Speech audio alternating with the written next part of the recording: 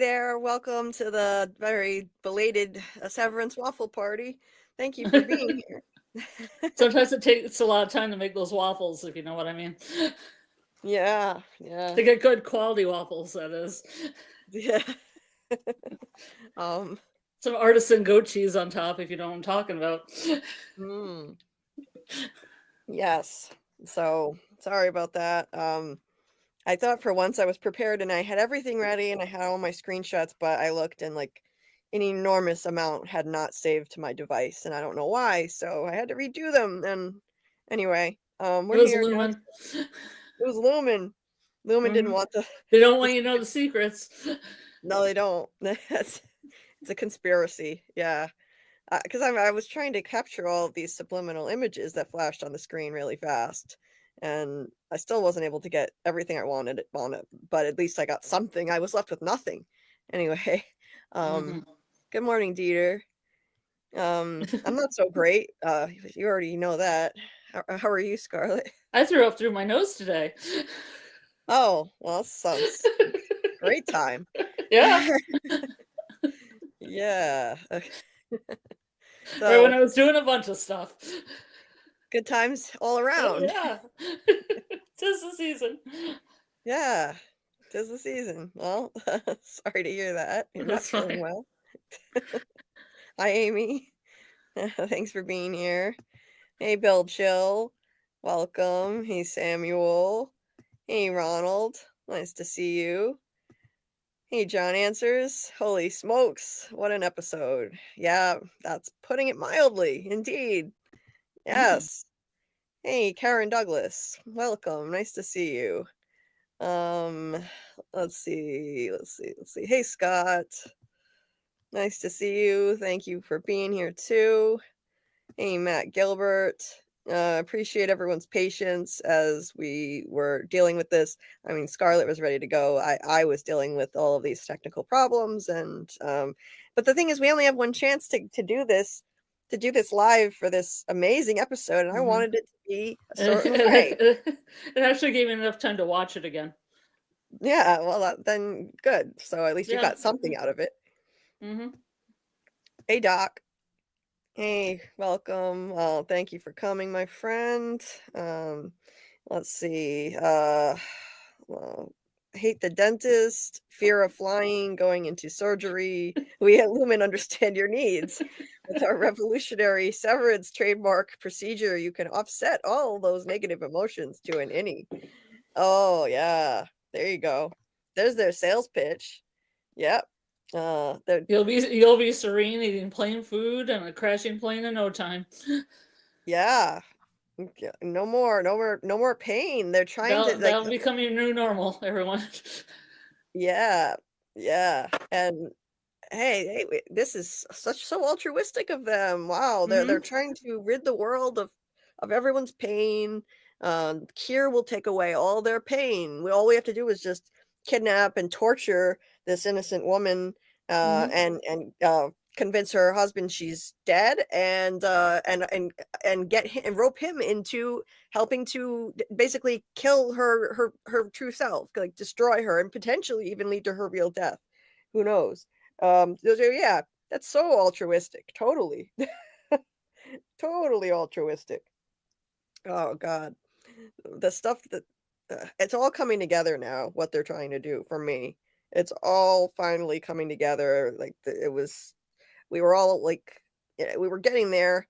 I felt like I was definitely on the right track. There were some major things that surprised me, but now it fits in with what I already thought they were doing. She's a prototype for what they want to remake the world into, the type of human that they want to shape and mold using these chips. But I didn't expect them to be doing it in the way that they're doing it. That was the surprise to me, what they're actually doing to her down there, desensitizing her, using all of these rooms with things that she hates, and literally putting her into rooms. It's such a great metaphor for compartmentalizing emotions. I really loved how they did that. Extremely clever.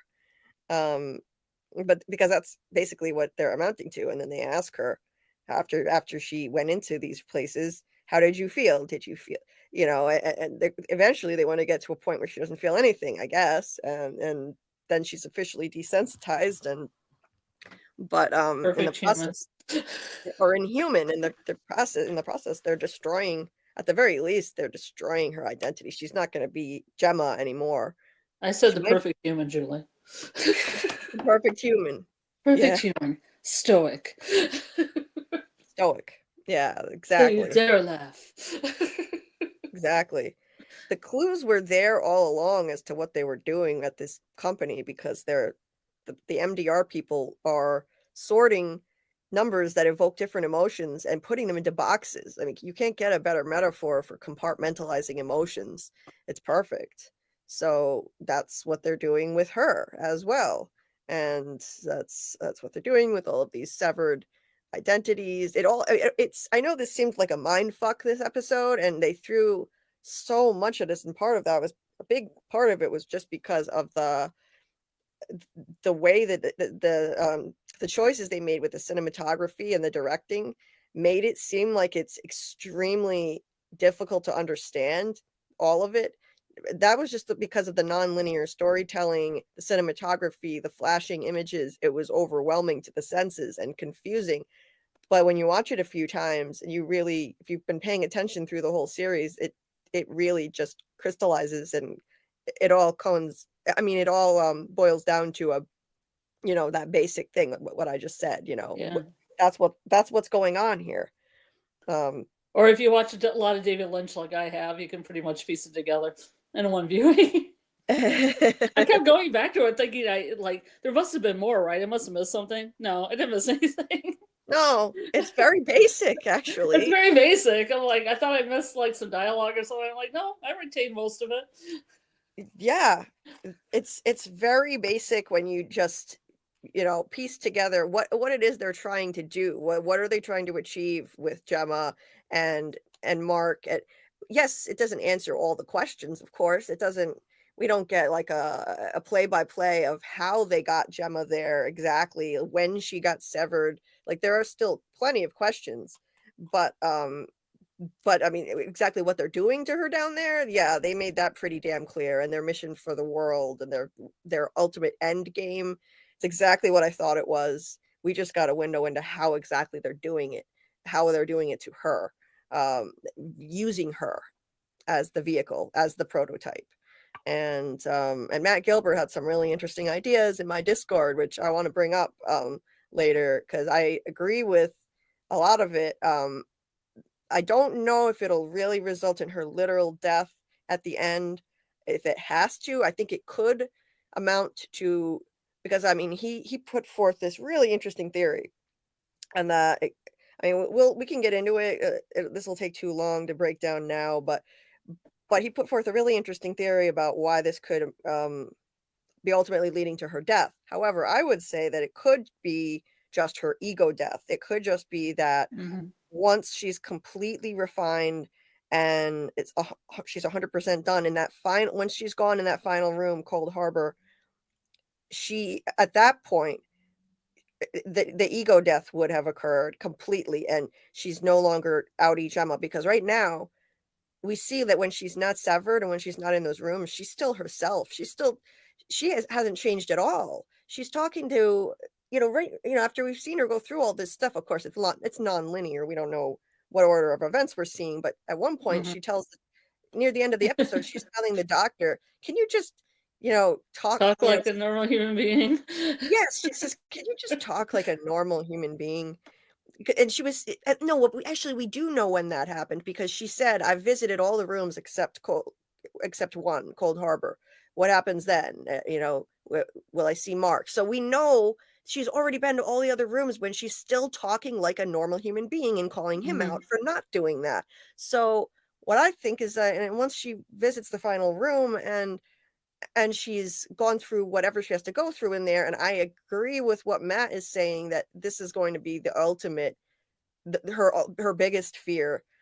The reason why they asked her in this episode, "What are you more afraid of, suffocation or drowning?" and she said drowning, it's setting it up for that. Cold Harbor is partially drowning her over and over again, Oh, and And I just thought Cold Harbor was the insemination room where they were going to inseminate her with a baby Kier. oh, well, it could be that too. But he thinks that Over it's and over and over and over again. And it's yeah. going to be the dentist. Yeah. It could be. Um, well, Matt thinks that it's because they asked her that. I mean, I thought they asked her that for a reason as well, but I didn't put it together in my head yet. I didn't connect it with the Cold Harbor room. And the name fits. If that's the case, a harbor is a body of So it would water. have been like a suffocation related name if she took suffocation, like, you know, choking wind. Choking wind. Probably. But I really love that theory, Matt. I think that's fascinating. I think it makes total sense, and it would explain why. Because I knew he asked her that because this must correspond to one of the like how did they find out of all these things that she hates? You know, she hates writing thank you notes. She hates going to the dentist. She's afraid of flying and crashing in an airplane. They must have asked her all this stuff. So if anything, man, she shouldn't be answering these questions, but she says drowning. So they probably have a way of getting the truth out of her somehow. Anyway, who knows? But she says drowning. So the final room is probably something that was foreshadowed when Helly was nearly drowned. Helly was nearly drowned, and in a very cold body of water. And now there's this room called Harbor. So I agree with Matt on that. I know I didn't get a chance to read his updated post that he tweaked a few things. I don't know if you already shifted off of that, but I agree with that one, that part. I just don't know if she's going to die herself. I think that it's going to be ego death, and the real Gemma will be gone. She is still currently just Gemma. She doesn't seem to have really changed at all when she's her outie, but once she visits that room, goes through, repeated sessions of feeling like she's drowning constantly. Imagine if she's trapped in that room nonstop. You can't there couldn't be a worse hell and a more horrific thought than feeling like her severed version of herself in that room would feel like she's constantly drowning, but they would pull her out. Like, they don't have to unalive her. They would eventually pull her out, but to her severed self, she would feel the sensation that she's constantly drowning, and that could be the final step, and that would ultimately result in ego death. She would no longer ever be able to be outie Gemma again. She would be Miss Casey. Yeah, Mark would Do you have think lost. all the indies are named Miss Casey? They're all Miss Casey? I wonder. Yeah, I don't know. Like, maybe they I all mean, have it'd be easier that way. Yeah, it would be a little less confusing because some people were saying there were only 7 rooms or something. No, there's more than There's that. 25. Yeah, there's 25. I wasn't sure of the exact Yeah, number. I got pictures of graphics if you don't that shows all 25 of them with all the names. I have that picture, but I didn't get a chance to Okay. count it because of my technical difficulties. Yeah. Yeah. I counted them in my head, and for my memory, I had 17, but I knew there was more. Yeah. I was So typing them out, and I'm like, there's more than that. So she's severed 25 times over. That's crazy. Oh, yeah. That's crazy. That's 25 more times than any other, 24 more times than any other ending. Yeah. Unless they've all been that way. I mean, we haven't seen them. Maybe they all have 23 others. Yeah. This is possible, I guess. 24 others. I mean, we've talked about the possibility that they could have more than just 2 severed selves, and now we've seen that, yes, it is possible, and they're doing it to her. It all depends what elevator they go in. They go in the wrong elevator. Yeah. It's They're in the possible. plane room. I mean, don't take that turn into Allentown. Oh god. Yeah. Is that what Allentown was? The plane room? No, Allentown was a Christmas room. Wellington was the dentist room. I don't know what the plane room was called. I think it's unknown titled plane room. Right. I call it the Yellow Jackets room, everybody. Okay. We'll call it Wyziak? Wyziak? That's the name of the city in Yellow Jackets. We'll just call it Wyziak. Oh, okay. New Jersey. That'd be funny. It would be funny. a Yellow Jackets shout out. There is a lot of crossover between the fandoms, so it would be funny if they were to do something like that. Well, just the fact there was like one of the characters in Yellow Jackets, the Christopher Walken impression. I'm like, which show am I watching? What am I watching? I don't know what show I'm watching anymore. They're both on Thursdays. They both merge. Yeah, no, they're kind of just bleeding into each other, so that must have been even weirder for you. Anyway, David said, in order to transform the man in the mirror, we must become the snake and shed our skin from darkness to light. Repeating affirmations purifies the unconscious and an uncontrolled mind, like the punishment with Helly. Yeah. In that case, it was like negative affirmations, like negative things that she had to say. But positive affirmations, I've been told, can be very helpful. Actually, a friend recently has been urging me to do that, so I'm going to try. It's not easy, but I'm going to try. You think it's weird that they dwell on negative stuff and nothing that's positive? Like they're not making like a superhuman based on positive things, right? Yeah, it's interesting, but it's like it's all about. I think they have to do it that way because it's the desensitization process to all of that negative stuff. That's why they've got to do that. I think. See, David, this is so weird that you're bringing this up right now. I mean, I know it's relevant to the show, but literally, like, this is exactly the kind of stuff I've been talking about with my friend, and he's basically saying the same exact kind of stuff to me as advice. If the mind is left unchecked, it will revert to destructive patterns. Affirmations combat these patterns. Ask yourself 3 questions a day. Who am I? Where am I? And what am I doing? It will become apparent how much of our life is on autopilot when we do this practice over time. That's super interesting, David. I will keep that in mind because that's something. I forgot the first question. Wait a minute. Yeah. The fourth question is, what is the color of your mother's eyes? Oh. Because I was like, who are you? I don't know. Where are you at? I don't know. Delaware? Yeah. Delaware. It's the wrong line to ask those questions. Yeah. First line of the whole series was, who are you? And there's a reason for that too. So much of this show is about what makes us who we are, our identity, the cumulative effect of our trauma, our memories. All of the show is about that. That's what the show is all about. What makes us who we are. So that's why they did that. Anyway, let's see. Let's keep it moving here because we've got to start the breakdown. It's late. Hey, Muncher Luncher. Hey, me, Julie, asking a question. What in the F, in the actual F, did I just watch? A work of art. A work of art. Luncher. The cinema. The way that TV was like not ever before. Now it's the cinema. You're watching a piece of cinema. Yeah. Yes, it was truly a work of art. It really kind of like, I know you haven't seen Twin Peaks, but Twin Peaks: The Return, episode 8 was like this too. It was kind of almost a standalone piece of art. It could be almost a standalone piece of art. That's what I'm saying. It really is. Like, even if you didn't even know much about the show at all, like, you could appreciate this for the work of art that it is, just watching it. It's incredible.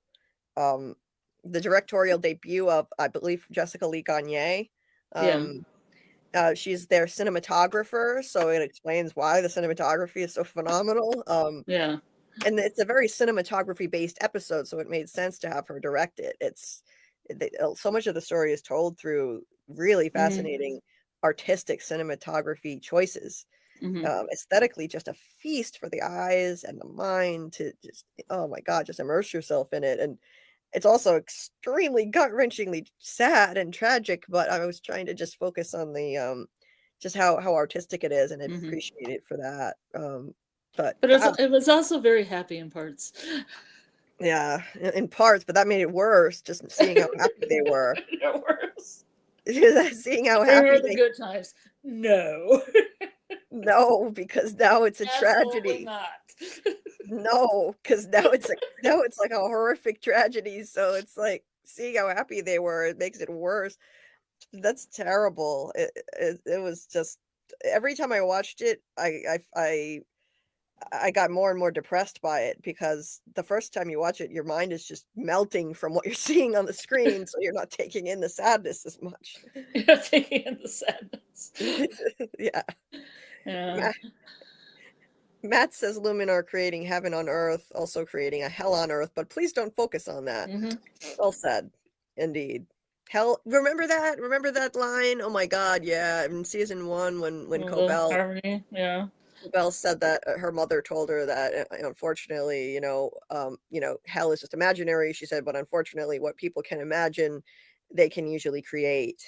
And that's exactly what Lumen is doing with these severed people. I mean, we thought that the MDR people were in a sort of hell. Hey, this is cakewalk compared to what Gemma's going through. I mean, at least they get to joke around and have fulfilling friendships with each other. And yeah, it sucks being at melon parties, melon waffle parties, music dance experiences. They have quality finger of life. traps. Finger traps. They have quality of life that Gemma does not have at all. I mean, yes, it's hell to be trapped in this office nonstop and not ever get to leave, have no bodily autonomy, have no rights. And in season 1, it was even more inhumane with the psychological torture of the break room. But now, I mean, wow, look at what Gemma's going through. I mean, all of those severed selves are in constant torment or discomfort. In some cases, it's just discomfort. In other cases, it's more upsetting, like the crashing plane. I think the culmination will be the drowning room. I really think Cold Harbor will be the drowning room, like Matt suggested, and so yeah, this is a true hell. I mean, even the one where she just has to write the Christmas cards nonstop the entire time she's in there. She's miserable the whole time, so that still sucks. I think they're making her use the other hand though. I thought it was I thought it was a southpaw thing, like she was left hand, but it's the other way around. Yeah, it's the other way around. Yeah. I thought it was going to be extremely difficult to write the script for my deep dive on this episode, but I've already got several paragraphs done because I feel like I have a pretty good grasp on it. It is going to be involved breaking it all down in the way that I do and the detail that I use, but in terms of coming up with what to say, it's really not that hard for me. It's just it will take me a few days to get that done. I may not have it out until Thursday morning, but I'm gonna try my best to maybe have it done by Wednesday. I don't know. That's being really optimistic.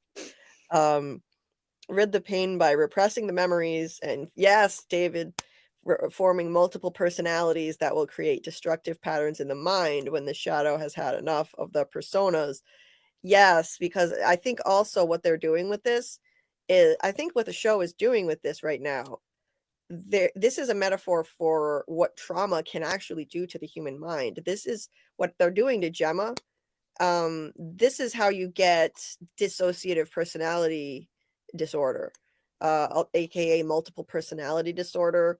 The mind, if it's traumatized enough, can actually split off, and you slip into different personas and have different sets of memories. You don't even have access to the memories of the other personas. That's what they're literally doing to her with Severance, but I do think it's a metaphor for that, the way trauma can affect the brain. So much in this show is a metaphor for actual things, actual human processes in the brain. The more darkness is repressed, the blacker it becomes. Yes, yeah, exactly.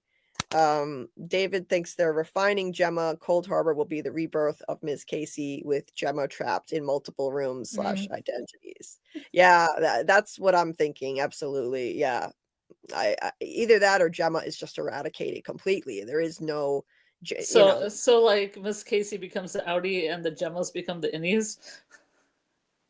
Yeah, it could be that, or I think Gemma, her whole set of memories will just cease to exist. Will just be gone. She'll, just like Innie's Irving is dead. Gemma's outie will be dead, I think. Yeah. I don't think it will end well for Gemma either, Ronald. Well, hopefully maybe somebody will find her before that happens. Yeah, hopefully. Hey Mark, nice to see you. Um, yeah, it's obvious, Matt. Yeah, I agree. A world of severed people, if you can afford it. Although, I mean, they said they want to put chips in the heads of everyone on Earth, so I don't know if they're going to actually make people pay ultimately. I think they want to do this to everybody. Let's get it at birth. Get a little Yeah. severance chip. So I'm still behind the chat a bit. Yeah, Matt, the Cold Harbor thing. Matt sees it as very literal. They aren't changing who she is at all. They're just using her to test severance barriers. Be interested to hear y'all take on my idea. Yeah, it's a great theory, Matt. It's a great theory. And I can understand your argument for how that maybe this could result in her literal death because we're like I just said earlier, we're seeing that her Audi has not changed at all so far, and she's visited every room. So why would this last room ultimately do it? But I think that it could. I think that this last room could, that room alone could kill her Audi persona immediately. Like not immediately, but after, doing this to her for an extended period of time, this non-stop experience of drowning, and then eventually they pull her out, but she's still experiencing it non-stop. I think that could be horrific enough that it could kill her Audi persona completely. So I still say that it might not be literal, but yeah, we'll have to wait and see. You have to keep in mind that Mark is the key. Anything she shared with him, they used to test severance barriers via bespoke torture, right? Are they gonna call this bobbing for pineapples? No, honestly, that was Instead another of drowning, they're just gonna be, you're just bobbing for pineapples. probably, and that was another piece of foreshadowing when they showed that in the training video. It wasn't just foreshadowing what's happening with Helena. I think it's foreshadowing this too, which makes that lighthearted little claymation stop motion moment so dark now. It's so dark. Well, Lumon likes its water, if you know what I mean. They Lumen like likes its water. water. Lumen, see, this is why the water stuff, it's all coming back to water. It all clicks now. When you think of it this way, Cold Harbor has got to be the drowning room. This is why we've had this fixation on water in the show from season 1, right? Like Dylan and his imagining everyone's living out in the ocean now, and the water droplet logo for Lumen, the water tower, which is the iconic thing in the show, overhead shots and all. There's a lot of fixation on water. The wreck of the Edmund Fitzgerald. The wreck of the Edmund Fitzgerald tune that the doctor's whistling. He's just called the doctor, but they do reveal his name is Dr. Maurer. But everyone just in the closed captions it just says doctor. I'm shocked it's not Dr. Mabuse. Right? Shocking. John why did they keep his face covered before? Just because he's like an evil dude? And they're like, oh my god, you can't even see his face now. Oh, the horrible reveal. I kind of understand it a bit more now. I think part of it was to heighten the mystery of the testing floor, and now we know he is integral to it. He is running the whole experiment down there, and it's heightening the mystery. Like, who is this guy? And then when you finally see him, you see like the many faces of this doctor. They make up for the fact that they didn't show his face at all by showing his us face a lot. Yeah, he's got in different time periods. Wigs and fake beards and mustaches. See, to me, he seems like a male version of Harmony then, because Harmony adopts that different persona, like the neighbor persona. Right. It makes me wonder if she's done this within Lumon, or they've taken her down to that floor to do some stuff. Hey, as Miss Selvig. I wouldn't rule it out, honestly. Yeah, you never know. John, I almost choked on a piece of cereal. John says some people have suggested that Irving could have been a failed Gemma experiment on the testing floor. Bert was his Dr. Maurer. Whoa, that's a wild theory. In a good way. That is how Irving remembers what the export hall elevator looks like. Shit. That would be nuts if that happens. Damn. Hey, I can see it. I can see it. That's a cool theory, John. Thanks for sharing. Let's see. I'm gonna try my best to catch up with you guys as quickly as I can so we can start breaking down the episode. Because I think this one is gonna be involved, quite involved. David says, I think the Egans don't want reintegration to be possible because they want to transfer their consciousness into innies at will. Yeah, I think they know it's possible though, and they're lying. The board, I think they're full of shit. They must know.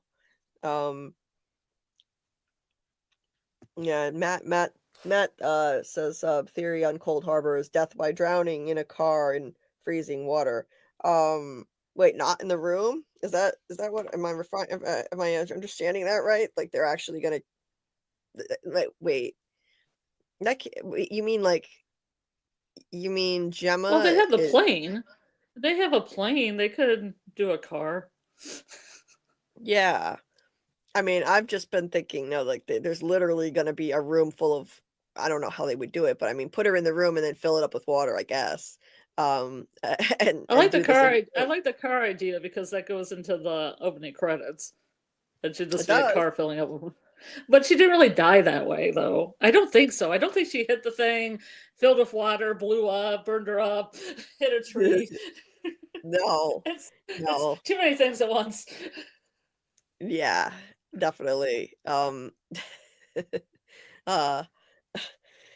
says, I think Allentown room, Mark's freshman fluke must have been easy for Mark because it was a strong memory for him. Right. And the reason now we know why he's able to do this, he's the only one. I was on the right track when I said that I think he's the only one who can refine her chip because on a subconscious level, he's still connected to her through his deep emotions, but it's really more that he shares all these memories with her and he knows what she's afraid of and she knows all the things she hates. Thank you notes. She's afraid of thank you notes. Yes, she's afraid of thank you notes. Well, that's Allentown. Isn't that Allentown one? It's the Christmas one. Yes, I believe so. Yeah. Yeah.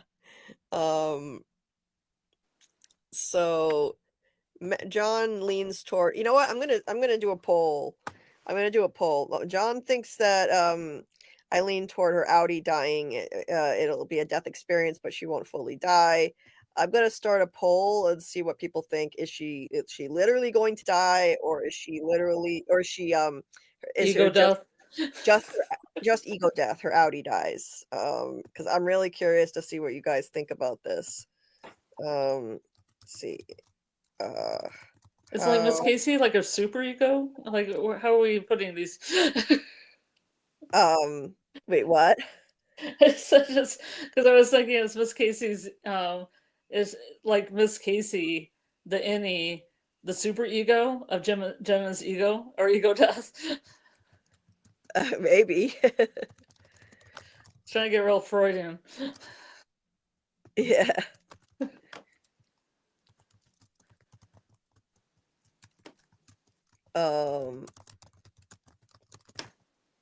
Okay, and then I'm gonna put, so option 1, Cold Harbor will literally kill her. Option 2, ego death, only Audi will die. And something else. So this is the question is, how will it end for Gemma? What would be the third option? What could be another possibility of what happens to her? She gets rescued. Oh, okay, yeah, that too. Yeah, the happy ending, Julie.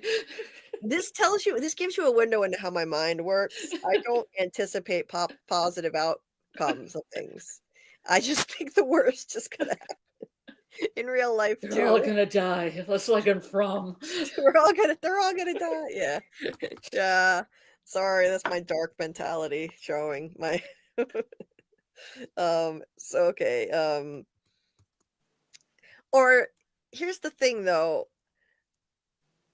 I don't know if I want to add that only because I want to see what people think about those two options if it ends badly. So then I'll do another poll as to like how will it end. So I'll do this. So I'll rephrase it. Okay, if bad ending.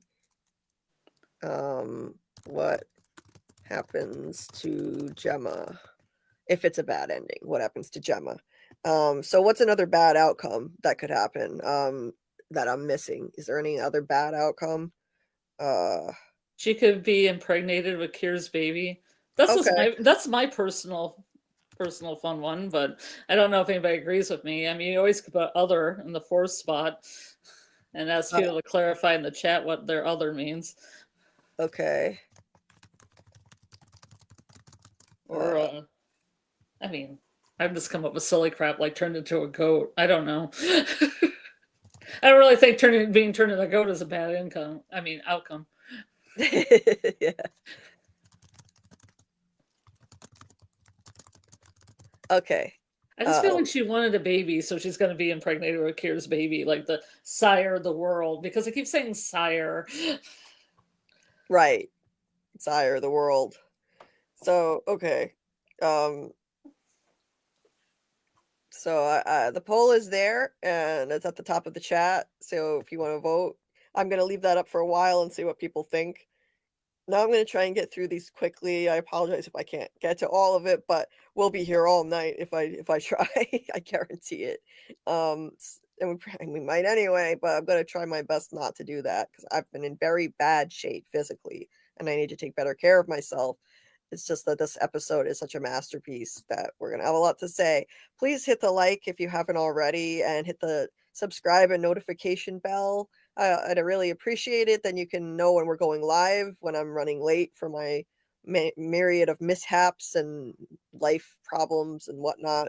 Sometimes I am running late, but if you have the notifications on, then you know when I'm going live. And so if you could do that, that would be awesome. Okay, what else? What else can I highlight here before we get started?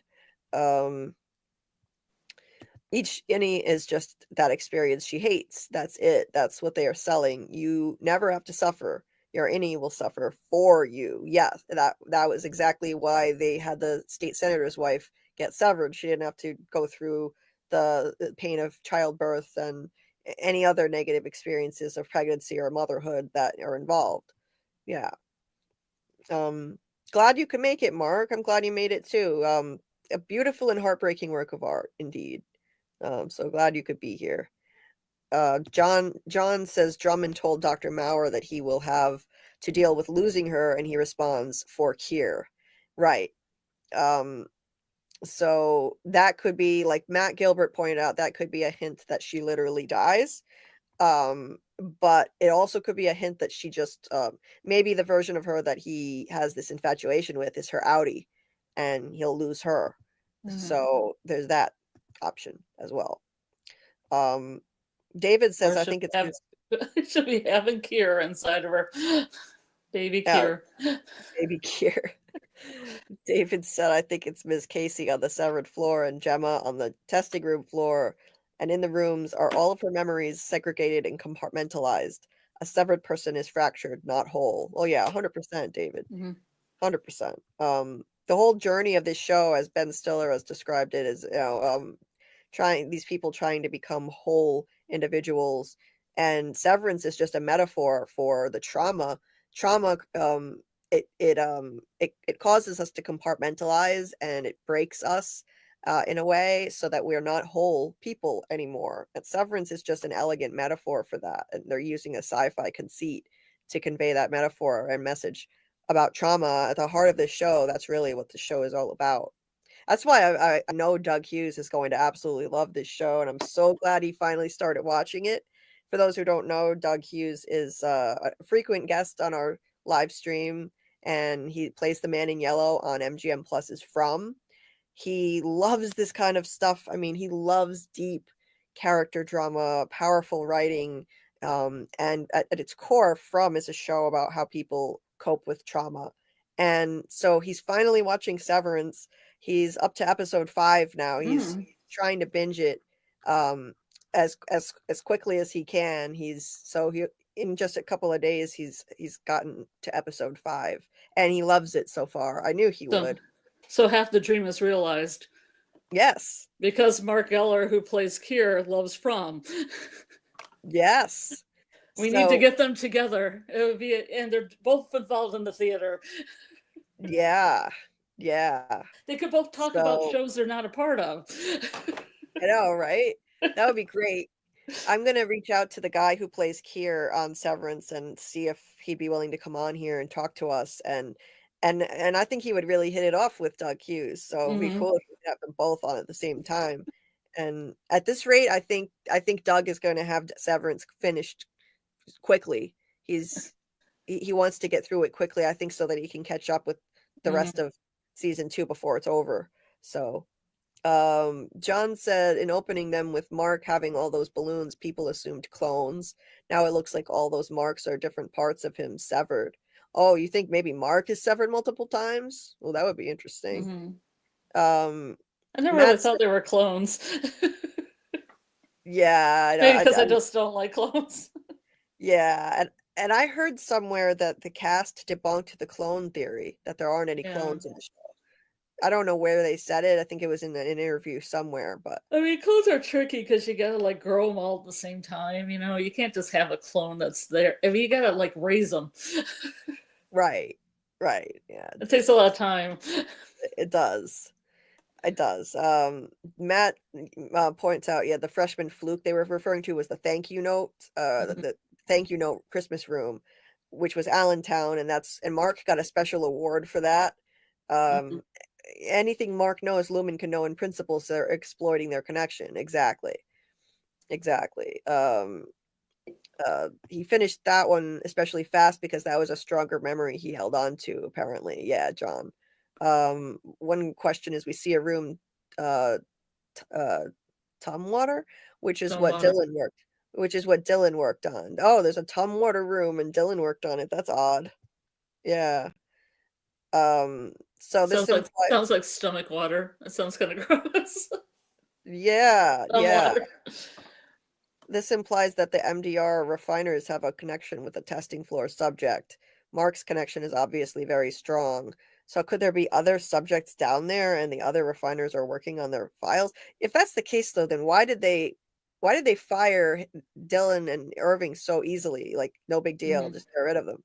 I wonder about Did that. they hire a bunch of people and they slowly started to look like the people they were looking at the refining codes because now like they had one look like Helly and one look like Dylan. Yeah, oh. And were those the same people that were doing the pointing? Were they the same Yep, actors?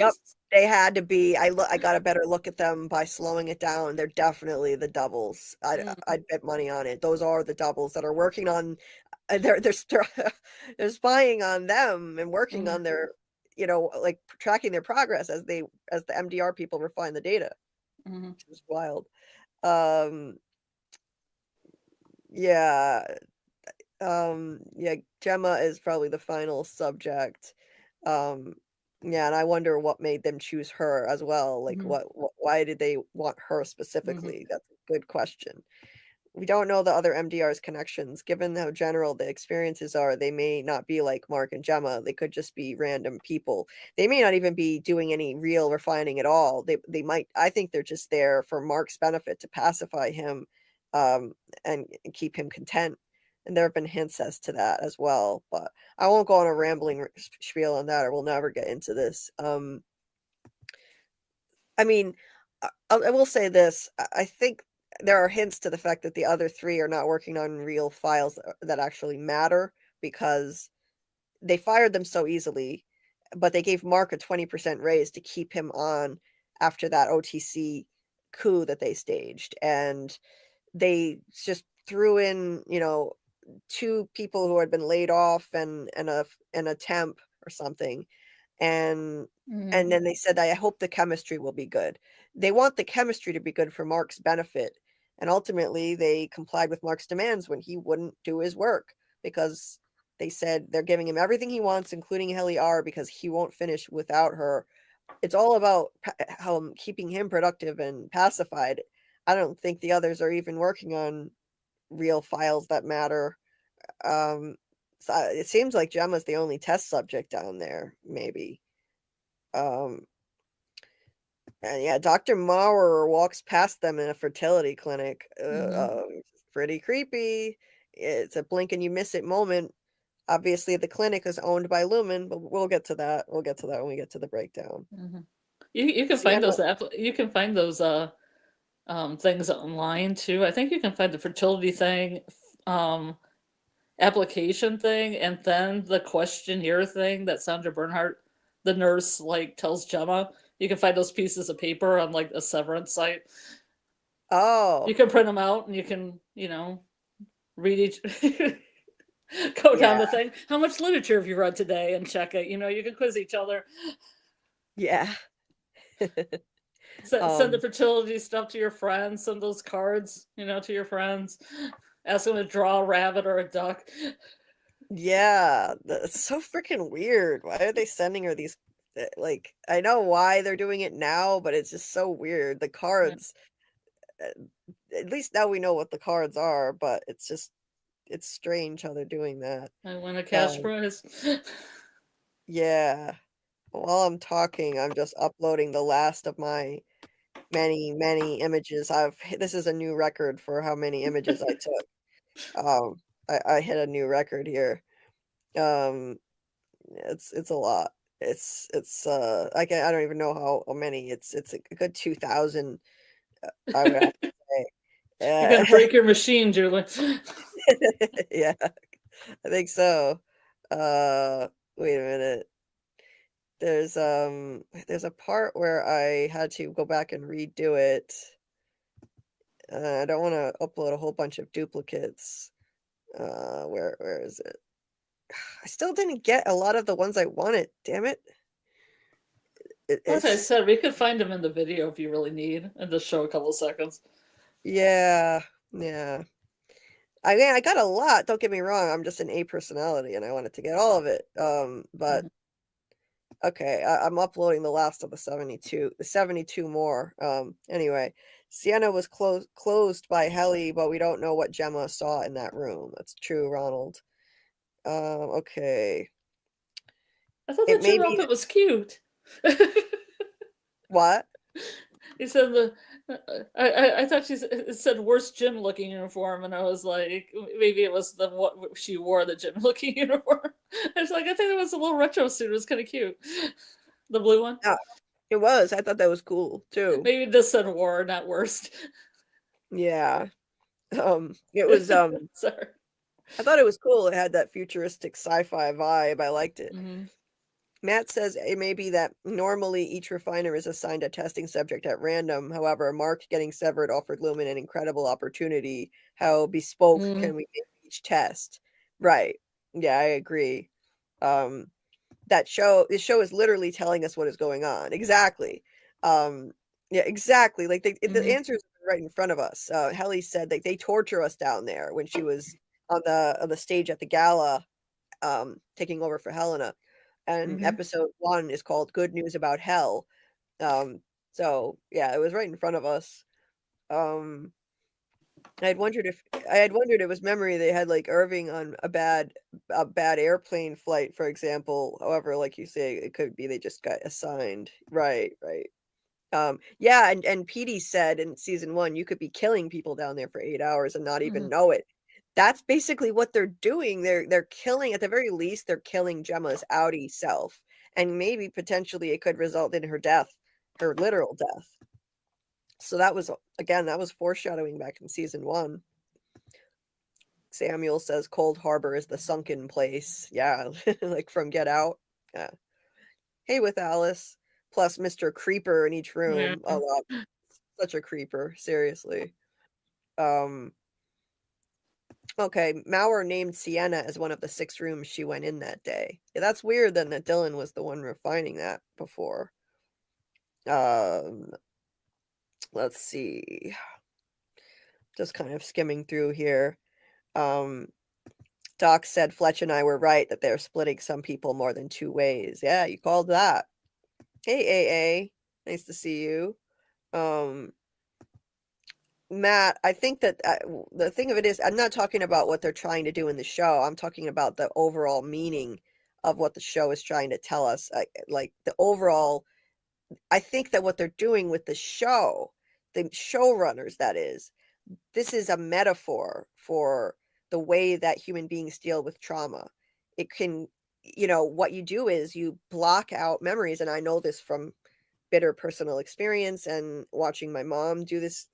My mom is better than anyone I have ever seen. She literally doesn't even remember a lot of her second marriage to her second husband.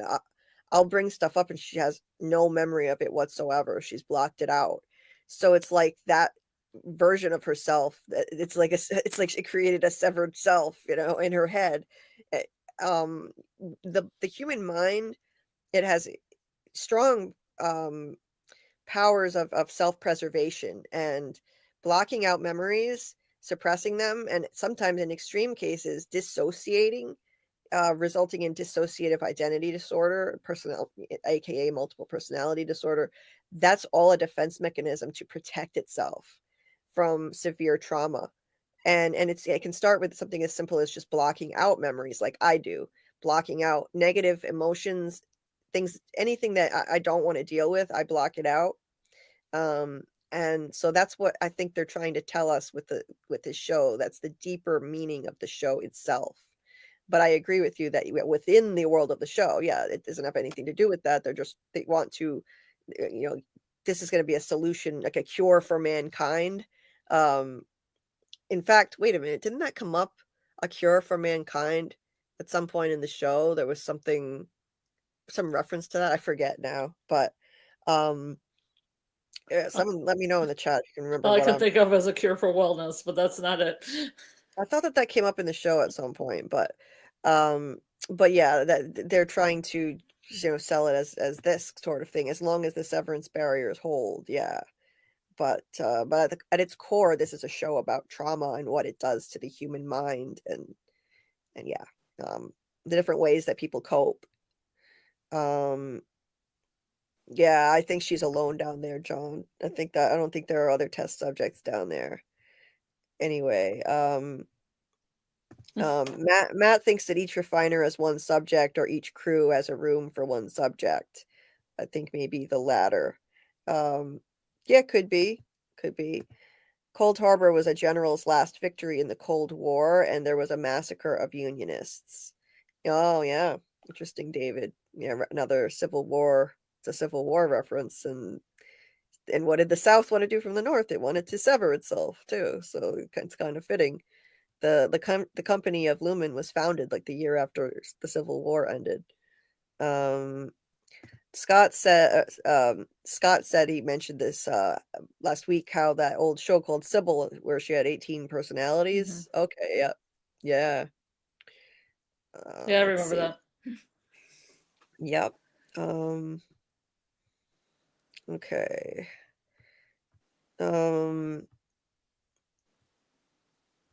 Steve Wickert, hey, welcome. It's worth mentioning that the bobbing for pineapples scene had claymation Helly, yes, bobbing with her hands bound behind her back. At the time, I took that as a veiled threat. Me too. Yeah. That's not a thing. People don't do that when they bob for apples. You don't have to have your hands tied behind your back. Hey, Danny. IVF often produces multiple babies. Gemma got IVF treatment at a Lumon facility. The season 2 shows multiple Kier babies. Coincidence? I think not. Good point. So give birth to literal Kier babies. It's possible. Matt says, I think Irv was indeed a testing subject. Given all the hell imagery around Bert, I think this is plausible. Me too. I like that theory. That Bert was like the doctor, presiding over his personal hell down there. And that's why how does he know what the testing floor looks like? The export hall, that is. Mm-hmm. And he's the only one we don't have enough of a backstory on yet as to why he got severed in the first place, the circumstances of it. So I think there's going to be a big reveal on that, and I really like that theory, that he was a failed testing subject before Gemma. AA said, I also heard the Lumon logo is a blood drop, but to the outside world, it's a Lumon. It's a water drop, rather. I like that too. Red for innies, blood drop. Blue for Audi, water drop. That makes sense. And well, they did have that, like when they're at the they're donating blood. The machine for it is blue and the blood's red. Right, yeah. And there's a drop right there. Yeah, I can make an association. Oh, totally. Man, that's perfect. That makes total sense. Um, Bert Bert loves Irv the way. Oh, yeah, John. Bert loves Irv the way Mauer obsesses over Gemma could be a clue. It's not creepy though. Maybe it is. It's Yeah, Christopher Walken. I think He it's has like highly rusting creeper face. and I think it's highly likely that Bert was never severed at all, and he was faking that entire time that he was not severed. I know it was a very convincing performance, but he could have been I hope pretending. not, because I like Sweet Bert and the little hand holding and stuff. I know, but It made me sad. It's I different. I think he was probably faking. That's my theory on that. Um, um, I think Cobell and the creepy guy look and act like brother and sister. Hmm. Uh, yeah, that's They might yeah, have been, they might be soldiers, like the doctors, the Mark's doctor said. yeah, yep, Like how Harmony was raised like a soldier. Maybe a creepy guy and Drummond were also raised like soldiers. yeah. I'm sure. Yeah, that guy was probably one of There's the got to be a people. school for boys as well, like the Myrtle Egan School for girls. There's got to be equivalent, the Ambrose Egan, Yeah, School for Wayward Boys. the doctor was probably he was probably like in the cult from a young age too, I would have to guess. Matt, this confused me about the airplane though, because that looked way too real. How can you possibly? I think it had to be some kind of virtual reality simulation where she goes into the room and they put her in a VR thing, and we just don't see that part because how do I, you? There was an I, airplane I, shaking like crazy in that room that you can't. I feel tell. they have a room big enough to have hills and goats in it. They probably have a room big enough to put a car in there and a big tank. Yeah, but what about the airplane though? I mean, it looked like that you could see outside the windows of the airplane and stuff. It looked like she's literally in the sky. So I Mm. guess they could have faked it somehow. Yeah.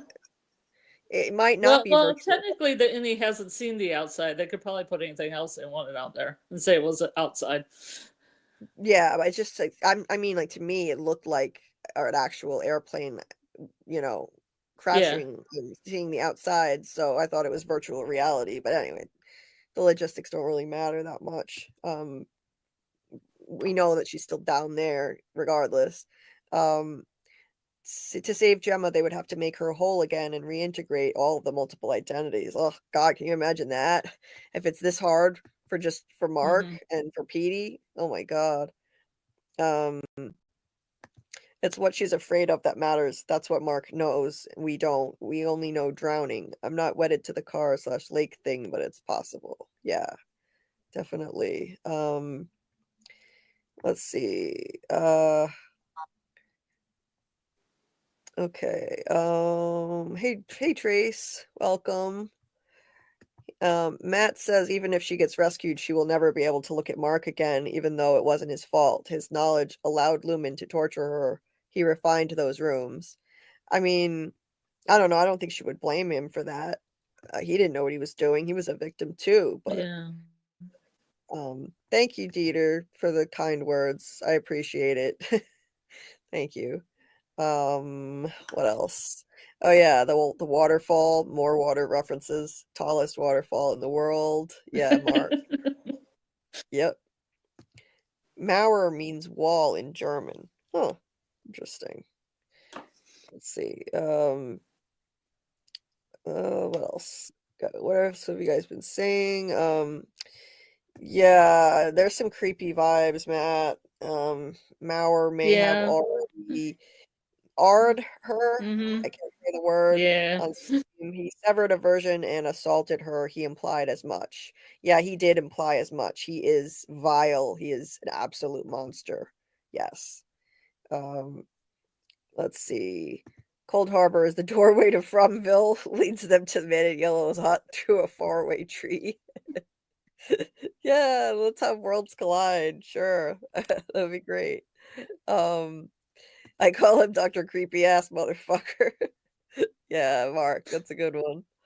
Um, let's see.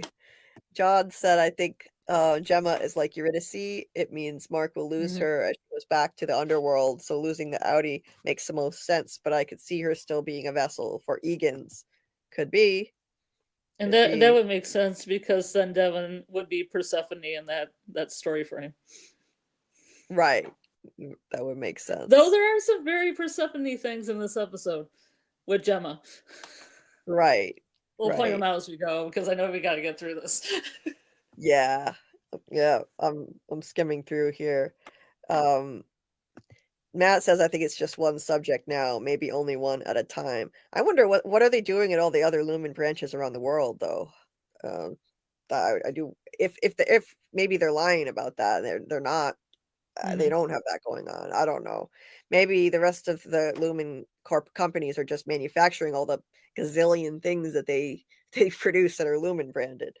Um, how much of the video title is clickbait? Wait, what video title? All I did was video title? It's You didn't write like this changes everything, did you? no, I didn't. I didn't Because at I see all. that all the time in like every other video. This changes everything.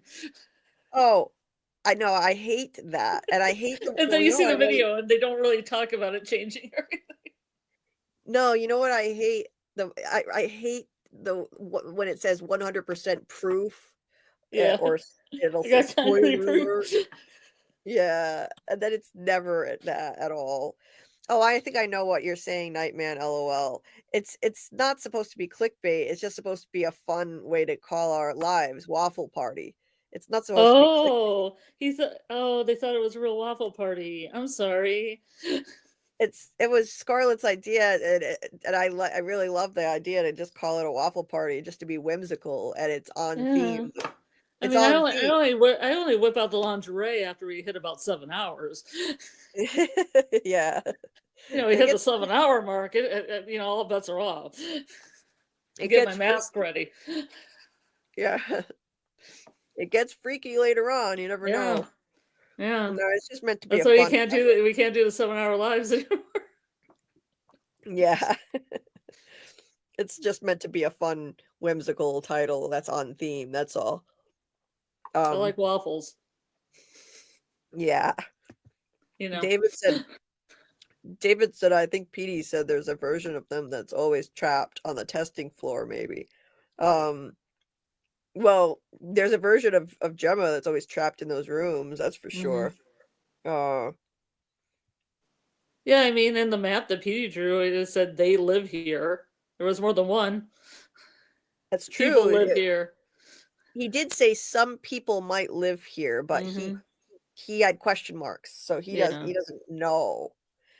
And I agree here with Matt that that's what I've been saying myself, that I think it's just Gemma and the others are not working on real files. Maybe they used to be, but not anymore. Yeah. Um, and maybe they're doing other tests on other subjects and other branches around the world. Let's see. Yeah, Matt. Yeah, none of it is clickbait. This is all the same. It's just a fun title for the video. I Anyway. mean, if you thought you were going to see a waffle by now, maybe you'd be disappointed. Oh, okay. He said I forgot that's a Severance reference. Mm. Okay. Yeah, a lot of people S name their stuff cute things. You know. yeah, exactly. Um, they I can mean, there's a switch podcast called Waffle Potty because it's a podcast, podcast. It's funny. It's a little play on words. right. Yes, yeah. It's just it's nice to have, like, a fun way to like, what did we call our from streams something? I forget now. Um, didn't we come up with something that we called our from lives when the season was still going? Or am I remembering wrong? Mm, Oh, I might don't have. remember.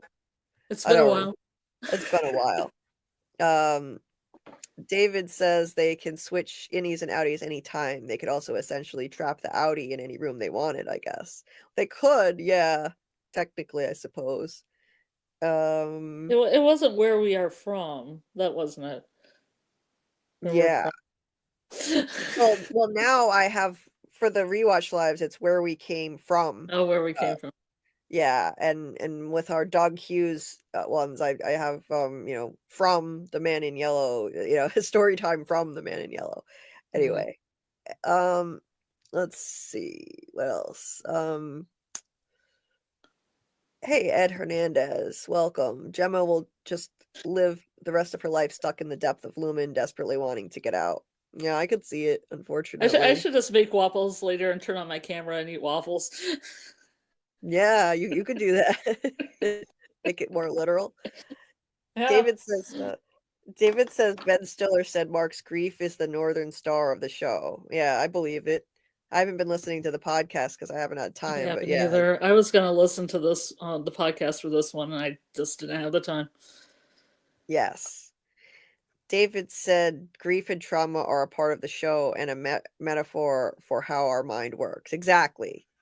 John answers, thank you. I knew this was in the show somewhere, and I just couldn't remember where it was. It was the Latin on the license plate. Okay, yeah. A cure for mankind. That's what they're trying to do. I put that in one of my videos, but I couldn't remember because I'm tired right now. And yeah. Thank you for reminding me. So that's their motto. Their motto is a Latin phrase that means a cure for mankind. This is what they're trying to do. Yeah. I don't know if this is supposed to be Shirley, I guess. Shirley 378. Welcome. There must be more people trapped on a testing floor like Gemma. PD says there are some people that never get to leave, but he said he had a bunch of question marks, so he wasn't sure about it. Yeah, but he told Mark that. He said people when he was talking to Mark. He did? Like he said it definitively? There's people there that never get to leave. Okay, because on the map there were a bunch of question marks. Some people might live here. So okay. Yeah, maybe there are others that we haven't seen, or that there were others but they got rid of them and now it's just Gemma. I think right now it's just Gemma that they're working on because the reasons I already said. I'm not gonna repeat myself or we'll never get started. Hey, Dice Man 2003, Severance is not permanent. Each of Mark's coworkers, as well as his wife, are going through different stages of integration. Irv with the ink and painting the hallway, the other two using the system. Yeah, maybe something like that. Well, things bleed through the unconscious. Irving had that happen because of the dream situation, and that's how outie information can get passed to the innie if they fall asleep through the subconscious for sure. So, and other things can bleed through. I think love can potentially transcend severance and physical attraction as well, which we've seen. Let's see. John Answer says, yeah, I think Airplane did suggest Ortbo was simulated to a certain extent too. I think that's entirely possible. Yeah. Because I think that the airplane room had to be a VR simulation situation going on. I mean, yeah, I guess Matt, yeah, it could be real. It would have to be a huge room, and from the inside there'd be like, video on the outside of the screen. I mean, the windows would be like video, making it look like she's flying on a plane. So yeah, all right, I can see it. I know there are real flight simulators. It's just the way that it looked was so realistic, including what was happening outside the windows. But anyway, hey, Michelle Miller, welcome. Nice to see you. What else here? Who else do you guys think is living on the testing floor with Gemma? We saw another door when she came out of her Lumon apartment. Yeah, I don't know, AA. I think it might just be her, but see what other people think about that. See you later, Jeter. Yeah, always ready to get freaky later. We know you are, Jeter. Hey there, welcome, Lean. How PD even knew all of that to draw that map? Yeah, I wonder. Yeah, that's a mystery as to how he got all that information for sure. Let's see. Hey, backstage tattoo. I am caught up with the chat. Yay. There are multiple Gemmas, Marks, Irvings, etc. Okay. All right. Multiple, like, in terms of their severed selves or something, or you think there are clones? Anyway, a cure for mankind, a cure for mankind, right? Yeah. So let's get into the breakdown. Thank you guys for sticking with us as we get started here. Better late than never. And I'm gonna start with my main folder. I have two separate folders here, one for the fast-paced scenes and one for the rest of it as a whole. You compartmentalized them. I compartmentalized them, yeah. I did. So I'll be going back and forth when we get to the scenes where I need more detail, then I'll jump over to that. So, and while I'm in my image tab, I can't see what's going on in the chat, but I'll check in back and forth with you guys. And I see we've got 45 people watching. Thank you so much. We do these every Monday night. I've been having some difficulties, some personal difficulties that have been making it difficult to stick to the time I plan on.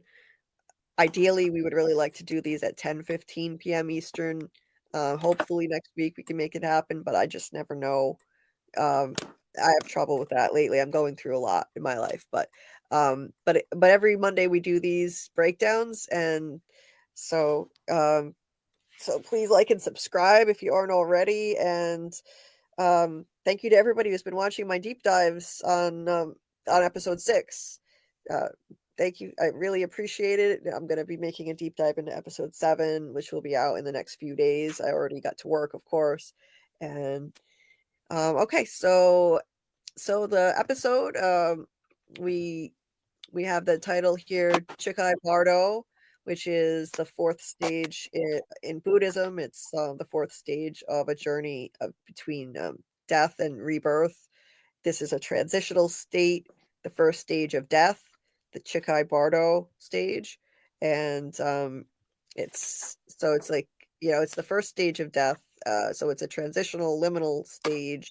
And that's basically, it's kind of the state that Gemma and Mark are both in a way. And like Gemma is kind of on a path toward ultimately ego death, and that's a concept that connects to this as well. And Mark, I mean, like he spends the whole episode unconscious, so he's kind of in a liminal state between life and death, and between the different his two versions of himself. And I think ultimately at the end, Mark is reborn as a reintegrated version of himself. But we'll have to wait and see if that's going to be true or not in episode 8. We don't know yet, but I think that he'll be reborn. Yeah, so he's traveling along this journey as well, through the Bardos, and so yeah, I think that's I really liked how they used that, and it comes up again as we'll discuss it more as we break it down, because it comes up in the actual episode. They actually say it. Gemma, it's interesting how the very first shot of the episode is Gemma walking through a tunnel, and one of the biggest metaphors for transition between life and death is traveling through a tunnel, with a light at the end. That's a classic metaphor, and it's basically what the process she's going through right now. She's in a transitional state, and it could also be like Persephone, because she kind of goes out there and then there's springtime on the other side of it. Right. She was, or also it could be Eurydice from another world too. I could see it both ways. Right, because the Persephone maiden going back out from the winter into the spring. Right, and it would make sense if that's a reference to that, because Persephone was referenced earlier this season when Mark was coming out, snapping out of his from any self back to Audi on the outside, the premiere episode. So Devon said, "What's my name?" and he said Persephone. So yeah. So this is so what we're seeing when we see these flashbacks to Mark and Gemma's past, it's alternately, it's in some cases it's Mark in his unconscious state remembering, and in other cases it's Gemma, and sometimes it's unclear as to which one of them is remembering these events, but both of them were journeying. Reghabi mentions to Devon in this episode that Mark is journeying as he's unconscious, and we are basically journeying with him in his mind as he is unconscious and having memories of Gemma, and she's having memories in the episode as well. So it's unclear, I think, whose flashback this is, but well, maybe as I go through the screenshots, it'll be a little clearer. I'm not sure, but this is no. I guess it's probably Gemma's because it starts with Gemma. She's likely the one remembering this, and she's alone at the time. This was their first meeting on college campus, where they were both professors. Mark, a history professor. She was a professor of Russian lit. They met at a blood drive on the campus, and it's kind of fitting, really, with the Lumon droplet logo, and yeah, so like what we were talking about earlier, it kind of does fit. Yeah. So like they have a little meet cute, and she's reading so they're both grading papers. She's reading a kid's paper that's called Themes of Religious Conversion in Tolstoy's The Death of Ivan Ilyich. Yeah, Ilyich, yeah. Ilyich? I read that. I took a Russian literature class in high school. I mean, in college. Not high school. What kind of high school? I don't know if you ever took anything like that. Yeah. I never read it. I looked it up. It was a really depressing class. I'm going to tell you, Russian literature isn't exactly super, positive.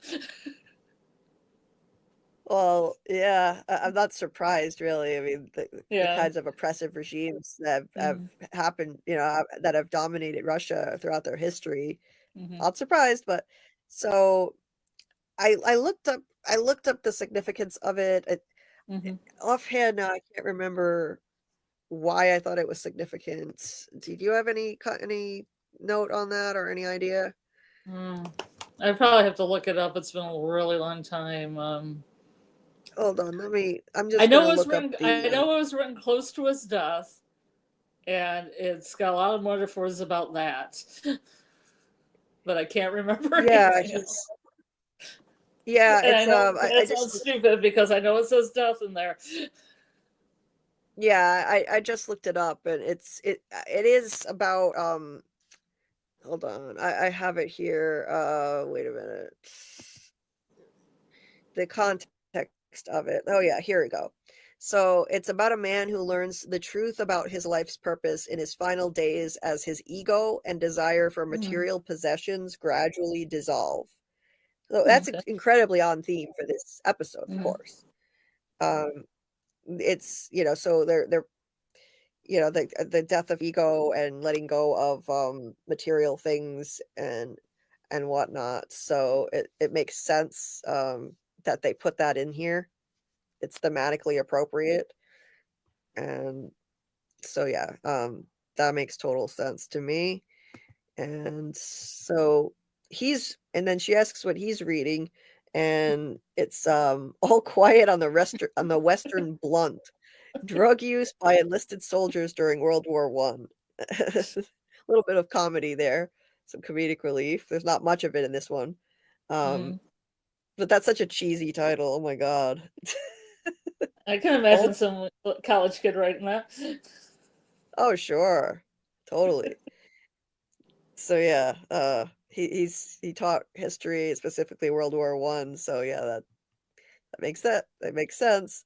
We transition into from her giving blood on campus to her getting her blood taken at Lumon on the testing floor, and a lot of many up close shots of her eyes in this episode, which are just stunning. She has this vacant look in her eyes as she's remembering. So that's indicating that was her memory that she was just having. So she's kind of there, but she's not there. She's journeying in her own mind, remembering that. Because this is, obviously it triggers that memory of when she met Mark and was donating blood. The nurse is, and the nurse says, Gemma, where did you go? Which is there are beautiful bookends to this episode. So we open with Gemma having a memory and the nurse saying, Gemma, where did you go?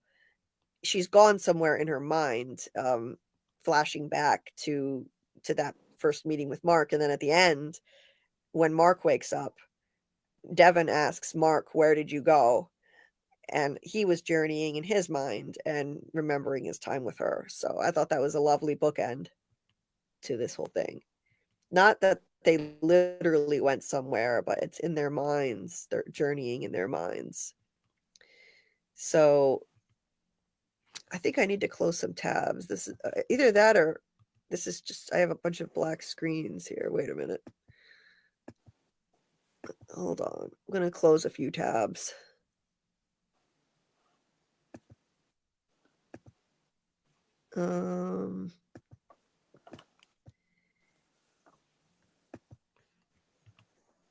So yeah, it's running a little slow. So that if it doesn't get any better, I'll just switch to my laptop. So yes, she says, Gemma, where did you go? And then Gemma has another memory. She's back. I think this is her memory. Again, as we go through it, it'll become more clear. But she and Mark in bed together. And then, yeah, close up on her eyes. They do a lot of this. Beautiful shots of their eyes, beautiful close-ups on their eyes. And they say the eyes are the windows to the soul, Okay, so that one I think was his memory because we transitioned from Gemma and Mark in bed to a shot of Mark's eye as he's laying there unconscious. So that's pretty clear. So yeah, we've got Reghabi and Devon, and so he's unconscious, and Reghabi just says he'll be okay. There might be some deficits, hopefully nothing long term. And she's freaked out. Like, are you a doctor? Do we need an ambulance? I'm surprised she didn't push harder for that, to be honest, because it looked like he was having a stroke, and to an outside observer, she didn't even know any of that stuff was going on, that they were reintegrating. So I'm surprised if it were me, I would have grabbed the phone and immediately called 911, regardless of what he said. That was crazy to me, but she doesn't. So she goes with what Reghabi says. Reghabi says he's going to sleep for a while.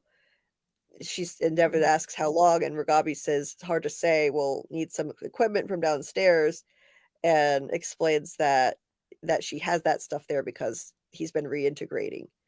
And then she kind of talks down to Devon, like, "Oh, I know that was troubling." And Devon says, "If I know that you're smarter than me, but if you give one solitary thought to messing with my brother again, I will throw you off a fucking bridge." I love Devon. She's great. You can see how much she loves her brother. I wonder why it's so dark in there. Can nobody turn on the light in this town? Yeah, I know, right? Even when the sun comes through the blinds, like later on, it's still nobody's turning a light on inside. No one bothers to turn the lights on. It's just it's such a great metaphor for the darkness of their existence, Mark's existence. His apartment is just always like a cave. The darkness of his depression. That's I thought the innies were supposed to be the ones that were suffering, not the outies. What do you mean? It looks like all the outies are always suffering more than the innies are. Well, Mark definitely. I mean, they have such depressing lives, and so like that's the darkness of their existence, and then we see the alternative to this when we actually see Mark and Gemma's memories with actual sunlight, brightly lit, before when they were happy. So they're definitely using that lighting as a way to convey their mental state. Um, so oh yeah, so also Reghabi tells Devon that Gemma is alive. Um, she confirms that Gemma is alive, and this is what he wants. He wanted to reintegrate. So um, so anyway, we get back to the Lumon testing floor, and so she's taking her temperature. She's examining her, taking blood pressure and weight. Now, what the hell is this thing? It's right next I to love the eye. that. I want What? one. That's merch right there. If they had that as merch, I would buy one and put it right on my wall. The goat chart. It's a goat chart right next to the eye chart. Maybe it's for the goats. Maybe it's for the goats. Yeah. Lay in this position if you can tell what this character means. Lay on your head. Yeah. I like the goat reference. I appreciate it, the subtle comedy in that. There's not much humor in this one at all, but they stick in little things like that every now and then. Tidbits. So this is some kind of a gizmo that it's unclear exactly what it is, but The woe-meter. So it's called how do we know it's a woe-meter? Where did you Because get it that? says woe-meter on it. Where? I don't see it. Somewhere on there it says Oh, right down there there. in Right tiny there, letters. Yep, Woe-meter. there it is. So it's in tiny letters down here. It says woe-meter. Woe-meter. Easy to miss. Yeah. And yeah, this seems like a definite. It's like this is definitely taking inspiration from like what is it, the Scientology device that they The use? E-meter. Well, I sent you a picture of John Travolta using the E-meter in your DMs. Oh yeah, I saw that. Yeah, oh, it yeah, looks I'll get very it. similar. Yeah, yeah. I'll as I'm pulling that up, I'll just keep going through. But yeah. So in Scientology, they have something called an E-meter, where yeah, it's like it's a culty thing that they do, and I don't know what it is they're supposedly measuring exactly, or say they Thetans. are, but Thetans. what is it? Thetans. What's that? We don't want to talk about Scientology for an hour, right? No, I'm sure that gets very involved, so let's not First even Xenu go came there. to the planet. Oh crap! I just said Xenu. Never mind. I don't want to become an ST. Yeah. So let me check on the poll here. There's supposed to be good While I'm Thetans and pulling bad that up. Thetans, and you have to balance your good. It's kind of like the Tempers, really. Okay. It's kind of similar.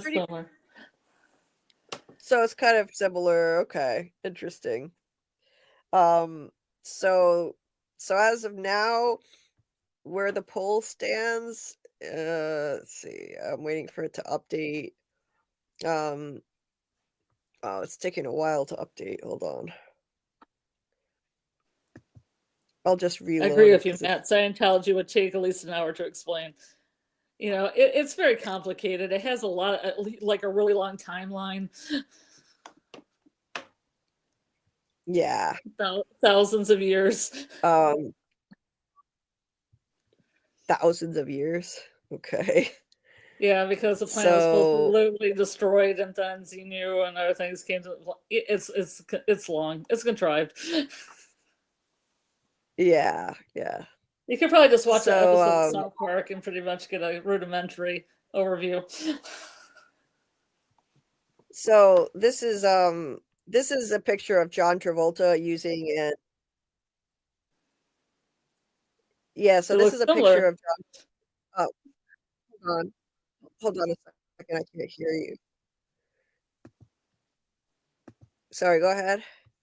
Oh, it's like he's holding two things, like Gemma's holding, and then there's a meter. Right. So I mean, it's old school. It's old school. It has wires. I mean, hers is newer and doesn't have the wires. The wireless version. Right. Yeah. hers is more up-to-date looking in sci-fi. Yeah. So that's where they may have gotten their inspiration for this machine. So here's where we stand in the poll. We have 38 votes. 34% said Cold Harbor will literally kill her. 29% said ego death, only her outie will die. 18% said impregnated with Kier's baby. And 18% said others. 18% said other. So it's pretty close between her literal death and ego death. So I'll leave that up for a while. Yeah, if you say other, you can, qualify it in the chat what you mean by others so we know. Yeah. I'm curious. I'm curious to know exactly what other option there could be. But so okay, getting back to this. So while she's hooked up to this thing, she's actually kind of nice to her. She says, "You've eaten today, honey." Like but she's also really harsh looking at the same time. She's scary looking. Her facial expressions. You don't know Sandra Bernhard from anything? She's pretty famous.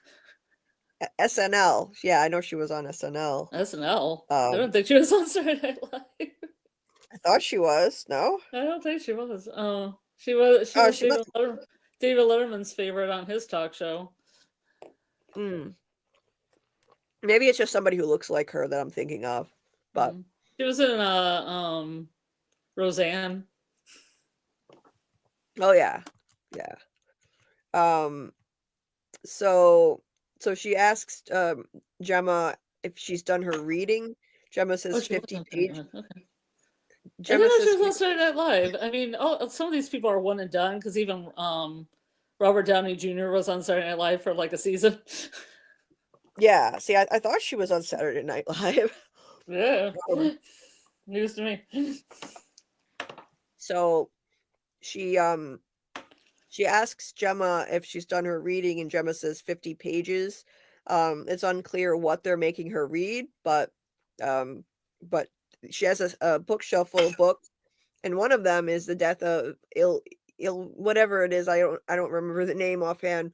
The death of Ivan Ilyevich.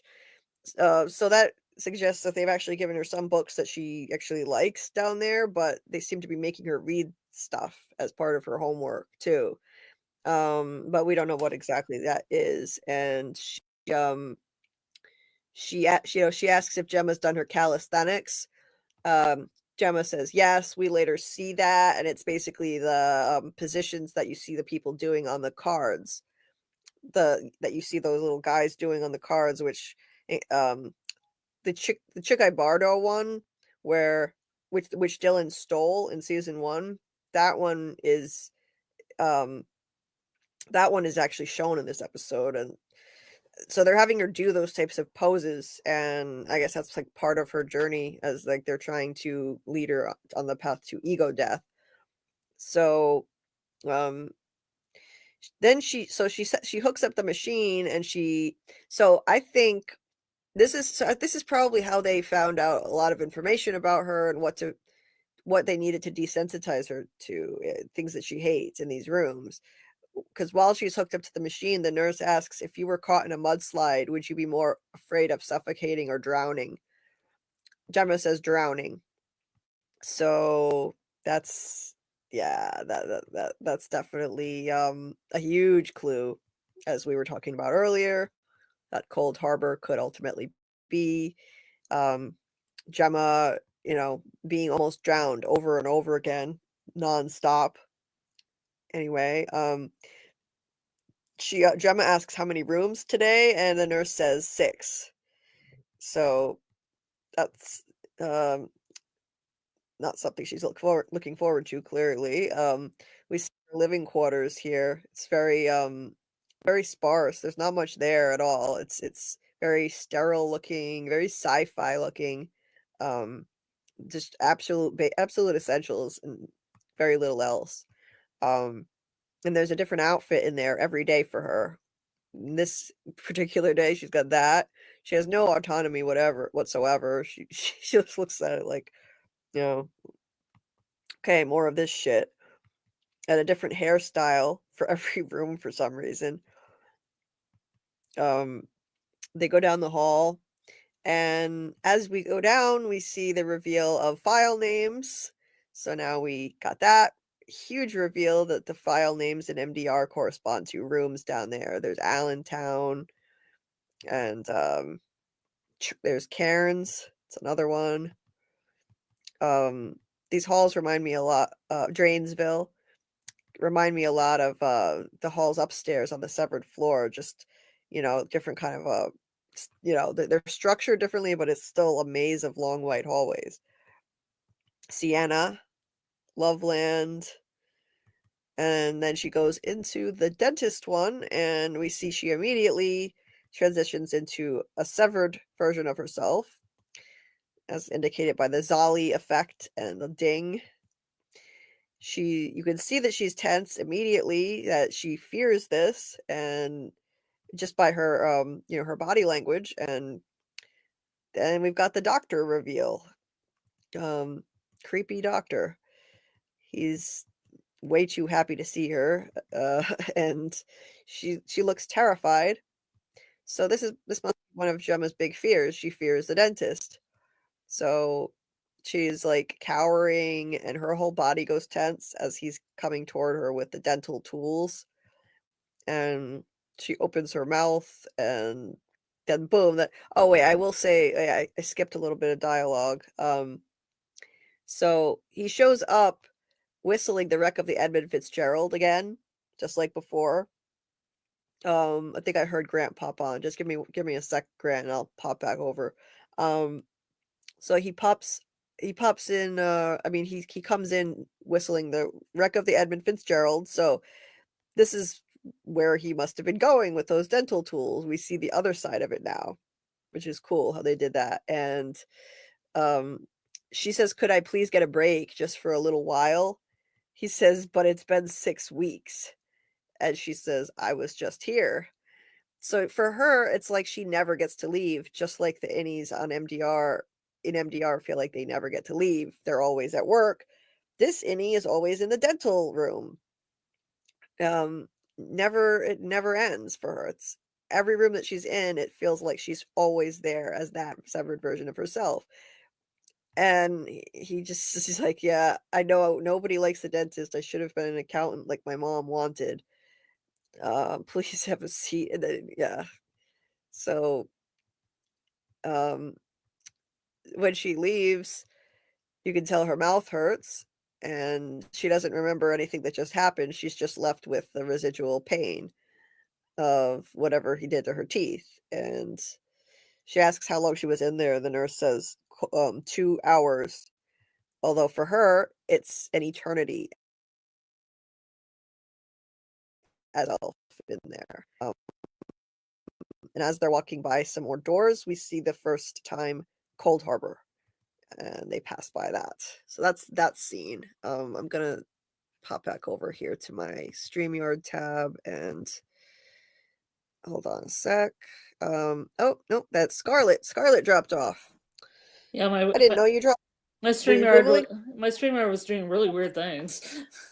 Oh, sorry Like about the that. little dot. I have a little dot on my iPad that's orange, and it was blinking. And I'm like, I don't know what that means because that's never done that before. Oh, So I was hoping you could even see me because I was like, I don't know. Yeah. Luckily, eventually I would have noticed that you weren't saying anything, but Yeah, eventually, because I would have said. And then after he said the accountant thing, he made this kind of creepy little serial killer laugh. oh yeah, right. Creepy, right? I cut you. Mm-hmm. Creepy as hell. Yeah. Hey, Vanessa Wicked. She is a legend. Love Sandra. Yeah, she's great. She's great. Hey there. Let's see. Danny. I don't. So I would butcher this, so I don't know how to say it. But hey there, is the nurse Charlotte Cobell. Oh, I don't know. I think That'd be way older than what Sandra Bernard is. Yes, Charlotte Cobell, she had her bracelet had a birth date from 1944, so she would be much older. Let's see. Hey there, Decipher. Nice to see you. So any other thoughts on the dentist scene, Scarlett? I don't think so. Let me look at my notes real quick. Let's see. Counting, serial killer laugh. They must be taking out teeth. That's in my notes. Okay, yeah. I think every time Gemma goes, she gets one of her teeth replaced, so they can use that for that car accident. They're gonna stay. Oh, interesting. And also, why is Gemma okay doing this? Yeah. I don't say she's okay doing it, but she doesn't show any signs of like struggle with this. She's just kind of walking. I don't know why they give her a purse. Why did they give her a purse? I know, right? Nothing in the purse, right? Or is there stuff in the purse? I know. Why does she need a purse? Those were my notes. Okay. Yeah, because the tooth thing would make sense because that's how you verify the identity of a burned body, dental records, or a body that that otherwise you can't identify. So, yes, Vanessa, Robbie Benson is doing an outstanding job. Yeah, he's outstanding at being a creep. That's for damn sure. Outstanding, making me not like him one bit. Yes, amazing actor. He's doing a phenomenal job. Yeah, absolutely. Oh, Matt, if you take a Scientology personality test, they send you stuff and they never stop sending you stuff. Kind of like what Lumon is doing with Gemma as she was doing the fertility treatments. They started sending her stuff in the mail. Yeah. Diceman said, I have another thought. The killing of the ego would leave the innie. Exactly. That's what I'm thinking that they want to do. They completely own and control the innie. They would run the world if everyone took a chip. Yeah, they could do that. If they were to be able to achieve this with everyone. Oh yeah. John Answers said they dressed Gemma up as Myrtle Egan, then Lenora, then Imogene outfits. You can compare them to ones they wore in the Perpetuity Wing. Oh, that's interesting. I like that. Yeah. AA thinks that Lumon promised her a baby. That's why she abruptly left Mark like that. I think she knew she was going to Lumon that night. She just asked Mark to come with her because she knows he would say no. Oh. Like charades means charade. Haha. Yeah. Yeah. She said that she was going to a party where they were playing charades and he doesn't like that and he was busy that night. So, yeah. Anyway, getting back to this. So yeah, they passed Cold Harbor door and now we transition to Mark's place and she's begging him to come back and crying. Then there's a close up on his eye twitching so you can tell he's dreaming. He's when you have that REM cycle and like your eyes are twitching, that's like it's when you're dreaming. So we know like what we see next is going to be something he's dreaming about, his memories. And the way that it's done is really cool too. There's this pullback where you can see her looking at Mark and his sleeping body. Incidentally, this whole episode where he's unconscious was foreshadowed in the opening credit title sequence where he's sleeping and there is an innie and an outie version of himself battling each other on top of him. And I pointed that out in my deep dive for last week, and it's one of the things I got right, so I was happy about that. That he'd be unconscious for the whole episode while his innie and outie are kind of fighting each other, and ultimately maybe he comes out of it a reintegrated person, so reborn. But that was for my video from last week. Now this is so cool. So the camera pulls back from this shot to you can see it kind of twist, and we were in his eye. If you come out, and it's his eye. That's so cool. I loved that effect. That was awesome. And it's one of his memories that he must be dreaming about. It's him going to visit Gemma at her place at the university or wherever it is that she was living at the time. Um, back when they were first dating. So, yeah, that transition was one of many extremely artistic transitions that I loved so much in this episode. Great work. Um, she's in there and he brings her what he thinks that she said she liked the other night on their date. He thought that she said ant farm. So he brings her an ant farm and she says she actually hates ants. But she said she likes plants, but she loves farms, so they just kind of laugh about it.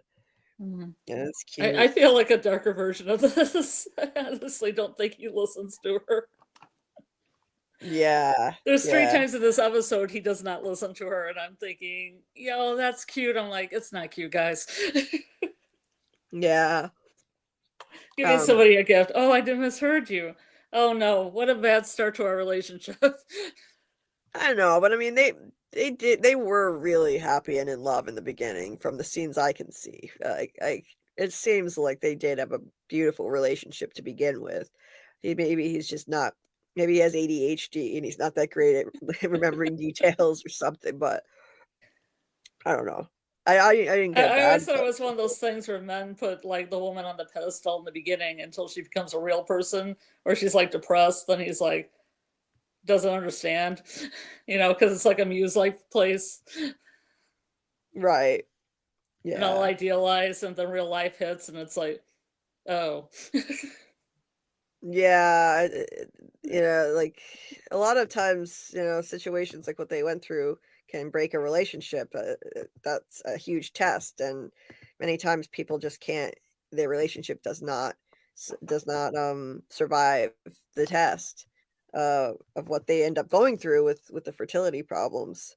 Um, by the way, guys, if you didn't know, we do watch parties for the new episodes every Thursday night at 9 p.m. Eastern when the episodes drop, and then again shortly after 10 p.m. Eastern, I stream it a second time and we have a fun voice chat. So if you want to join, there's the link to the Discord, and it's also in the description of this video as well, so you can find it there. Anyway, so they did this really cool transition where she comes up to him. Another really interesting scene transition. She comes up to him and then she walks around him, and then we jump to a memory later than this. So by the time she comes around to the other side, they're in different clothes, and it's a later memory when they're already further into the dating. No, not even the dating process. I think by this point, they might even be married. I'm Yeah, not at least sure. living together. They're at least living together. Didn't Devon or somebody say they were together for 9 years? Something like that? I don't remember. I don't know. I do know that the course of time. Actually, I know this much. Um, the past memories that they experience in this episode span 5 years, so that should be it then. Um, that's what they said in the featurette at the end. It was 5 years that they had to cover in a short time, and what a challenge that Mhm. was. And one of the ways they got around that challenge was this really cool montage sequence that we're coming up to. That it's like this really fast paced glimpse into their lives as they progressed because they had to speed things up. They only have so much time to show this period, this relationship progressing. So it's really clever way that they did it.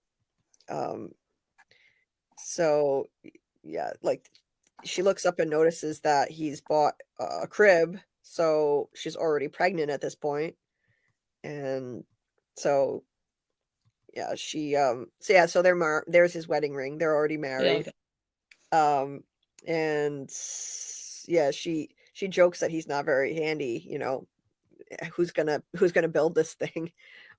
Um and she comes over to him, and now this is where we go into one of these montages, and we see like their relationship really it looks beautiful at this point, and look how well lit everything is. um, the lighting represents their mental state in this show, and we actually see sunlight. This is the brightest I've ever seen the outside world on this show. Because these were happy times where they were, in love and just full of joy. And look at the sunlight on everything. Look at the difference. You can see everything. Everything. There's blinding light coming through the window. Yeah. Huge difference. Notice how I just noticed too, Mark is wearing a red shirt with blue stripes. He's already got the Lumon colors on. That's before he works at Lumon. And she's wearing green and blue, which are, green and blue are the two other colors, in addition to red. The three main colors of the show, which are also the primary colors of light. That's totally intentional that Severance does that. That use those three colors as their main colors for the show. Now, this is where I'm going to switch to my my folder. This is where it goes to film, because there's actually little snippets of real film in this. Yeah. So it's so cool. It goes into this montage, and so like overlaid on top of that scene, you can see a record player playing the song that we're hearing, which is it's a French song. I didn't look up what it is. It's Jacques Brel's. I don't know the French, but translates as the waltz of 1,000 times. It translates to what? You know French. Translates it to French. La valse de las temps. Mille temps. Well, mille temps means 1,000 times. Mille temps, yeah. Add waltz on that. Oh, okay. It's like waltz or something like that. It's close. So like the million times waltz, basically. Yeah, like waltz de mille temps. I butcher French. Waltz de mille temps. Yeah. Yeah, something like that. Okay, well that makes sense. Yeah, I know the guy because the guy like David Bowie and the Dresden Dolls have done covers of his songs, so he's kind of popular to do covers of both French and English covers. Right. So I'm gonna switch to my folder with my slowed down screenshots, because this one was wild. This one was one of the hardest to get. And okay, so it transitions into this cool shot where it's you see the record player, and so this thing on the wall, this is French too, and it says aidez-moi, which means help me. So, it's a World War I poster. I think I sent you some info on that too. Oh yeah, okay. Yeah, I'll pull that up in a minute for sure. So this is in French. Banque Nationale de Crédit, and it says so national bank, basically, national bank. And this says, I can't really read the rest of it in this particular shot, but maybe I'll be able to see it in another one. National Saint Recu Allah. Yeah, I can't read all of it in this one, but that's aidez-moi. Aidez-moi means help me. So it's kind of fitting. It's kind of on theme with this whole thing. And that's a World War I poster. But yeah, I'll get through this scene and then I'll pull that up that you sent me. So it's really cool how it does this transition between, that shot of Mark and Gemma to this thing on the wall. You see the record playing, and then it transitions to another set of scenes in the same room, but you can tell time is passing. One of the most beautiful montages I've ever seen. That's definitely incredible. I looked at the film shots because I'm like, okay, that's film, that's digital, that's film, that's digital. The ones of them outside is actual film. Right. When they're in the garden. And I don't know what this is that That's what I was telling you about. That was that Tolstoy story I was telling you about. That was the one that's the death of whoever. No, that was this was a story. I DM'd you about it like a while ago. Oh, okay. Well, I didn't see that one. It was one of the last stories that Tolstoy ever wrote. Mm-hmm.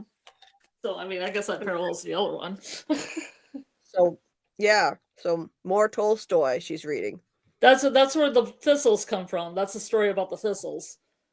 With a guy who finds a thistle bush, and it's like he finds, it's like a symbol, and then he finds one that's almost destroyed, but it's still living. It's a metaphor.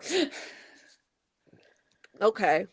Interesting stuff. Yeah, the thistles almost destroyed but still living. Yeah. Well, that makes sense. Kind of like Gemma. Kind of like Gemma. Kind of like Gemma. No, now his head is blocking some of it, but les souscriptions à something national sont requis à la Banque Nationale de Crédit. So yeah, it's something about the national bank, and I don't know what it has to do with World War I and why it's like I'm confused about that part, but That's why I copied that thing from Threads. Yeah, but like the words on the bottom of the screen, I don't know. I mean, the what does that have to do with a bank? World War I. It was in the war effort to gain money for I think the French. It's a propaganda poster. Okay. Oh, all right. Hold on. Let me pull that up while we're on this. It's just a little bit slow because okay, here it is. So it says it's very hard to read actually when I zoom in. It's kind of blurry. But yeah, basically it's just a piece of World War I propaganda, asking French people to support the war effort financially. The artist, okay. I can't really read this that well because when I try to zoom in, it's too blurry to read. But that we get the gist. I can read it if you want. Yeah, if you want to. Yeah, it's too blurry for me to read. Let me take a risk and go into Discord and see if I can read it without dropping out. Okay. In the meantime, while you're pulling that up, so Mark is also grading papers. So we see like a succession of images of their lives during this time. Mark is grading papers. She's reading that book, and got some beautiful shots in between. And you see like all of their massive amounts of work that they're doing. As time is passing, you see like books appearing and disappearing and papers appearing and disappearing from the shot.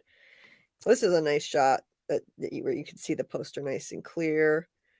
And let's see. I mean, it's pretty much all it says is that George Gorstat was a caricaturist that did that. And the World War references logic given Mark's field study. Paper is grading, and doppelgangers, and these, right, doppelgangers. Yeah, like cloning doppelgangers. But what does that have to do with this? Caricatures. Oh, caricatures. Okay. Well, also in Severance, they have those caricatures too. Like Dylan gets. Awards. Yeah, it's one of Dylan's perks in season 1. Caricatures. It's interesting though. It says I see mentions that Dr. Meadows seems to age a few decades during the episode. However, I've seen it pointed out that Drummond does not. Oh. I don't know. I can't tell. I'm a really bad gauge of ages in people. Right. Yeah, I don't know. I'm not good at gauging that either. So. Yeah. Anyway. It sold for a lot of money. The original one, I doubt they have the original one. Yeah, I doubt it. Anyway. They're teachers. They don't make that much money. Right. Even as professors. The shot of a deer outside. You can see a cool shot of the moon. You get the sense that time is passing, and that's the whole point. Mm-hmm. That's the whole point of a montage in any series or film. It's a way to show that time has passed because you don't have time to show everything that's going on. But they did this in one of the most creative and artistic ways I've ever seen. you've got shots of them outside, you know, with flowers, just beautiful shots, absolutely gorgeous. Just showing, encapsulating how happy they were, and outside again in blinding sunlight, complete opposite of the dark That's definitely existence. film grade too. I Yeah, love you the can use see of it. film because you can just tell the you know, texture of it. Right, it's grainy. So, Grainy. Miss it. so I mean, just contrast this with the darkness, literal and figurative darkness of his existence now on the outside. I mean, it's amazing, the way that they use that to show his state of mind. I love how the books appeared and disappear, like you know, these books stack up and then they go down again, and just Mm. showing the passage of time, all the work that they're doing, and just I kind of continuing like how on. they dressed him kind of classic, like Gemma has the striped shirt on, like a Yeah. few photos back. That looks like it could be like Bridget Bardot or something. That Oh kind of yeah. classic boat neck. Oh yeah. Yep. Um, then there's a shot with, you know, with her wedding ring, you know, reminding Mm-hmm. us that yeah, they're married at this point. And God, his hair looked so good in these flashbacks. Yeah. They make his hair look goofy, the way they style it now. Mm-hmm. But it's again, it's a sign that he just doesn't really care anymore. You let yourself go when you're depressed. That's a natural thing. So, um, and then there are so this is like that room is interspersed with shots of them outside, different times of year, and this is some kind of a fire pit, and more film shots. Really artistically done. It was just Yeah. It looks beautiful. like they exposed it, you know. Yeah, yeah, Like definitely. I guess I should say overexposure, oversaturated.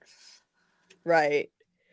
And then, of course, the red flower, um, red is so Mm-hmm. predominant in the show, red as in her outie the outie self, and then so I love how they did this. They transitioned between the red flower, they fade it Mm-hmm. into a shot of her face as Mm-hmm. she's looking at the flower, and then again, then they transition to, you know, you see she's wearing a full red dress while she's doing that. Mm-hmm. So it's very fitting. Like this is her in her, you know, her best, you know, the best time of her life, like her true full outie form, all red, admiring a red flower before they severed her 7 times over, or however, not 7 times, 25 times. Mm-hmm. 25 times. So, yeah, like look at all the red dress, the red flower. Um, Mm-hmm. she's watering it, and you just see how happy they are. The sunlight is flooding in, and they start dancing, and that's interspersed with more images in between. You know, shots of that. You know, just you know, you see just their smiles, like Mm-hmm. how joyous they were back then. Um, and again, another shot of the wedding ring. Like but They're selling it. They're selling it. the reason they keep doing it though is because this is so fast paced that if they didn't put Yeah. that in multiple times, someone might miss it that they were married at this point. So Mm. it's a fast paced scene. These shots are coming up really quickly, so they put that in multiple times. Like yeah, they're married. They're married at this We did point, know they were married before. right? But they want us to understand the passage of time that has happened in this montage. I understand that, and they also want to when she puts on the ring later in the Christmas room. I get it. I understand it. Oh, absolutely, yeah. Um, this I like that. That was cool. The lilies. Yeah, this is cool. I like that orange shot of the window. Yeah, that's what I was talking about. There's I an liked interesting, yeah. There's an interesting lens. Like she's using like a convex lens or something on that one. That was pretty cool. yeah, and I loved the flower arrangement too. and more of this. And then, but it keeps going back to them dancing. Again, another shot of her ring. Okay, we get it. They're married. More outside shots. Her holding a bunch of sticks. It's kind of eerily foreshadowing that her car would later crash into a tree. At least they didn't do the old trope. They're like they're happy doing everyday things, and it isn't just their wedding is the big thing. It's like their day-to-day thing is a big thing. I like that too. The everyday stuff, like doing dishes. Doing dishes, like the everyday boring stuff. That I enjoyed that too. It wasn't cliched at all. Like, this is just everyday drudgery, doing dishes even. They put that in. She looks out the window and she sees a baby deer. I think it's a baby, laying on the ground. And more red flowers.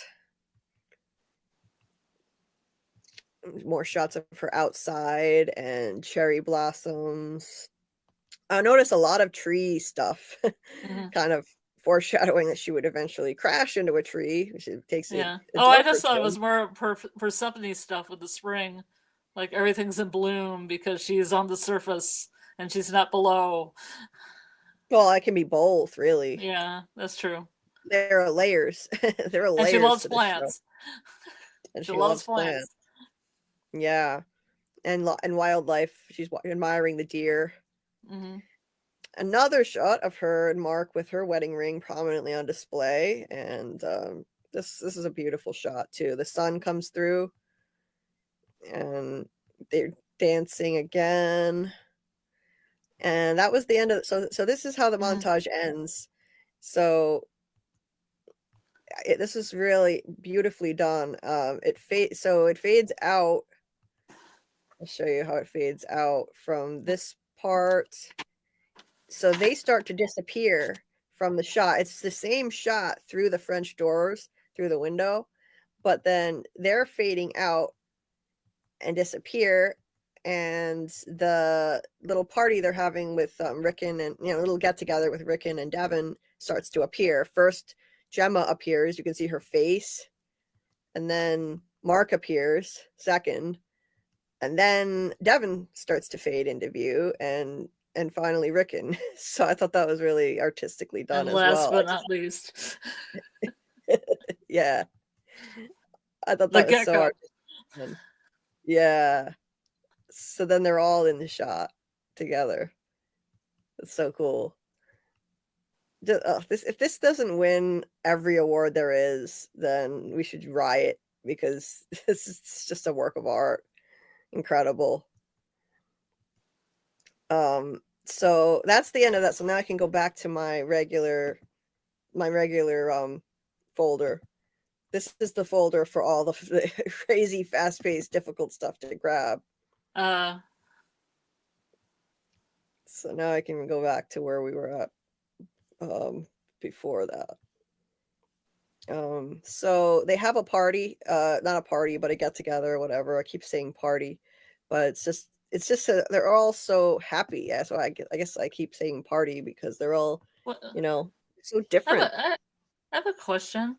What is Ricken talking about? Because at first I thought he was saying a word that was culotte, but then it was crova. My first crova.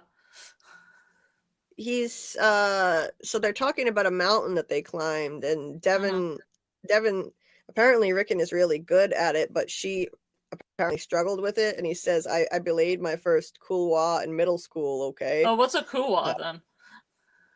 A couloir is what's a okay, because I couldn't hear what he was saying, and I could not put closed captioning on anything I watched, and I was like, I do not know what word he's saying. Though I could hear later on him talking about drinking his own urine or something in the background. I could hear that. Oh, geez. I didn't hear that. Purifying his urine or something. I can't remember exactly, but I was like, what are you talking about, Ricken? Yeah, you don't want to do that. Okay. Well, some people do it. It's called morning tea. They drink their own urine. It's I no judge. That's really nasty. Okay. You don't. Don't try that at home, kids. You shouldn't be doing that. It's actually not good for you. It dehydrates you. It dehydrates you. See, I don't understand why he used that word, because couloir translates to corridor. I don't know why he's talking about that, because they're talking about a mountain hike. So I don't really get maybe it. it's mountain corridor? Maybe. I don't know. Because he's talking mountains about do have corridors. That could kind of make sense. Oh, I never actually heard of that. Okay. So that must be it. I haven't either. I thought I kept on thinking he was saying something else, and then I only saw the one time in our watch party with subtitles, and it wasn't fast enough for me to write it down. I was just like, oh. Yeah, I've never heard of a mountain corridor. So okay, that makes sense. He says outdoorsmanship courses through my veins. I make no apologies for that. So he's really good at hiking mountains. Go figure. Yeah. Better than Devon. And they're just all having such a nice time, and you could see a glimpse into what they talked about, how they used to spend time together, the four of them. They were always doing stuff together, and they were very close. They talked about that in season 1, and now we get a little bit of a window into it. And they're all joking, and they're not like Mark seems less annoyed by Ricken. He's just joking. They're just kind of joking and laughing about Ricken's pretentious bullshit, but they're all very content with each other. And you didn't get to listen to the audiobook yet, the UUR. No, I didn't.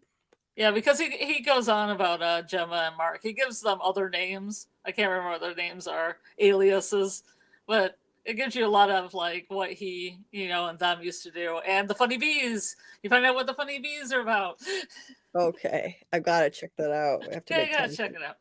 So she shows the picture of the mountain that he hiked, and it's and that he dragged her along for, and apparently it looks pretty crazy. They had to climb up the side of a really steep cliff. So yeah, they were like, "What is wrong with you?" But they're all so happy and just carefree at this point in their lives, and it's entirely different from their present reality. Devon offers wine to Gemma, and she declines, and Devon realizes she's pregnant. So yeah, Devon is really, happy for her. That's a bittersweet moment.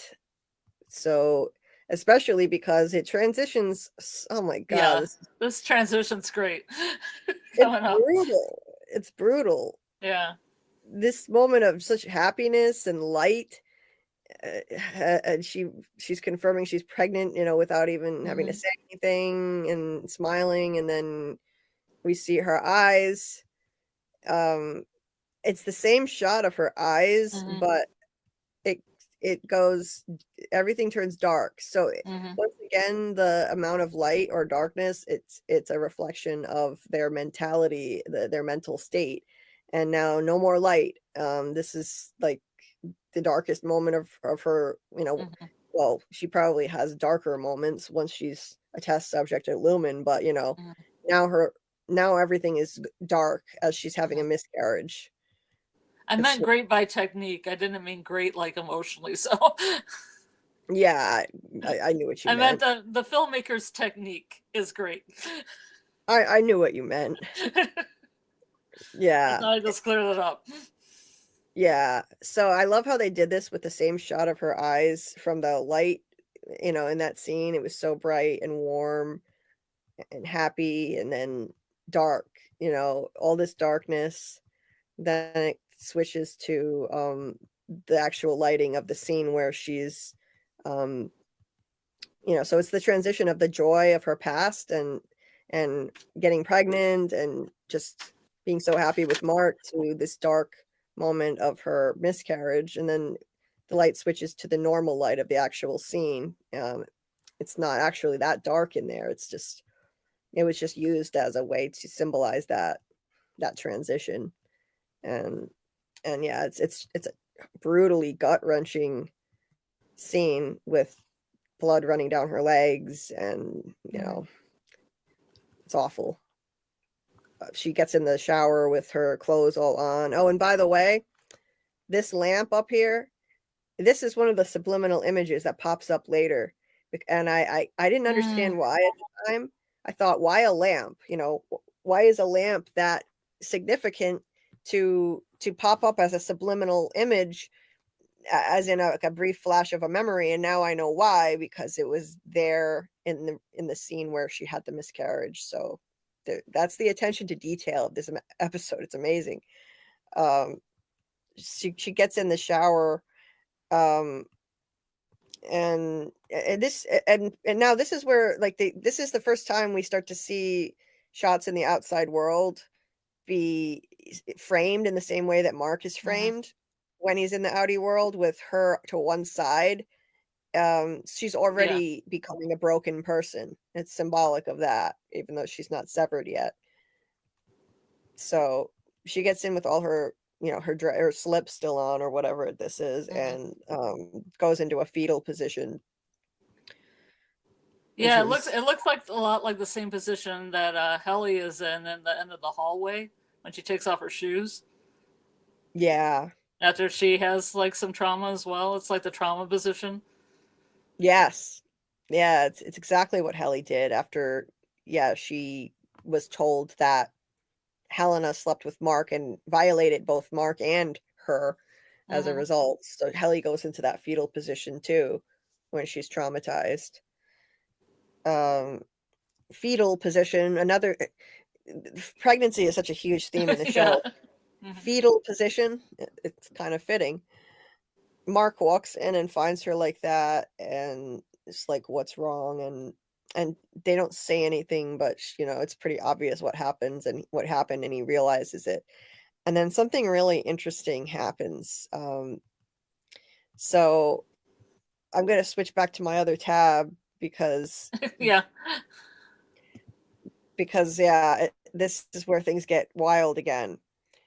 And she like, at first it's just like normal, the water is running down her face, and then all of a sudden the water is running up her face. So it's happening in reverse, so things are starting to get weird and glitchy. And okay, where is it? Probably around here somewhere.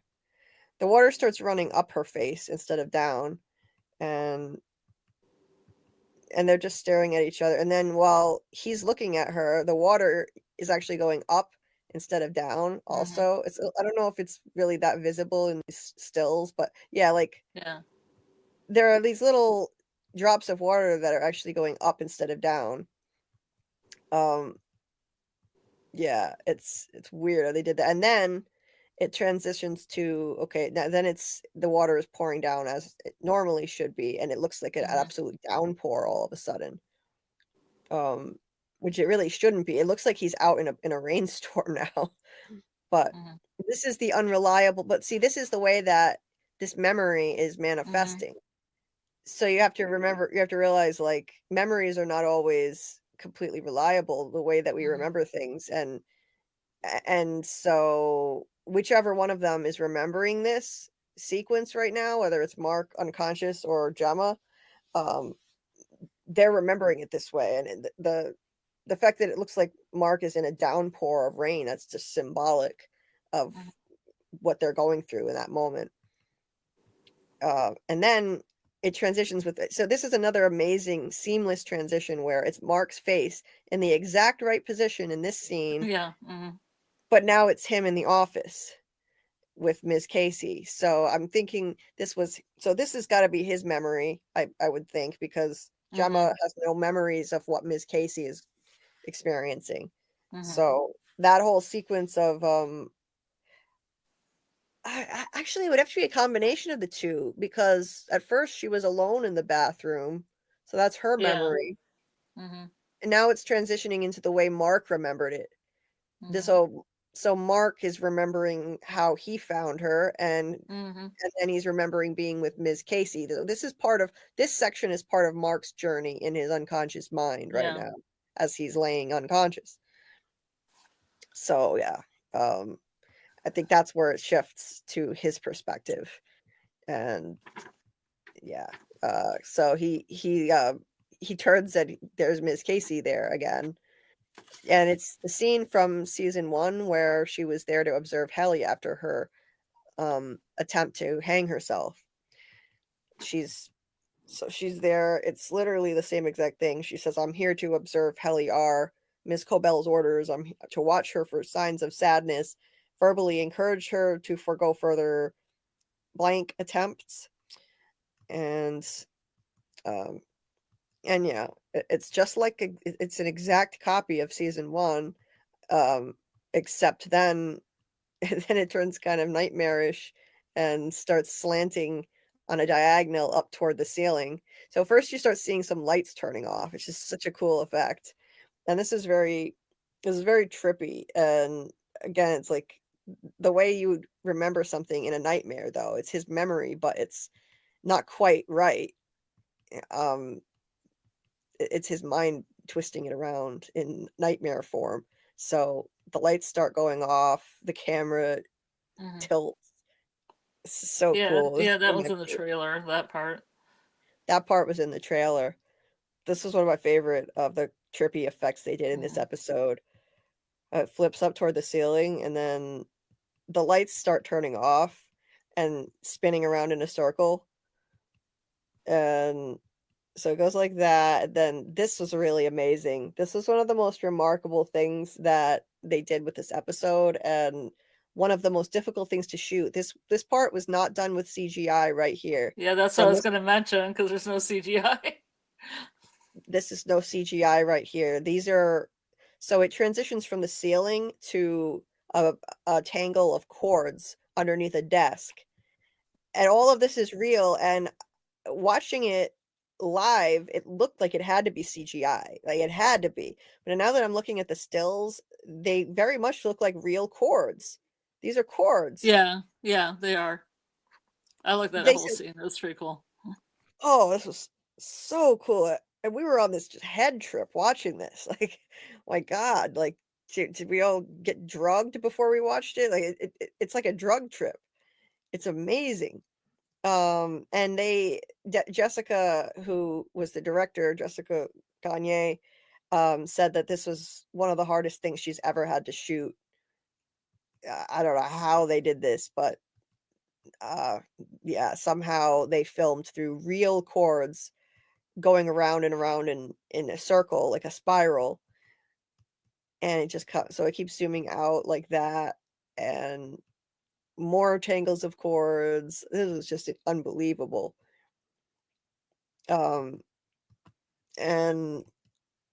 so it's the transition between Mark's memory to what's happening actually at Lumon. So now we're no longer in his memory.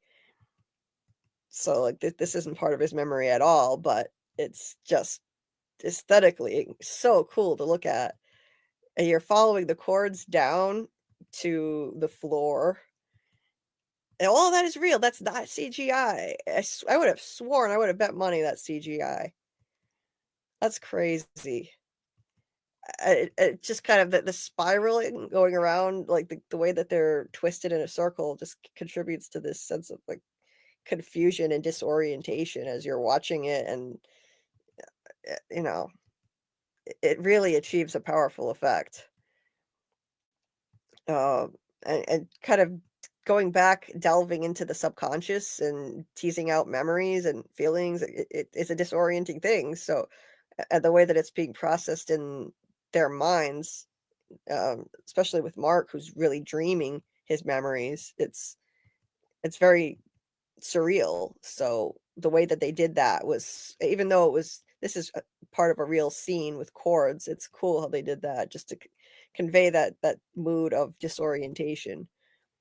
And then the camera somehow goes through this little slit underneath the desk, goes across the floor, and it goes over under another desk up to the shoes of this guy who's working on Mark's, who's presiding over Mark's work. It's his job to conduct surveillance on what Mark is doing with the Cold Harbor and all his other files. There are 4 of them, there are 4 people who work in this office that we're now just being introduced to, and as it turns out, they're the same. I'm pretty sure. I would have to check the credits to find out for sure, but I'm pretty sure that these are the 4 doubles, as we'll see in a minute. But yeah, this is where it comes and stops. So in the background, you can see where the tangle of cords are coming out from this. I don't know what this. I guess it's like it's part of their workstation in the background. They'll say that. And so in the background, there's that tangle of blue cords that we just came out of, and now we're under the desk looking at his shoes. It's just so creatively done. I loved it. And then the camera pans up to the guy's face who's working on, monitoring Mark and his work. So somewhere in Lumon, there's like where I don't know where this is located, but I'm sure I doubt these people are severed. They're probably aware of what's going on to some extent. And it's his job to look over the Mark file. Now, I don't know if this would have been Mark's double because this guy looks significantly older than Mark. Yeah. But the other three look like they would have been the doubles from the Woe's Hollow episode, the doppelgangers. I don't know. So we see what he's looking at. And it's so creepy. We already knew that this was a thing, that they have cameras at their computer stations, so they don't even know they're being watched every second while they're at work there through their workstations. Cobell sometimes, I think Cobell looked at this before, like a shot, like something like this. So he's looking at that and the stuff that Mark had been working on, and it's Drainsville and then different file names, Coleman, and watching as he completes it. So this is a montage in itself as well. Like this is showing the progression of Mark's work. So now we know that this guy has been watching him the whole time as he's working on these various files. Cold Harbor,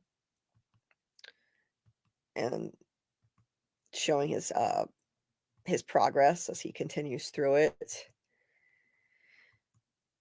And then there's one that shows all of the file names coming up.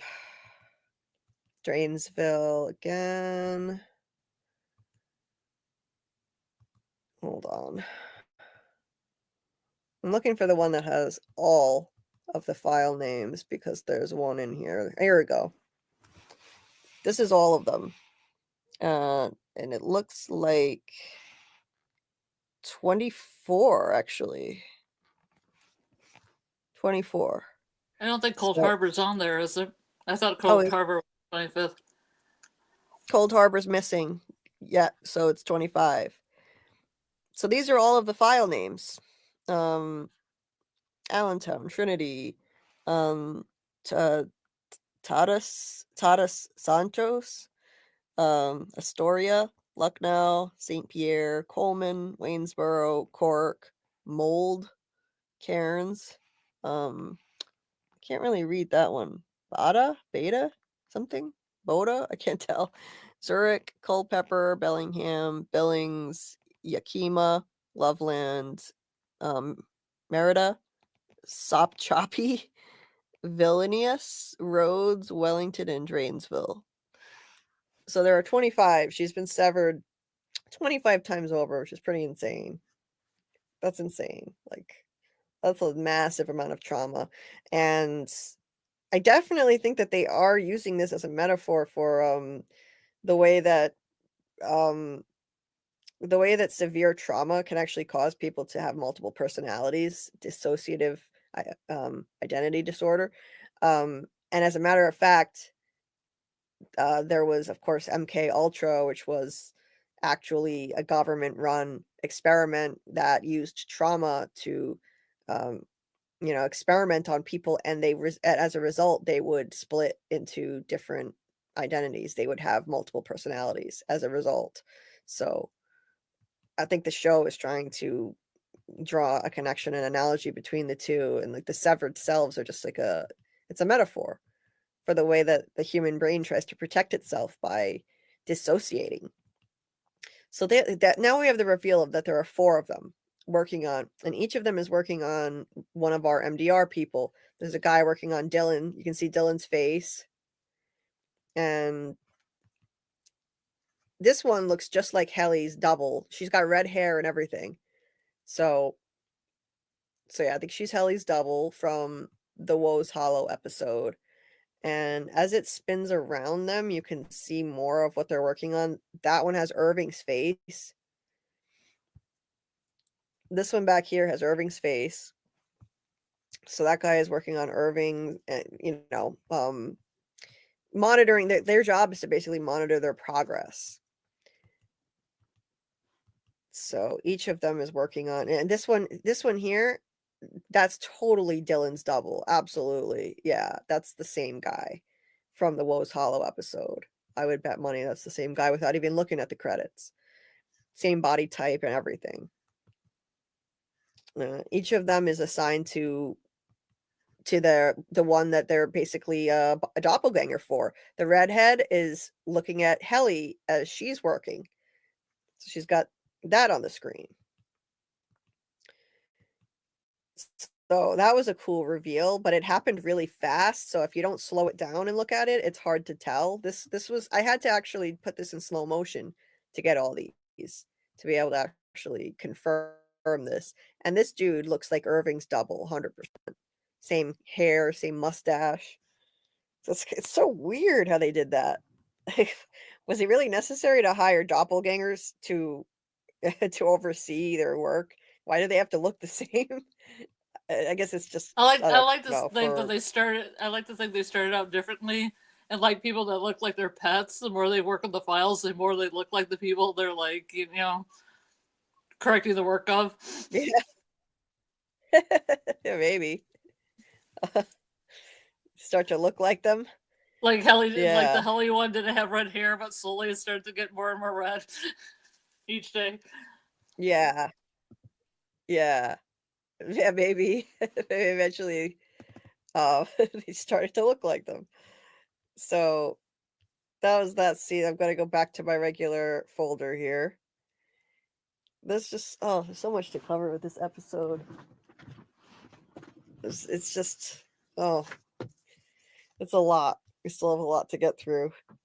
So okay, back to my main folder here. And so okay, right here. So at this point, Drummond has come in to check on his progress, and he's just standing there, and there's this, I don't know why, but there's like a dude in an old, retro looking tracksuit and a bad wig and an old looking mustache. Like, why exactly? I don't know who is this dude. Weird to me, but whatever. Maybe it's a Royal Tannenbaum shout out. Oh yeah. Ben Stiller plays a character in a tracksuit. Oh, okay. Never saw that one. But so here in this section, so there's a voiceover. It's not actually happening in this scene, but you hear a voiceover of Drummond and the doctor talking to each other. Which confused me at the time, but now I get it. That he wasn't talking to this guy. Drummond was talking in the background to the doctor, and we hear the voiceover, and Drummond is saying, "Are the severance barriers holding?" The doctor says, "Yes, the technology is working." Drummond says, "You like her?" And the doctor says, "She's easy to like. She's fond of me too, of course," which is just delusional. Of course she's not fond of him. He's such a creep. And then Drummond says, "Didn't she try to break your fingers?" So, yeah, the doctor is delusional, and he definitely has this disgusting fixation with Gemma. Probably did assault her. It would be easy to abuse his ability to take advantage of this situation. She would never, her outie would never even know. It's so warped. Then the camera turns to face this, so they're watching the Gemma and the nurse on the testing floor, and we kind of just go into the screen. Another cool transition.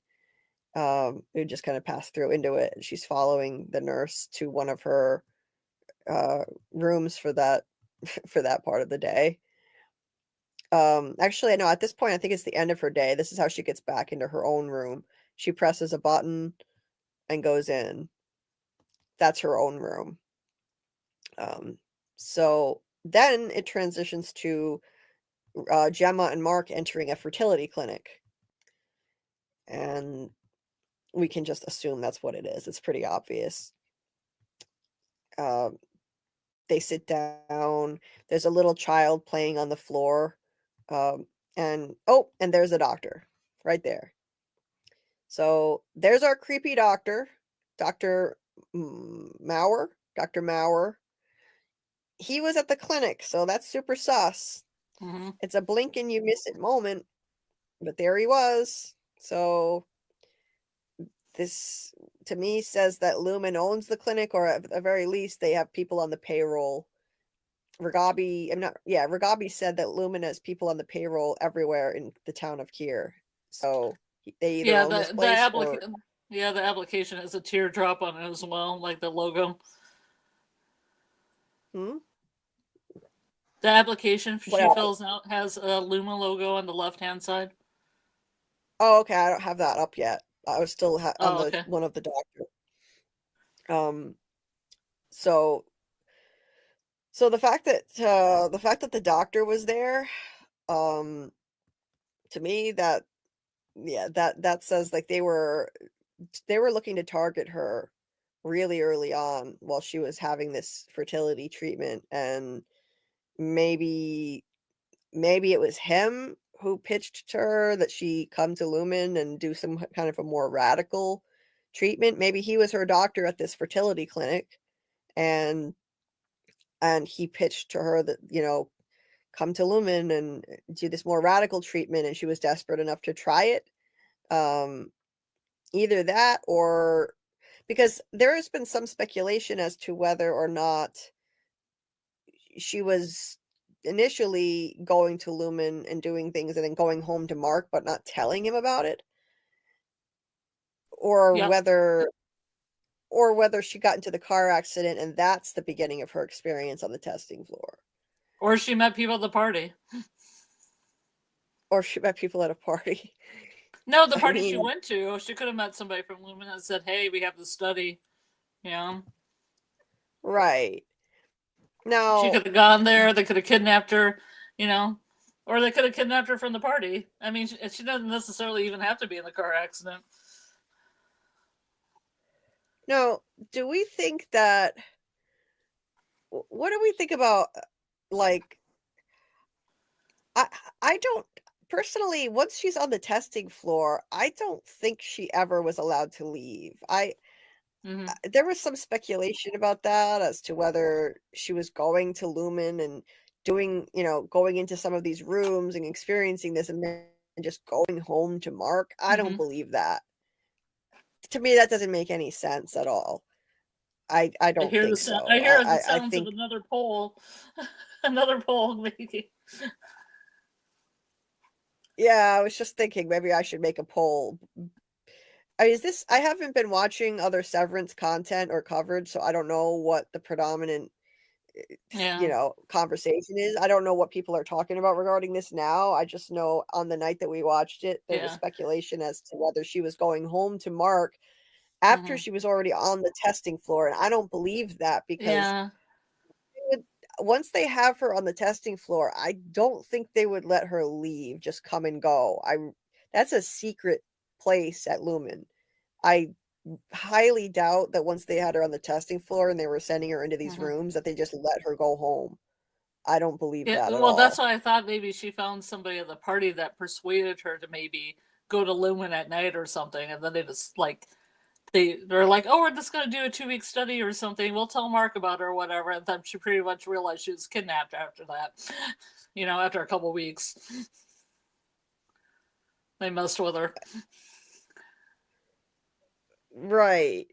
So, but you think that they had her on the testing floor already and then eventually just didn't let her leave? Because I don't think so. No, I mean, from the party to the testing floor, under the guise Okay, see, this is a scenario that plays in my head. She's at a party. She meets Natalie or somebody from Lumon. I'm just gonna throw Natalie in there as a character so you have a face to think of in your head. And she's like, "Oh, you know what we have right now? You know, maybe they talk, and maybe she tells her that they were trying for a child or something. You talk gets sentiment after a couple of glasses of wine, and she says, "Oh, well, my company can give you a baby." You know, we definitely have like fertility stuff that will, you know, but you have to be part of the study. You know, let me show you Right. the study. You know, we can do it right now. We can pay you a lot of money too, or whatever they would do. Make a Yeah. situation she can't refuse. Yeah, that's possible. Yeah. Make her look at the floor, take her there to show her around, and then just never let her come back out. Right. Right.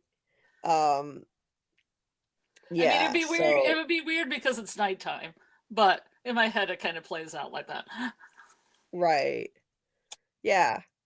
So yeah, it could be a situation like that, or it could be, you know, this doctor, maybe he was her doctor and he said, you know, well, we have more experimental studies that we're doing at Lumen, you know, Yeah. come there, and that's how he gets her. Or else that guy's at that party in the disguise. Or he's at that party in disguise, yet another disguise. Yeah. Or they just flat out kidnapped her from the party, because I don't know. I think they set up the car accident. You know? Right. I think they probably just kidnapped her from the party. They kidnapped her. The only thing that makes me question about that, if she really wasn't in a car accident, they show subliminal images later. Yeah, that's Split true. split-second images of the tree that she supposedly crashed into, the snow, the Mark at the tree from season 1, Mark sculpting the tree. Mm-hmm. To me, it's just, why were they showing us all those subliminal split-second images as if they're remembering those things from Well, Mark each of he could be remembering those things of a staged accident. That's true. Mark could be the one remembering all those things. Mm-hmm. Because he So isn't with her when the accident happens. The police just come to his door, so they could take him anywhere. You know, so show the to, car to him because they would take the body to the hospital. Show the car, show the tree. You know, he could be so remembering that stuff. so all those flashes that are Yeah. subliminally shown, which we'll show later, that could just be could be his memories as he's unconscious in this episode, and that's why they showed those on the screen. That would make sense. Hey there, Amon Warwick. Maurer may have staged this to get Gemma. Yeah. Oh yeah. Um, hey Angela Rocks. Nice to see you. Just checking in with you guys. Um, yes indeed, Matt. That is Dr. Maurer, all right. Wait. Keep Dieter Egan or change to Dieter the goat. Well, either way, it's on theme with the show, you know, goats and whatnot. I would say keep Dieter Egan though. Anyway, so please hit the like button if you haven't already. Like like Scott is saying, they appreciate it. You know why my head glitched and said Steve, because I've been watching Lost again, and there are these two characters, Scott and Steve, and no one can ever remember who is who. So they're always like Scott and Steve or Steve and Scott, like they mix them up. Anyway, um, and we have Grant here. Welcome, Grant. Nice to Yep. see you. Welcome. How are you doing? Good. And yourselves? Doing all right. It's taking me forever to get through this because I took way too many pictures. Yeah. How many? What was the final count? Oh, it was like probably a good 1,600 images. So No, I need new to. record. Yeah, it's a new record. So I need to pick up the pace here. We're never gonna get through this. We're gonna be here all night. Um, but like the rest is it's just, you know, Gemma filling out paperwork why is this being so slow? Sorry. Gemma fills out her paperwork, and Mark, just to round out the scene, he says, it's the next step for a lot of people. And at this point, they still seem like they're in a good place in their relationship. And he says, I love you. And she says, I love you too. And then she says, I'm sorry, which implies that she feels guilty, like somehow it's her fault that she had the miscarriage. Do you have her? Do you have her application? I wanted to see something on the application. Yeah, I do. It's coming up. Okay. Yeah, it's right here. The new patient intake form. What's on the right side? So, I know there's a Lumon drop on the left, but where are these little dancing people that are on the right? Does that say anything underneath them? It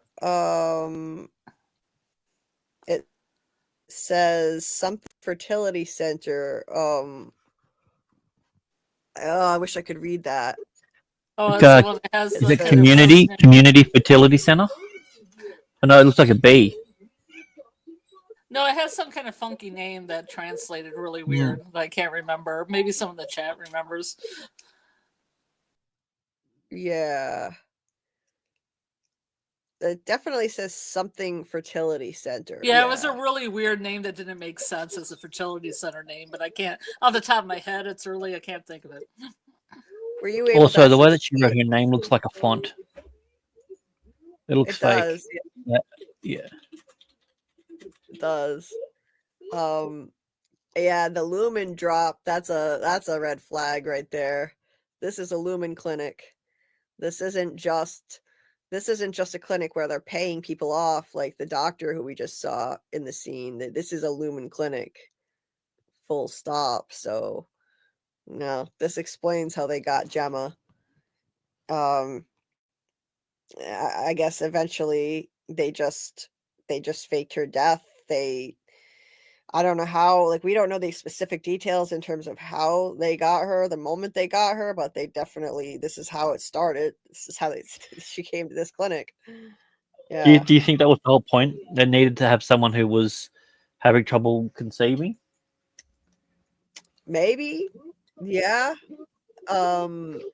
It had to be someone who was going through severe trauma already, probably, and this is an extremely traumatic thing for couples. So both of them are going through trauma, and so they would both be prime targets. He would be a prime target, and she would be. So, yeah, I think that would should hit up support groups. Yeah. Yeah. So, yeah, that's how they got her. It was a Lumon clinic, and maybe eventually they'll give us more details onto like exactly when they got her, but I was just saying before you came on, Grant, that I don't think there was any point where she was allowed to go home from the testing floor and just not telling Mark about it, and eventually they just stopped letting her go home. That doesn't make sense to me. I think once she was on the testing floor, that's it. She was not allowed to leave. That's a secretive place. Well, yeah. How could was she when was she severed? Like that's the whole thing. Like, yeah, it's a really after watching it and then rewatching bits and pieces of it again, I'm just like, oh man, is Gemma even the real personality? Is she the original one, or was she always severed? I would say she's the original one. I don't think she was always. I mean, you mean like from the time that she met him? She was always. Yeah, I'm saying that the Gemma personality isn't the main one. I mean, I don't know. I think she would be personally, but I think she's still very much herself. As an Audi form down there, it's still her. She still acts like a normal person when she's not in a severed form, which is crazy. So she's still. I figured she'd be severely altered already, and I think she is. I think she's compromised. You can see the way that she stares, and they ask her, "Where did you go?" Like she's looking for any form of escape. Oh, yeah. Even if it is a small mental one, like You know? Oh, absolutely. It's just that her persona is still the same. Like when she says to the doctor, "Can you just talk like a normal person?" Her persona is still the same, and she has all her memories as that Audi form. But when she's staring off into space, yeah, she's mentally just going back in her mind, remembering things to try to mentally escape. And then they have this really cool. We're going into another really cool sequence here, where it switches from this perspective, and it's so cool they did this. They lined it up perfectly. They have the waiting room seats, and then it's her, and it's on the same exact angle, her sitting alone in her little living quarter area. Okay. Now from here, I have to switch back to my other tab again, because this is another wild sequence where it shows some subliminal images too, so which I wanted to highlight. But I'm gonna pull that up. So let me see.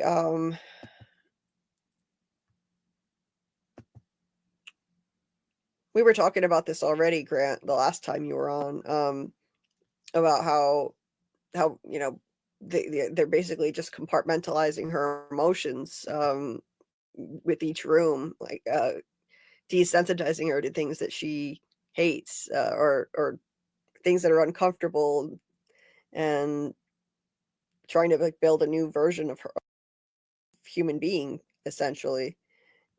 So it seems overcomplicated and confusing as hell, but when you really just boil it down to that basic concept, it makes total sense. By the way, Grant, we had while I'm pulling this up, we have a poll running on whether, if there's a bad ending for Gemma, whether she dies literally, whether her Audi dies and cannot be retrieved anymore, or she gets pregnant, or something else. What do you think? I think for the sake of the series, to have a little bit more tension involved in it, I think that she's going to literally die. I think they're going to pull a body to pieces to get every little something out of it. Like, there's got to be something more to it. Like, I don't see a happy ending for Gemma, unfortunately. Yeah, well, either way, I don't see a happy ending for Gemma. I think it could be just ego death, where there is nothing remaining of Audi Gemma, and there's no way to ever get her back, permanently altered. And if this show does run 4 seasons, then I think that concept would have more legs. If this were going to be wrapping up by the end of season 2 and the show is over, then I'd say she probably dies. But I think it would be a lot more interesting and keep the show going longer if she's still alive, but there is nothing remaining of Audi Gemma, and there's no way to get her back. That's what I think. But okay, so I found the image tab here. So this is the next really trippy sequence, and some of them I wasn't able to get all the pictures I wanted of it, but so it cuts to this scene with her alone in her living quarters, and you see her very often staring into space like that. She spends so much time alone down there, and she's completely isolated. So I mean, that's enough to break your mind easily when they're even though her severed selves, she can't remember what happens in any of those rooms. This is breaking her down in this state as well as an Audi. And you can see that the way she just kind of stares into space with that vacant look, and she goes back in her mind to memories of Mark a lot. So then the camera pans back, and it starts panning back pretty abruptly. The room gets darker, the door slams shut, and then we're coming flying down the hallways. I loved this sequence too. It was so cool. First it goes up to the ceiling, and it's like spinning around like a windmill, the lights. I loved how they did this. I feel like I need to close a few tabs though. I think this must be looking disjointed and not flowing well enough. Give me a minute here. Close some tabs. Maybe if I close my Discord tab, because that seems to use up a lot of memory. Let me know if this looks really choppy and the images aren't showing up, then I'll close more stuff. So yeah, the lights are spinning around like a windmill. Then we're flying down the hallways. What a cool sequence too. And this reminded me a lot of when Mark and Helly were wandering the hallways looking for the goat room. These are like the dark recesses of the human mind. It's like they would walk by certain areas and then it would light up just where they were walking and everything else was dark. It's like they're deep in the recesses of the human mind, and we're kind of journeying into the deep recesses of, I don't know if it's Mark's mind or Gemma's mind at this particular scene, but it's one of the two or both, and that's what this is symbolic of.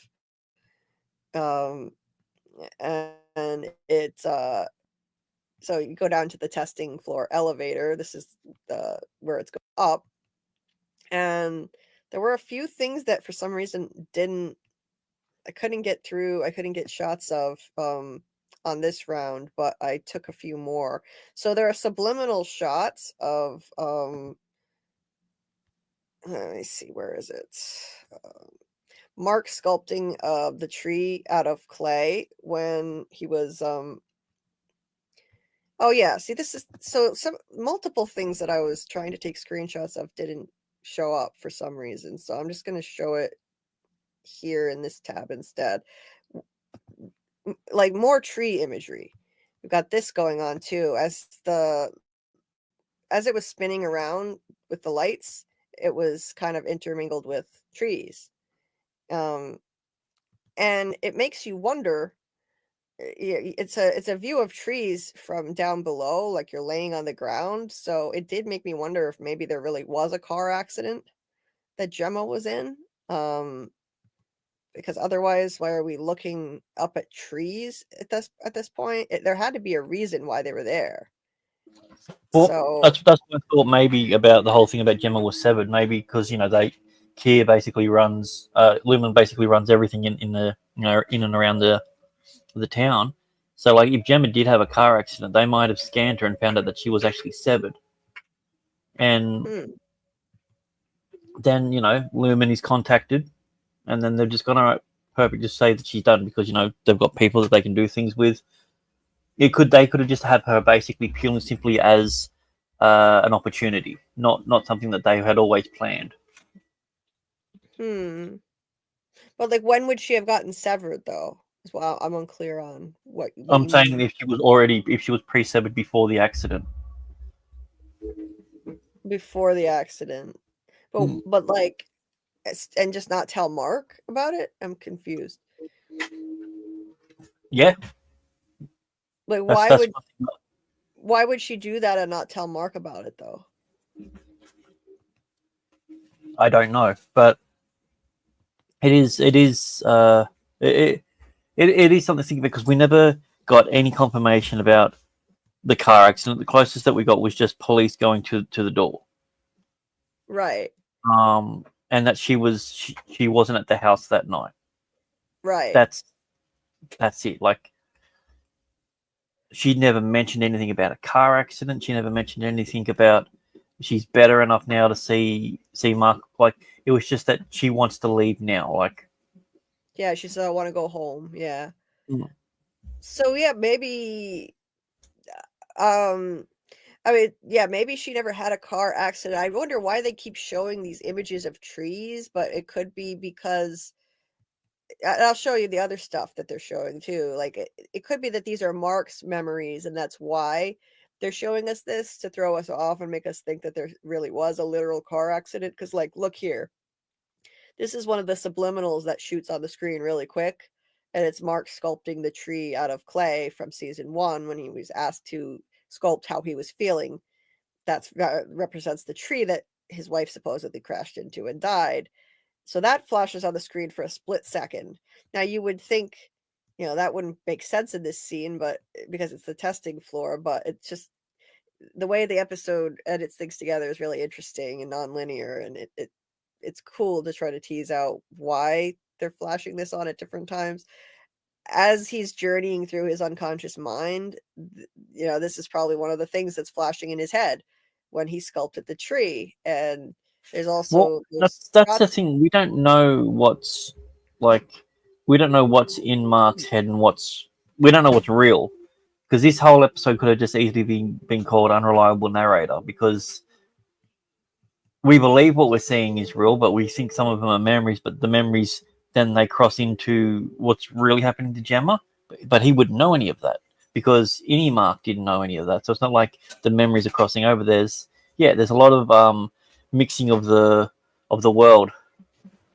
Right. I mean, that's why some of them are her memories and some of them are Mark's. And yeah, I was gonna say some of her memories. This tree could be either of their memories because they were in the wellness place together, the wellness center. Right. So it could be either of them that are remembering. I was trying to figure out all these images if they could be Mark's or Gemma's or both of theirs. Right. So that could be either of them because they were both in the wellness center together when he was doing that. And then so there are more shots of the elevator, and then there's what is this exactly? A vent? I don't even know. I don't even know what this is, but then there's a shot of elevator shaft. Oh, the elevator shaft. Okay. Or it's a hallway that's shot at a really weird angle, like it's sideways instead of right. Real tiny. It's probably an elevator shaft. That would make sense. And then there's this shot. So there's a shot of headlights at a tree. So again, it's like look how the headlights are going right for the tree. It's headed, but whose memories are these? Yeah. It can't be Gemma's if she's in the car. It can't be his because he wasn't there. What is it? So it's confusing as hell is what it is. Yeah. It's confusing as hell. But they're showing these are split-second things that they're putting on the screen like subliminal messages. So it just seems like there has to be some kind of a reason for it. Maybe it's just it's not necessarily either of their memories. It's just this is a huge traumatic. Or it could be that one night that Mark went and looked for the tree. I remember he did that in the episode. Yeah, that's probably what it is, because it also shows a shot of him in front of the tree in a minute. I'll show you. I'll come to that. I don't know. I always see bright lights shining through trees, and I automatically think aliens. A spaceship. Yeah. But with them shining through the trees, it could have just been him leaving his lights on to see the actual tree that she hit. And, Yeah. Grieve, Oh, did I not get it? There's also a shot of him. I still didn't get the one that I wanted. Damn it. There's a picture of him when he was standing at the tree. Remember in season 1, he went to the tree and he stood there and cried. The tree where his wife supposedly died. Well, I didn't get a shot of it. I didn't get a shot of it. I thought I did, but I tried multiple times and I still couldn't get a shot of it. So just imagine I showed it. Just describe it, and we'll use our imaginations. There in season 1, there was a scene where Mark revisited what he believes is the scene of his wife's death at the time, and he goes up to one of the trees and he cries. And as you're in this scene with all these images flashing on the screens for a split second, there's a shot of Mark's face, the same exact shot from season 1 where he's crying at the tree. So, it makes me think that, those are reflections of his memories. That doesn't mean that she actually had a car accident there, though. That makes total sense that shot of the headlights coming up to the tree would just be well, that's not either of their memories, but that's him pulling up to that area, and it's not. They say they could set it up. They could send police to his house. They could come out. The car could be there against the tree, but Gemma would be at the hospital, or being taken in an ambulance, probably by Gretchen, EMT. Yeah. you know, Yeah. and she wouldn't be there. All you just see is like blood or anything that was in there, and they have her blood. They have her blood, they have her teeth, they have just about every DNA you could possibly throw at something. Right. Right. Yeah. So yeah, I don't know why it if there was no car accident, Then they then they said may she just burned, though. I guess they would have to torch the car. Sorry. Okay, they're running against a tree. They torch it and throw our DNA around it. Yeah. Yeah. I mean, I forget what I was gonna say now. Hold on. I lost my train of thought. So if there was no car accident, then they may just be showing us those images of Mark and with the sculpting the tree and visiting the tree and the snow. There are images of snow on the ground. I'm pulling up the damn video because I want to. The important thing is Mark thinks it's real. Whether it's real Right. or not is kind of irrelevant because this is him, as he said. Like I almost said story walking. Then, God damn it. Yeah, His I've almost said story walking too a journey. few times. Yeah. Journeying. Is it like story walking? Question mark. Who knows? Well, I mean, it might be. We're seeing past, present, and future. Yeah, So the chapters of their lives. Yeah. I was trying to Yeah, pull up the I'm video. surprised if there was a tree, why that tree wasn't on fire, or at least had burn marks on it somewhere. Yeah.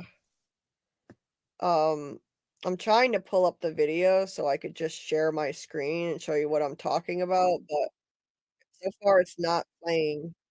I think my Chromebook can't handle this much, or it's too much for my Chromebook to handle. You Trying to reached run this. maximum density. Yeah, it's too much for my Chromebook to handle. I really wanted to show those images though, damn it. I tried multiple times, that's why I was so late. But there are multiple images of snow and trees and Mark standing at the tree, so take that for what it's worth. And yeah, the video, once I try to play the video, it's not working because it's too much for this to handle. So I'm just gonna move on. But yeah, I think that's because it's showing us flashes of his memory, and that's why they're doing that. So yeah, there probably was not a real accident with Gemma. It was just some other Jane Doe. And that night when Gemma left the house to go to that party, they just kidnapped her. So, but I loved how they did that regardless. The split second images on the screen of, there was that image of Mark. And I remember when I was watching it, I was like, that, even though it was a split second, I recognized it as the shot of Mark at the tree from season 1. I was like, damn, this show is good. That is amazing. And him sculpting the tree out of clay, and shots of snow on the ground and the trees around, like, so he thinks that the accident happened and he visited that area, but in reality, they must have just kidnapped her that night and she was never in an accident at all. There's also this split second shot. This is another subliminal that they put in there of just Gemma. So yeah, and then you turn the corner and Mark is. Interesting. Yeah. Like it looks like a Lumon hallway, but he's getting stuff out of a dresser. Yeah. That's also the wall. I kind of want one of those wall dressers. They look like they save a lot of space. They really do. Also, I like this image too because her face it looks like it's severed. And this is a subliminal that it popped up on the screen as you're coming around the corner. It looks like her face is severed. And so yeah, that looks like a real space saver. That's nice. And it looks like a Lumon hallway. Exactly. It's white, it's completely sterile looking, and he's wearing all blue already. So it stands out a lot. Wait, what happened? Okay, now I got to go back to my images tab. But anyway, So that's him picking out his clothes and going into give her one of her fertility shots. I think this the right tab, or is this no, it's this tab is the one I need. So I need better technology. I really need a decent laptop because this is extremely frustrating trying to make this work. Okay. Sorry guys. Be patient with my So someone asked the question, what type of party did Gemma go to and how did Lumon know that she was going that night? It could have also been that she was always going to go to Lumon, but she was waiting for a reason not to. And then, she said, "Do you want to go to the party tonight, Mark?" And he just said no. And it was just another one of those things. We saw them start to like grow apart, sort of thing, where it was just like he doesn't want to spend as much time with her. He's too busy with work. And she's just like, "All right, I've got to do this to save our marriage. I've got to do this," something like that. So she went that night thinking that it was not going to be as permanent as what it was. I think she went to a party. I think she went to a party with friends that played charades. Yeah. And there might have been a Lumon person there, be it that doctor guy or Natalie or. You think that's where the doctor? So at the party, that's where the doctor actually saw her, and this whole thing isn't actually anything to do with Mark or Lumon. It's just this guy was obsessed with this chick from the beginning, and he happened to have a high position in Lumon. Maybe. I mean, he was at the fertility clinic. He has all her information. She might have like super duper blood that he can't just get enough of. Super duper genes. Yeah. Because it's really being shown that he is very I don't know if other word to use, but toxic. Like he's very possessive as well. Obsessed. Yeah, definitely obsessed. And I can understand that if he maybe he first saw her or in a public setting at that, and he just this whole thing is literally just a kidnapping story. Or like he saw her at the clinic, and then he was like, "I'm gonna follow her, and then I'm gonna go to this party that she's at, and like look at her from afar. Then I'm gonna kidnap her." Oh yeah. It could have been he. It could have even been his party. Yeah, it could have been his party. It could have been just him at the house and no other people.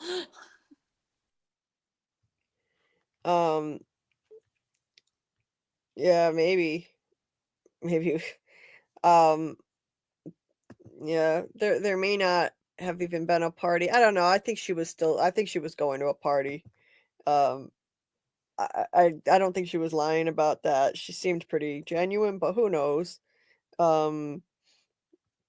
Hey, Real Therapy. This is our friend Grow and Thrive, who started her own channel called Real Therapy. So make sure you check out her channel. She's creating her own Severance content, which is awesome. I love to see it. So she's doing a great job. So give her channel a view and subscribe. She's an awesome member of the community, and she has great insights. Really fascinating psychological insights into the show, and this is just a quintessential psychological show. So definitely check that out, guys. And she said, what type of party did Gemma go to? How did Lumon know she was going somewhere that night? I think honestly, I think the whole town of Kier, they have it under surveillance. The way that they approach people, they always seem to pop up right when they need, when it's like an opportune time to recruit people to work there. And how do they know? Like in the Lexington letter, they approached Peg right after she had this school bus accident and said, "I hate her job." And immediately something comes on. She hears an ad for Lumon. It's like everything in the town is rigged. And Lumon. The whole thing with Fields as well. With that as well. Yeah. They were talking about how they didn't think Bert would get to heaven, and then it just so happened that day there was this sermon at their church about how the innies have souls that can be judged separately from their outie. It was about severance. So it seems like the place is under, I mean, the whole town seems like it's under surveillance, and they can manipulate people as a result. So I don't think it would be that difficult to track these people. They've been going to this fertility clinic. They probably were eyed as targets from that point, and so monitoring what they were doing. Yeah. Yeah, so creepy. So creepy. Matt says, I like the idea of Maura being obsessed, plus he's working on the testing floor. That's an elegant solution to why she was targeted. Yeah, that could be, you know. That's why he selected her, targeted her. Makes sense. He's Bert's Lumon partner. Yeah, maybe Maurer is Bert's Lumon partner. Ew. That was alluded to. Ew. What do you mean, ew? That's like a match made in hell. Bert and the doctor here. Yeah. Oh, not romantically. No, I mean just even business associates. I mean, they're both like kind of just really creepy looking. They could just look at each other and like share sinister looks back and forth. Yeah, seriously, they're creepy as Do you hell. think he's an Egan of some sort? Do you think what? Do you think the doctor is an Egan of some sort? Could be. I don't think so. I don't think everybody in the town's an Egan. No, but I'm talking about people that have. He's definitely in the inner circle. Yeah, I think he's probably. But Natalie's like in the inner circle. I don't think she's an Egan. I think he's just a cult member. But they call each other brother and sister, which is really weird as well. I think that might be a cult thing, because a lot of cults like calling each other sister and brother and the like. And Drummond refers to James Egan as father. You know, so yeah, it's probably just a culty or thing. Kier. Didn't they say Kier was like grandfather or something like that? Something like that. Yeah. You're welcome. You're welcome, Real Therapy. Happy to help. I'll see if I can get a link. Actually, Real Therapy, I'm gonna give you a wrench so you can drop the link to your channel. Hold on. If I can locate you in the chat again. My screen is a little bit slow. Hold on. God, I hate this thing. I need a better device. I hate doing this. I don't normally do this, but I am not monetized at the moment, and Dieter did drop the link in the chat. He set me up. So I currently only have Venmo and Cashapp, and I know those are not available internationally. So Dieter set me up a PayPal. He set that up for me, and he put that in the chat. So any and all donations are helpful, because I'm really struggling to get things done that I need to do on this horrible technology that I have. This Chromebook is slow as hell. My laptop barely works. So yeah, I'll just point that out, and my information is in the ticker going across the bottom of the of the screen. But Dieter also dropped PayPal. Dieter also dropped her link, so you don't have to. He dropped her link. Oh, good. Yeah, so you don't have to worry about it. This entire time I've been talking, I've still been waiting for the YouTube tab to load so that I could drop Real Cinema's link, or Real Therapy's link rather. So that's how slow this damn thing is. Anyway, so getting back to the scene, so Mark, they did us a little fake out here, because they make it look like it's Lumon. It's those bright white distinctive hallways, and he's changing his shirt, and then he opens the door, and it's just their place. Gemma's in there getting ready to do a hormone injection for her fertility treatment, and she's really vulnerable here, and he's kind of more detached. We know this is how he copes with things. He detaches. We've seen it. He blocks out his feelings. So I'm not surprised that he's acting this way. It doesn't mean he doesn't care. It's just it's just the way that he copes. It's a coping mechanism. He shuts down his feelings. So, he's like kind of being joking about it, locked and loaded, and she says third time's the charm. So now we know they've been trying this. This is their third attempt at IVF. Mm-hmm. And she says, "I'll write you a thank you note." Yep. And he says, "You hate writing thank you notes."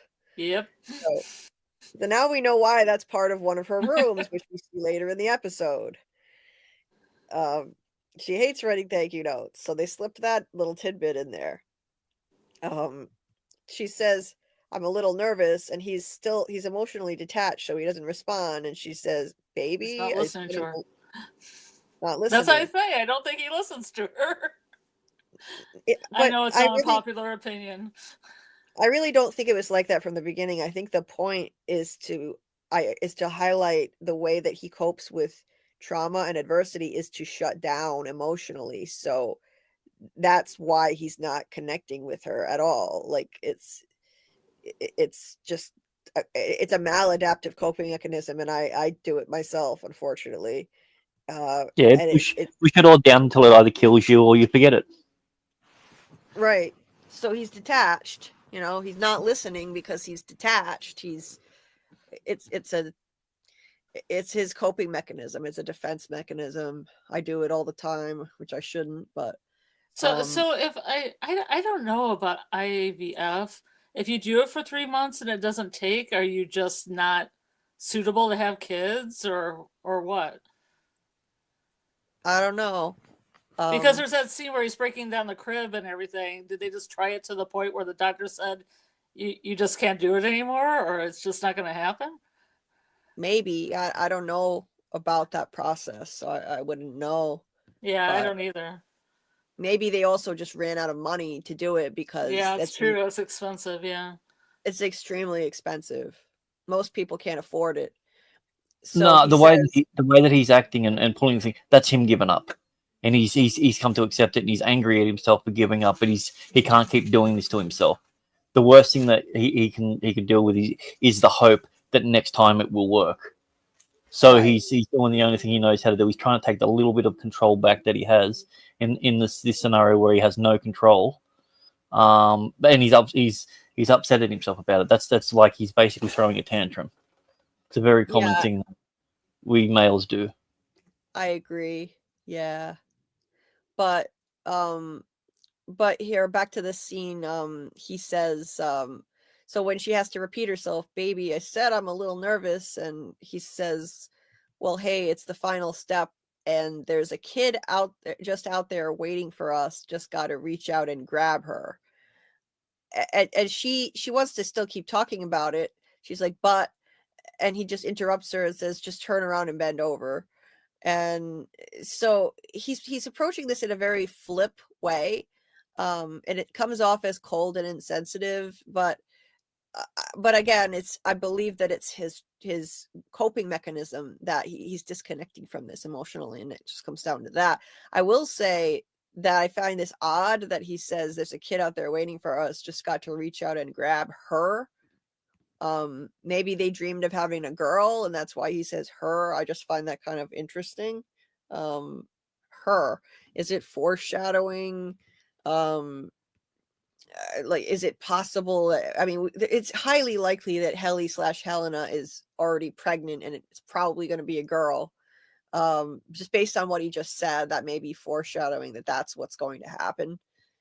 I know that there's a theory that Ms. Wong is Mark and Gemma's daughter, but I don't really see the likelihood of that because of the way she's kidnapped, and I don't know when she would have been able to actually birth a child, like, in this whole situation. So I don't know. I don't know about that one. Who knows? It could be a twist. I personally don't think so, but I do think it's interesting that he says just got to reach out and grab her. At the very least, it could be foreshadowing that Helly is going to be pregnant with a girl. Well, if it was Gemma's, it wouldn't be the first time they used Severance during a pregnancy in this show. I mean, yeah, there could be, I mean, I'm sure there's loads of stuff that goes on down there that we haven't seen. So it's possible. It's definitely a theory that's on the table that she could have gotten pregnant and had a child down there. We just haven't seen that. And she wouldn't even know it. It could be another severed version of herself. So he sticks her with a needle, and it does this cool transition, which is a mirror shot, mirrored images, her face in that scene, and then her face in the testing floor. That theme of mirrors again. She's sitting there, and the doctor is pressing buttons. And you can see, like, while that's happening, the one eye of that dude that's watching, like, surveilling the situation from his computer. That's the guy who's been watching Mark do his work too. So then there's the doctor, and so he asks how she's feeling, and she says, "My mouth hurts." He wants to know which room caused her mouth to hurt. She says the first one, so Wellington. Asks how many rooms she visited. She says 6. The Billings room, the Lucknow room, St. Pierre, Cairns, Zurich, and she says the Wellington room. And it seems like he's testing her memory as he's saying that. He wants her to remember that it was the Wellington room. Like, he makes sure she remembers it after he had said it. Like, he stops, and then she says the Wellington room. He says, "Yeah, the Wellington room, excellent. And what happened in the room? You remember nothing?" Meanwhile, that dude who watches Mark doing his work, he's watching her, and this is just like the still that we saw flash on the screen in the premiere. Which was just meant for us to see as the audience. It's her face with her vital signs, and the 5 bins at the bottom with the 4 tempers and different numbers attached and all that stuff. So, so he's watching that whole scenario, and he's looking at some kind of x-ray, a live x-ray of her face, or of her head, with the chip in it there as she's talking. And so he says, "How did you feel?" Okay, oh wait, no, he says, "You remember nothing," and she says, "Nothing," with a closed mouth smile. I mean, does she remember nothing? I don't know. Is she telling the truth? Does she actually remember nothing? I'm guessing she doesn't remember anything. I'm pretty sure, but who knows? That he asks, how did you feel leaving the room? Did you exit any of the rooms feeling despair, fervor, gaiety? I don't know why she would feel gaiety. But he's asking that, and she doesn't answer the question, and instead she says, "There's only one room I haven't been to yet, and today it had a name on it," which he says, Cold Harbor. She says, "What happens once I've been in all the rooms?" And he says, "You will see the world again, and the world will see you." She says, "So I'll see Mark?" And, she looks happy about that. She has a little smile. She's still her. She hasn't really changed. She still hasn't really been that altered. I mean, she's going through so much trauma being trapped down there. Even when she's in her outie self, it's traumatic being down there. So that changes a person, but she's still the same persona with the same set of memories, and she wants to see Mark again. He kind of gives a non-answer. He says, "Mark will benefit from the world you're siring. Kier will take away all his pain just as he's taken away yours." So short answer, no. Short answer, no. She's not going to see Mark. No. Outie Gemma is, at the very least, Outie Gemma will be dead and will not see Mark. Best case, you will see the world. So best case scenario, she will get out as Outie Gemma. I mean, as forever, and all, a forever altered version of Gemma, not outie Gemma. She won't have any of Gemma's memories. I think that's the best case scenario, and the worst case is that she'll be literally dead. And once again, a cure for the world, a cure for mankind. That's their motto. They're trying to take away humanity's pain, but I mean, doing it in a really twisted way, clearly. And the way he says cure will take away all his pain, just as he's taken away yours. That's alluding to the fact that they're desensitizing her. She's probably feeling less and less pain as she's experiencing these rooms, less and less discomfort and pain in the aftermath, because they're desensitizing her by exposing her over and over again to these things that are uncomfortable or traumatic for her. And so that's what it means when he's saying taking away her pain. And this is what'll happen for Mark and the rest of the world. This is the world that she's siring. That's how I took it. That the whole world eventually that's their goal. They'll have chips just like her, and she's kind of siring this whole world, and that she's the prototype for it. And along the way, she gives birth to about 12 Kier babies, and also sires it that way. Double siren. Yeah. She's also pregnant too. I don't know, but I think it's probably not literal, and it's a situation where she's the prototype for this. They saved Kier's DNA all these years just to put it inside of her and to make a Kier baby. Yeah, I don't think so. Using old-fashioned freezing techniques. Oh yeah. No, I think it's been on ice blocks for 100 years.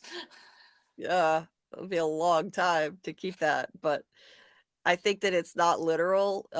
She's going to be siring this new world, in that she's the prototype for the new version of human that they're trying to build, and they're all going to be just like her. That's the ultimate end game. They're all going to have a chip like hers and be desensitized to all things that cause them discomfort and pain. And maybe like, if they have to experience these sorts of things, then they'll have severed versions of themselves that have to deal with it, and they don't. So why aren't these higher up Lumon people signing up for this? Yeah, why isn't the doctor? Why isn't the good doctor doing it? Why isn't the nurse doing it? Well, they don't want to be they don't want to be the guinea pig. They don't want to be the guinea pig or the prototype, have to suffer. No, they just want to reap the benefits of it later. Why would they want to be the guinea pig and have to go through this? I don't even think they'd ever do it. That's what my point was. Yeah, I don't know. Like the higher ups, I don't know if they would. I mean, I think these people in the cult would do it, but the people on the highest level would not. They would. The people in control, the board, the mysterious board, the Egans, I don't think they'll be doing it. This will be a way that they can control the world domination. And all these cult members like Milchick and Natalie and probably this doctor, I think, unless he's one of the higher ups, but I doubt it. He's probably a cult member. The cult members will all do it, but the board, they'll have all the concentration. The concentration of power will all be in their hands. The Egans. Maybe the board doesn't even exist at all, and that was just one Egan talking on the. Because that would always be my question if somebody said to me, "You'll become this prototype," you're usher of a new age. You'll be so important. This is so important. I'd be like, so why aren't you doing it if it's so important? You do it then. Yeah. Just like, no, I'm good. Do it. Yeah, exactly. Seriously, right? Yeah, you do it then.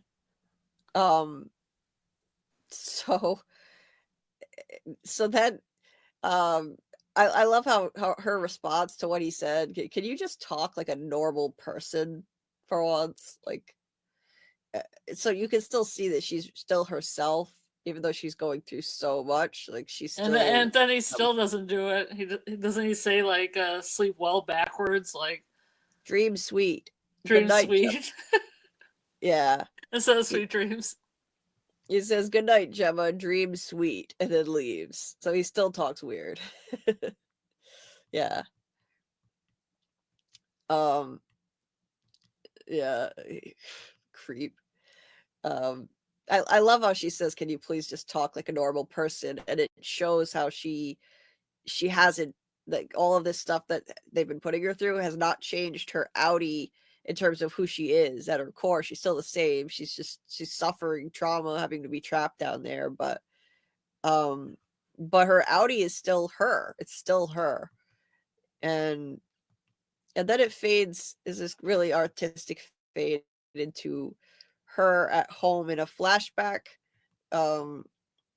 further through the apparently at this point, this is when they've given up on trying to have a child. She's off upset by herself somewhere while he's well,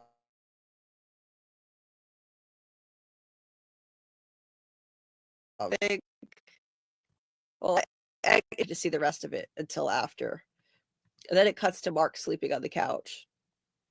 So that part, that brief little area there, that was probably him remembering that in a dream, I'm thinking. I don't know, but or it could have been her. It gets so complicated to tease out whose memories are whose. It was probably hers. But we cut to him sleeping on the couch, and Devon asks, is he okay? And Reghabi says he's stable. It was an isolated event. He's journeying now. So that's part of the integration. We're now seeing the reintegration process in action in a way that we hadn't before. So I guess this is apparently part of it. He's journeying. So like he's traveling through his, the two different versions of himself. Like this is just par for the course. Devon asks when he'll wake up, and she says when he's ready to. So I guess like we didn't really see much of any Mark stuff though. That's why it makes me like that. That's why when I said that he was journeying between the two, I'm like, but we didn't even really see that though. We only saw one memory, yeah, of him and Miss Casey. That one scene, yeah. But she says, "You really think this is going to work?" And Reghabi says, "There's no other choice." Now this part, I don't understand Devon's logic on this. I'm very confused on this part right here. Mm-hmm. She says there's an innie cabin. It's technically a cottage where severed people become their innies. And there was this woman, Reghabi cuts her off and says, Demona birthing retreat. Mm-hmm. Devon says, so maybe if we go to the cabin, we can talk to his innie, and then we can... what is she talking about? If we go to the cabin, we can talk to his innie. I don't. Do either of you understand that? Because I don't understand. Is that what the little quote was? So I think she thinks that when they walk through the walls, the door, or whatever it is, like the severed floor, they get desevered. So she thinks that if they take him there, then I see. He still won't be in a coma. It might have the same device as Lumon. And he might go through whatever passageway. Yeah, I get what you're saying. And become an innie. Yeah, that makes sense. Devon's got a point. Okay. Because that of it that way. Right. Okay. He has a point about this, but the next step, I don't understand at all what she's thinking. Yeah. So Reghabi says there are two completely different things. This is how you get Gemma out. And Devon says, really, because this looks like how you kill my brother. And then Devon says, I could call her Harmony Cobell. And she whips out, here's some modern tech, by the way. They do have smartphones mixed in with all their old tech. They have old cars. Yeah, I mean, she had that phone where they're all eating, like earlier. Right. Like Mark's, Yeah, when she was showing a picture of her rock climbing. Yeah. So yeah, they do have modern tech mixed in with the old tech, which is weird, but so she wants to call Cobell, and Reghabi I want to call the woman who pretended to be my thing, handled my baby, and then kidnapped him. Yeah. That's the person that I can trust. That makes zero sense. Yeah. I don't And she doesn't even understand. know that she's not with Lumon anymore either. Like, it's... Well, she does know that part. How does Because she know that she's not with... Reghabi says, "Why would you do that?" She runs the severed floor, and Devon says, "Not anymore, she doesn't." So somehow she found that out. Oh, yeah, yes. Yeah. Somehow. She says she might know how to get in the cabin, and she might know how to get to Gemma. That makes no sense for her to trust her after, of all people, like, she was so violated by this woman pretending to be a lactation consultant. And why would she do this? I mean, Devon is usually so level-headed. It doesn't make any sense. She wants for Tisha Arquette to come back as much as we all do. I guess so. He wants to call her, and so she could be in the next episode, because we all miss her. So like Reghabi says, she's Lumon through and through. She was raised by them. She's a soldier. So this is what we all figured. This is just confirmation. We already figured this based on Harmony's shrine in season 1. There's a picture of her. It looks like a little girl in pigtails. It looks like her at the Myrtle Egan School for Girls. So, like I figured, yeah, she's been raised in the cult of Kier. She was raised by them, which makes her a soldier, as Reghabi says. So, okay, there's confirmation for something that most of us fans already figured, I'm sure. And Devon says, it's a risk. I get that. Like, a risk? It's a lot more than just, a little risk. Reghabi says she will turn you over to them, both of us. Everything I've done, the fight, gone. We will resume the treatment as soon as he wakes up. And Devon says, I have custody of his brain now. You don't. I'm calling you. I don't blame Reghabi for leaving. I predicted that Reghabi was going to leave in my Mark theory video last week. I predicted that Reghabi was going to take off and abandon Mark, but I thought it was going to be because Devon would insist on calling 911. Yeah, the circumstances, like she was going to try to get him to the hospital. Right, because Lumon has people on the payroll everywhere. So I figured Devon is going to insist on calling 911, and then they'd get their hands on Mark. And like Gretchen would be like the EMT, and it would be like, Right. So that's what I thought was going to happen. And I thought that Reghabi would protect her research at all costs and take off as soon as they call 911. But so I had part of it right, but instead she's taking off because Devon is doing this idiotic thing and wanting to call Cobell. I'm not surprised that Reghabi would take off, because while she has deep empathy for Mark, that's visible when she talks to him about Gemma and her eyes well up with tears, at the end of the day, I predicted that she would try to protect her research over anything else. She's worked way too hard to try to fight Lumon, to let it all get shot to hell by this idiotic. And she killed that guy. She even killed a guy. I mean, she's all in on this. There's nothing more to that story, huh? The storyline. That guy never comes up. Yeah, the Grainer who she killed. Yeah, the guy was gonna have like Mark's DNA all over him. Yeah, I think that would have been in wouldn't that have been in Cobell's what do you call it, report card that she got? Her whole book. Yeah.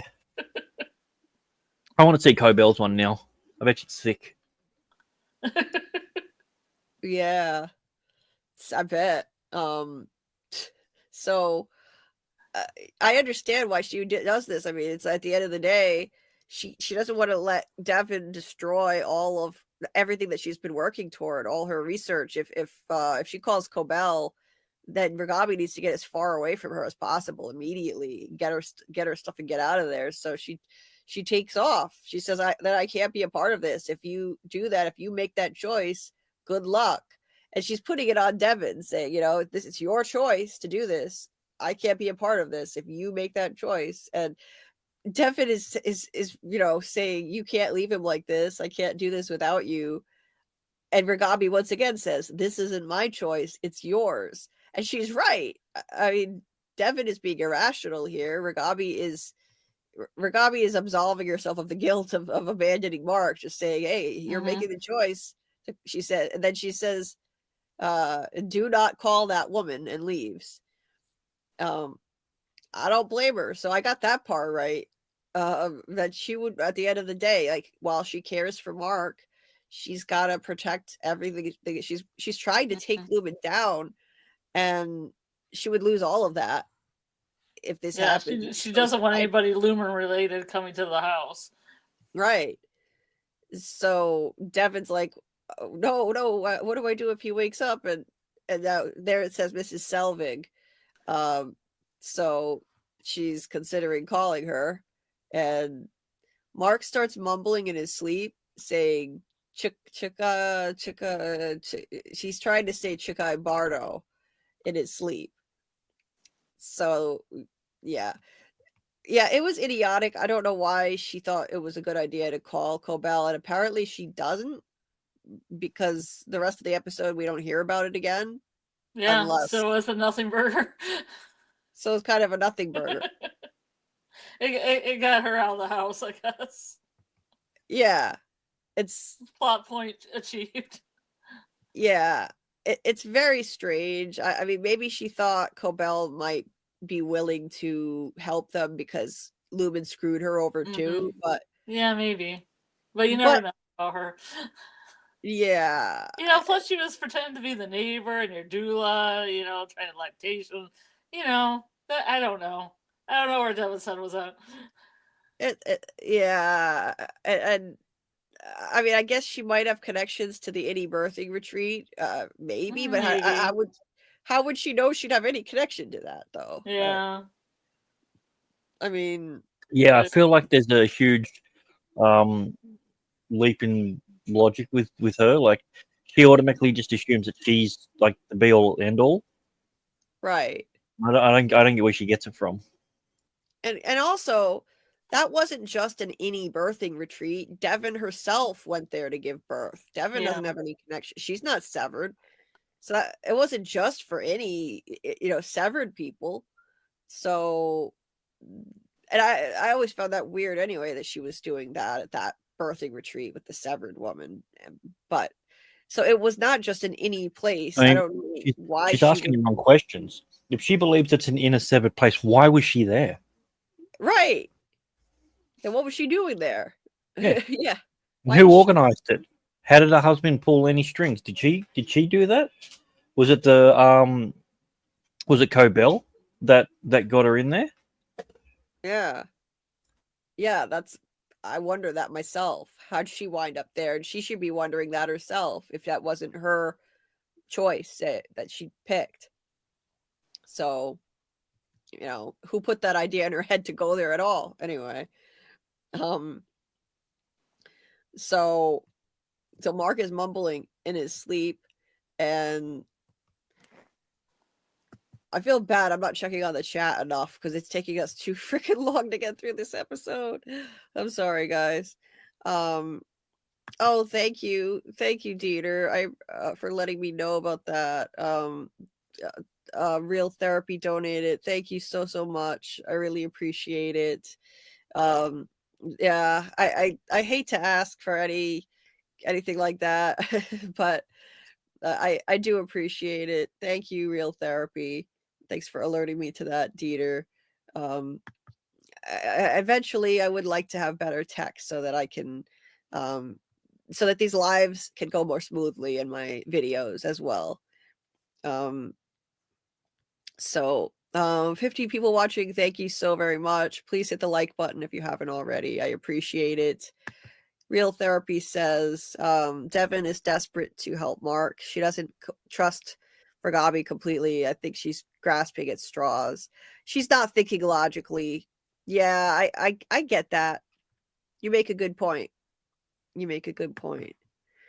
Self-preservation on Reghabi's part. Yes, with Alice. Maybe she does. Maybe she just thinks Reghabi is a little brusque, but then there's Cobell. I don't understand. I mean, she doesn't trust her, but she shouldn't trust Harmony either. Yeah. Why do you trust the person actually working on your brother? I mean, he's not totally done yet. He's not finished. No, he's not. He's not done yet. So, but she's not thinking rationally. She's really panicking in this episode. So that makes sense more. That just because she's not being rational. Hey, Miss J's reviews. Mr. Grant Gregory's better half. Seth might have mentioned it when he came over. Could be. Dieter, you can say how much when people donate super chats, it always says the amount. So this is really no different than a super chat. So yes, Dieter, you're allowed. In fact, I would encourage it because it's the same with super chats. It always says the amount. So yes, you can. Anyway, so let's see. So then we transition into one of his memories, and we know it's one of his memories because he's mumbling this in his sleep. Chikhai Bardo, and these are these enigmatic cards that O&D was producing in season 1. Finally, we get some context as to what the hell these are about, because that was always bugging me. What was the point? It looks like they're trying to teach them self-defense maneuvers or something. Why was this so damn important that Milchick woke Dylan up at home just to get one back that Dylan stole? And it was the Chikhai Bardo one that Dylan stole, by the way. So this one. That's the one Dylan stole. I'm pretty sure of that. Yeah. And I'm pretty sure that sheet she's filling out says there's some kind of cash prize for drawing one of these. Oh, really? I saw it on my TV with really good quality, and it was like something like cash. Like it is like the thing where you draw the duck or the rabbit, and you'll get like a prize maybe. Oh, I don't know why they're drawing these cards though. Yeah, that's weird. He's got the same hair, I guess. Sort of, yeah. So Mark says Chikhai Bardo. It looks like two guys fighting. Gemma says no, it's the same guy fighting himself, defeating his own psyche, ego death. So this is really important to understanding this whole episode and what Lumon is trying to achieve with these people, with Gemma, and then ultimately the entire world. The concept of it, it's really important. So it's again all about ego death. Like that means like the loss of identity. That's like the loss of it's in Buddhism, that's the stage where Chikhai Bardo is like the fourth Bardo, and it's the intermediate stage, the first stage of death. And so ego death, it's, let me see, so Gemma explains like it represents one's internal battle with one's demons. And so eventually like the goal is to like completely let go of all of that, like everything about your identity, the death of the ego, and the transition into like a higher level of existence, rebirth into like a higher form of existence, and like the death of your former self. So that's what they're trying to do. Like most beautiful and modern things in philosophy, it gets twisted and turned into something that they can control with. Yes. Yeah. Exactly. It's not about bettering itself, it's about lowering yourself to the point that we can control you. Yes. Exactly. They're twisting it and they're weaponizing it.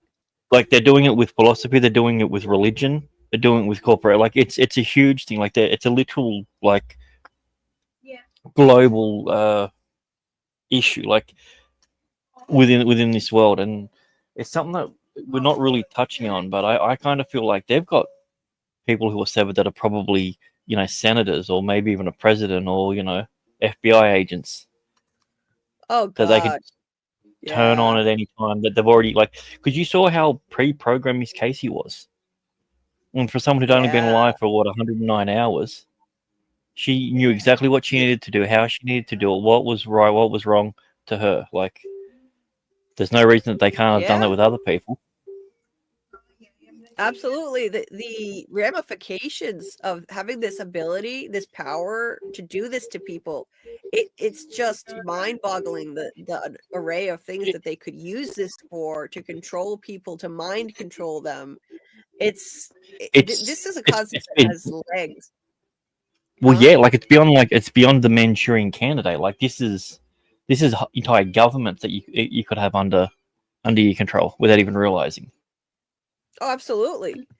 That's why I really think this show needs to be at least 4 seasons. We need more than 3 because there's so much they could do with this, and I I could think we see it need going into a spin-offs. spin-off. Like, they could Yeah, I think easily spin-offs, like, yeah, Yeah, 100%. we had the same thought. Yeah. Mhm. They could easily turn this, because this is a concept that has legs. This could have global ramifications. Imagine all the different applications they could use this for to control people, We governments. know they've got global offices, so I mean, who's to say that they don't already have someone in the president of Italy or something? Yeah, they could already be doing this kind of stuff. Like, they claim that like Mark here says, they want to cure mankind of all suffering, but I don't think their motive is It's a good way altruistic. about going about it. You get all the leaders, and they don't want to fight wars. Yeah, yeah, but it's not altruistic at all. I don't think they're using this No, to. no, no. I don't. I'm not saying. I'm saying to them that's how they're justifying what they're doing. They look at what Exactly. they're doing to people as a sacrifice, even though they're not sacrificing anything themselves. They don't even know what the term sacrifice means. Right. Right. So a cure for mankind, it's their propaganda once again. This is going to be the way that they sell this to the world. Like, they you know market it to the world as, we can cure all your suffering. You won't have to deal with any of these painful things in your life anymore. We can fix all of that. And I don't think it's going to be just a matter of everyone necessarily needing to be severed, and then they experience the unpleasant things in their lives in a severed state. I think eventually the ultimate goal would be what they're trying to do to Gemma, where ultimately I think all of her severed, all of the different splintered versions of herself, all these severed personas, eventually it would just merge into one new individual. She will be reborn as a, a whole person who now has flattened emotions and is desensitized to everything. I think that could be the ultimate goal. I just don't understand that as an ultimate goal. Okay, so everyone is no longer feeling anger, upset, or anything like that. How does that work, though? What does that mean? People don't feel motivated? Because that would be they're creating drones. It's like brainwashing, They're making Hmm. drones like into army just to do their bidding and not question anything. But what would their Have bidding be? feelings. I'm still trying. That's what I mean. I'm trying to They'll figure out make what good their bidding. soldiers. You can just send soldiers out and they don't have any suffering. But they don't. Well, that's the thing. If they just control the leaders, they don't need the soldiers. If they've got that ability, then soldiers would be pointless. Yeah, So that's it's true. it's all different levels of world domination. I'm worried that there's going to be this weird twist that it actually turns out that they are being altruistic. They're trying to take away the ability for humankind to feel pain because there's a giant cataclysmic event coming or something that they know about, and they're trying to do something to make enough people survive. It'd be a weird ending, and I wouldn't put it past them. I'm just hoping it's not something like that or aliens, Yeah. But I mean, like, I'm old enough to remember when the government sold us lies on the war on terror. To do stuff. So the fact that if they were to get a lot of people in governments, I don't think they need to sever everyone. But they want to. They don't need to, but they want to. I know they want to, but I'm saying wants versus the needs, and that's the thing. I think they want to, which is not a very good thing. That's probably one of the tempers, envy. I can't even remember them, but like where it would fall into. Yeah. Sorry, it was a bit of a tangent, but yeah, it just popped into my head. like Steve says they want a drone workforce more than soldiers. Yeah, I think it's more like that probably. They don't want But people to do to what? Like complain. that's the thing. Like if they were drone workforces to work at stuff like Amazon, who is going to be the people buying the products? Because they'll be taking away the idea of impulse buying, spending more than you have. Like what's the point of a drone workforce? What's the ultimate end goal? It's not. That's what I'm saying. I've been racking my brain about this for like two years, and now that I've got more information in this one, I feel like I'm even more lost. I would have to disagree with this, Matt. I don't. So Matt said not brainwashing just people who never suffer. It's not really about control in that sense. As far as I can tell, they really see themselves as altruistic. It's like techno Prozac. But look at any cult, Matt. Look at any cult, and it is about control. They always say they have some kind of altruistic motive, but it's the people at the top who retain control, and they have the ability to shape and mold and brainwash people for their own ends. It's never altruistic. I see this as a cult. I don't think that Waco, Jonestown, like there's been so many of them. Like I mean it's I mean we could be wrong, and maybe this is not, maybe this is like the one cult in history that actually has altruistic motives, but I don't think so. I don't think so. I mean, yeah, it's a great concept in theory if they think that they're actually helping to rid mankind of suffering, as they say, a cure for mankind. But I don't think they really see themselves that way at all. I think they want to use this and weaponize it to, create children of Kier, a whole world full of children of Kier. It's like I've been saying for weeks in my videos, I think it's a more technologically advanced form of brainwashing, the kind they've been doing for clearly a long time. Harmony grew up in the cult. It's probably been going on for many years, brainwashing people the old-fashioned way from the time that they're young, and now they're using technology to do it. That's the way that I see it, but we'll have to wait and see. Well, they have certain settings. They could have a, buy at Amazon setting if they need the economy to be better. Right. Yeah, I mean, I get what you're saying, but like, yeah, I'm just struggling. Maybe I don't have the ability to think world conquering and know what to do when you have conquered said world, But I'm trying to find if there is something about it, or if it's something as simple as they just want to be the richest one ever. They want to feel like they're gods, Yeah, they want everything to be Kier. All will be Kier. Well, I've got this sneaking suspicion that all the teachings of Kier and everything are completely different to what Kier would want. Like what they are considering the kids to. Like, I'm not saying if they had the ability to bring him back, but if they did, I could almost guarantee that he'd be like, "What the hell is this? This isn't my work. This waffle party? What is this is terrible." And then they'd be so entrenched.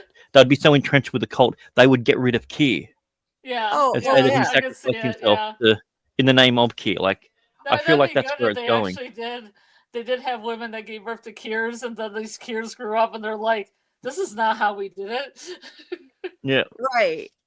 We were altruistic, Or they all give birth to Smileys. Oops, sorry, wrong series. Oh yeah. Well, I think I've been saying this for a while now. I think that this is exactly what's going on, Grant, that Lumon has bastardized the original teachings of Kier, and I think we got a very, very clear clue to that when we saw the waffle party scene, because the waffle parties, the waffle partiers were dressed in masks to look like the Four Tempers, and they even got into the exact same pose the Four Tempers were in that painting on the wall. And except they're wearing lingerie. I was going to say it was a much more eye pleasing version of the painting.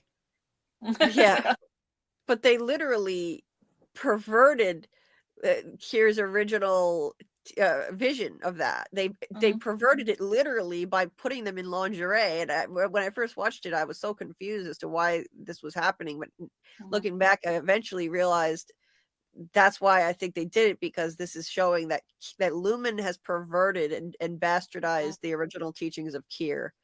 It looked biblical in that oil painting. It looked, you know, very formal. Everyone was clothed, and now all of a sudden now they're wearing lingerie. And then you get the choice of wearing the Kier mask and actually just being sexy and kinky with the cat o' nine tails, as opposed to being punishing with it. Yeah.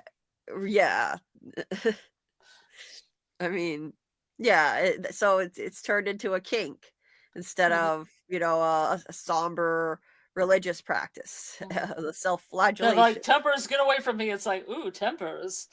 Stop it, tempers. Oh. Tempers or temptations? Tempers. Tempting. Yeah. Tempting. Yeah.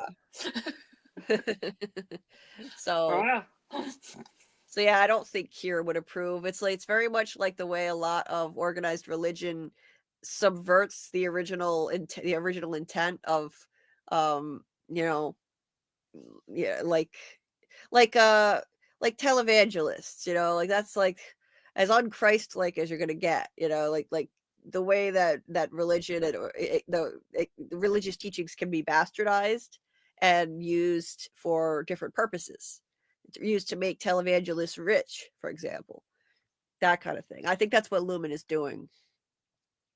And I mean, I have no doubt, Matt, that no villain thinks that they're a villain.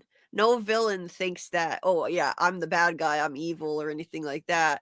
So, but I think that I think they genuinely might believe that if they have utter control over the whole world, that it will be a better world. So they probably believe that, but at their core, they want to control everything. I think that it always comes down to control, and it does with any cult. Yeah, religious fanatics who want to change their world so that it reflects their religion. That's Kier, Lumon, and Severance. But ultimately, it's about controlling people. I mean, look at the leaders of the extremist Mormon sects. You know, like that guy that went to prison. I forget his name now. The leader of the Mormon church who went to prison.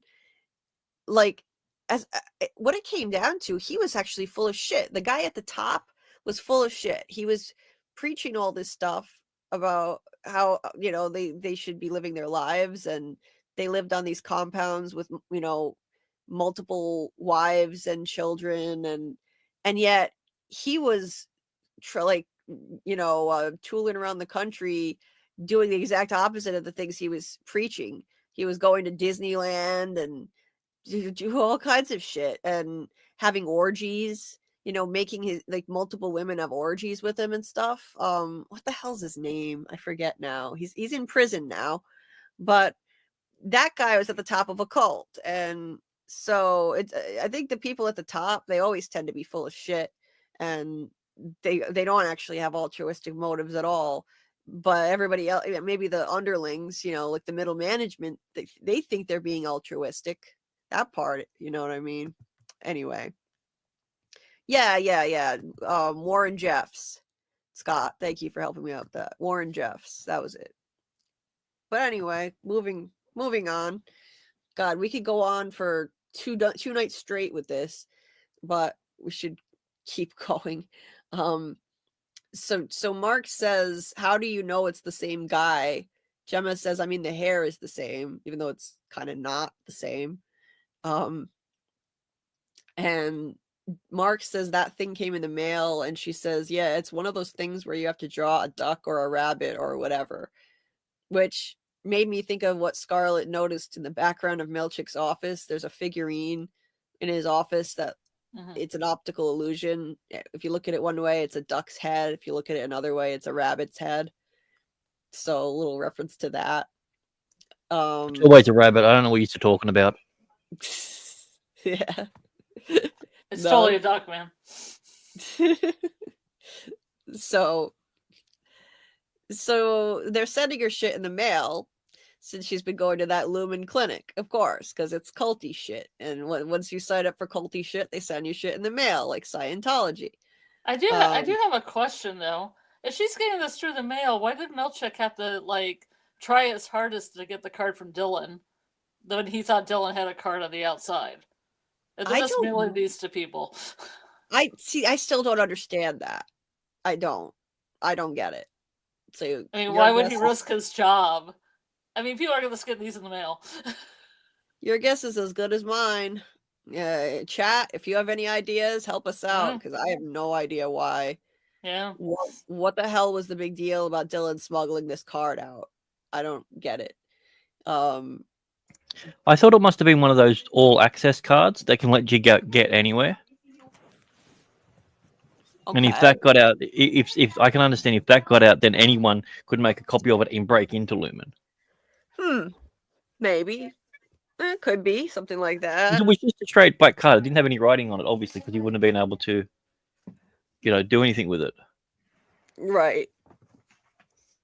Yeah. So, yeah, maybe it's something like that. I don't know, but yeah, that never made any sense to me, and it still doesn't make any sense to me. Matt Gilbert has an idea.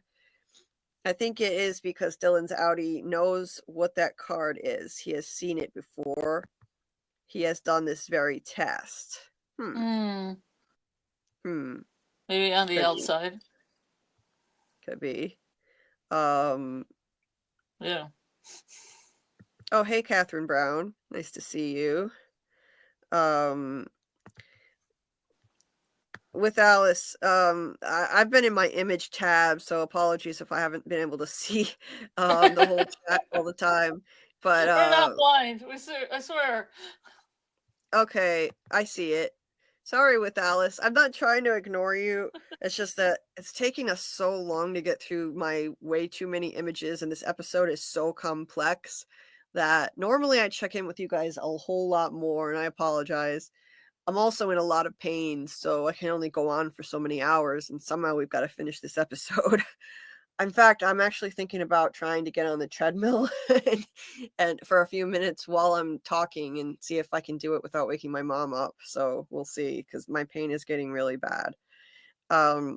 With Alice says, drug hidden on those cards is a good reason for management to miss the card Dylan hid. Drug? Like, what do you mean, a drug hidden on the cards? Maybe explain a little more? Curious to know what you think. Scratch and sniff drug card. Yeah. Sniff some cocaine about that. Cocaine residue? Touching it gives you euphoria. I don't know. See, yeah, I don't know. Licking it. It's like a toad. You lick it and you get a high. I don't know. I'm sorry, Alice. Can you elaborate, please? Yes, please drugs, elaborate. Though, Alice? What kind of drugs? Explain it to me. See you later, Matt. Hopefully you can make it back. Sorry, we're taking forever. That's my fault with my million pictures. But this 9 more hours. 9 more hours. Oh man. Go back further. It's explained. Okay. I don't see more. I just see that what I highlighted. Wait, okay. Didn't they hide drugs on paper cards in the 70s? Oh, did they? Okay.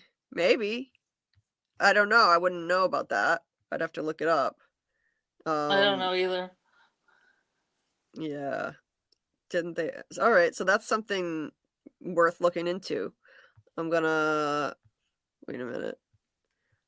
I'm gonna star that comment so that I can look into it later so I don't forget, because I'm curious now. Anthrax on it or something? I mean, I know anthrax can do that, but that's about the only thing. Wait, LSD cards, David? Okay, no, they'll make an acid tabs from the paper. So you just put the bit of paper on your tongue. Acid tabs. Oh. But I don't think Gemma's going to put that in her mouth. Maybe a severed version might. I don't know if she's going to be like, it means ego. Delicious card. Hold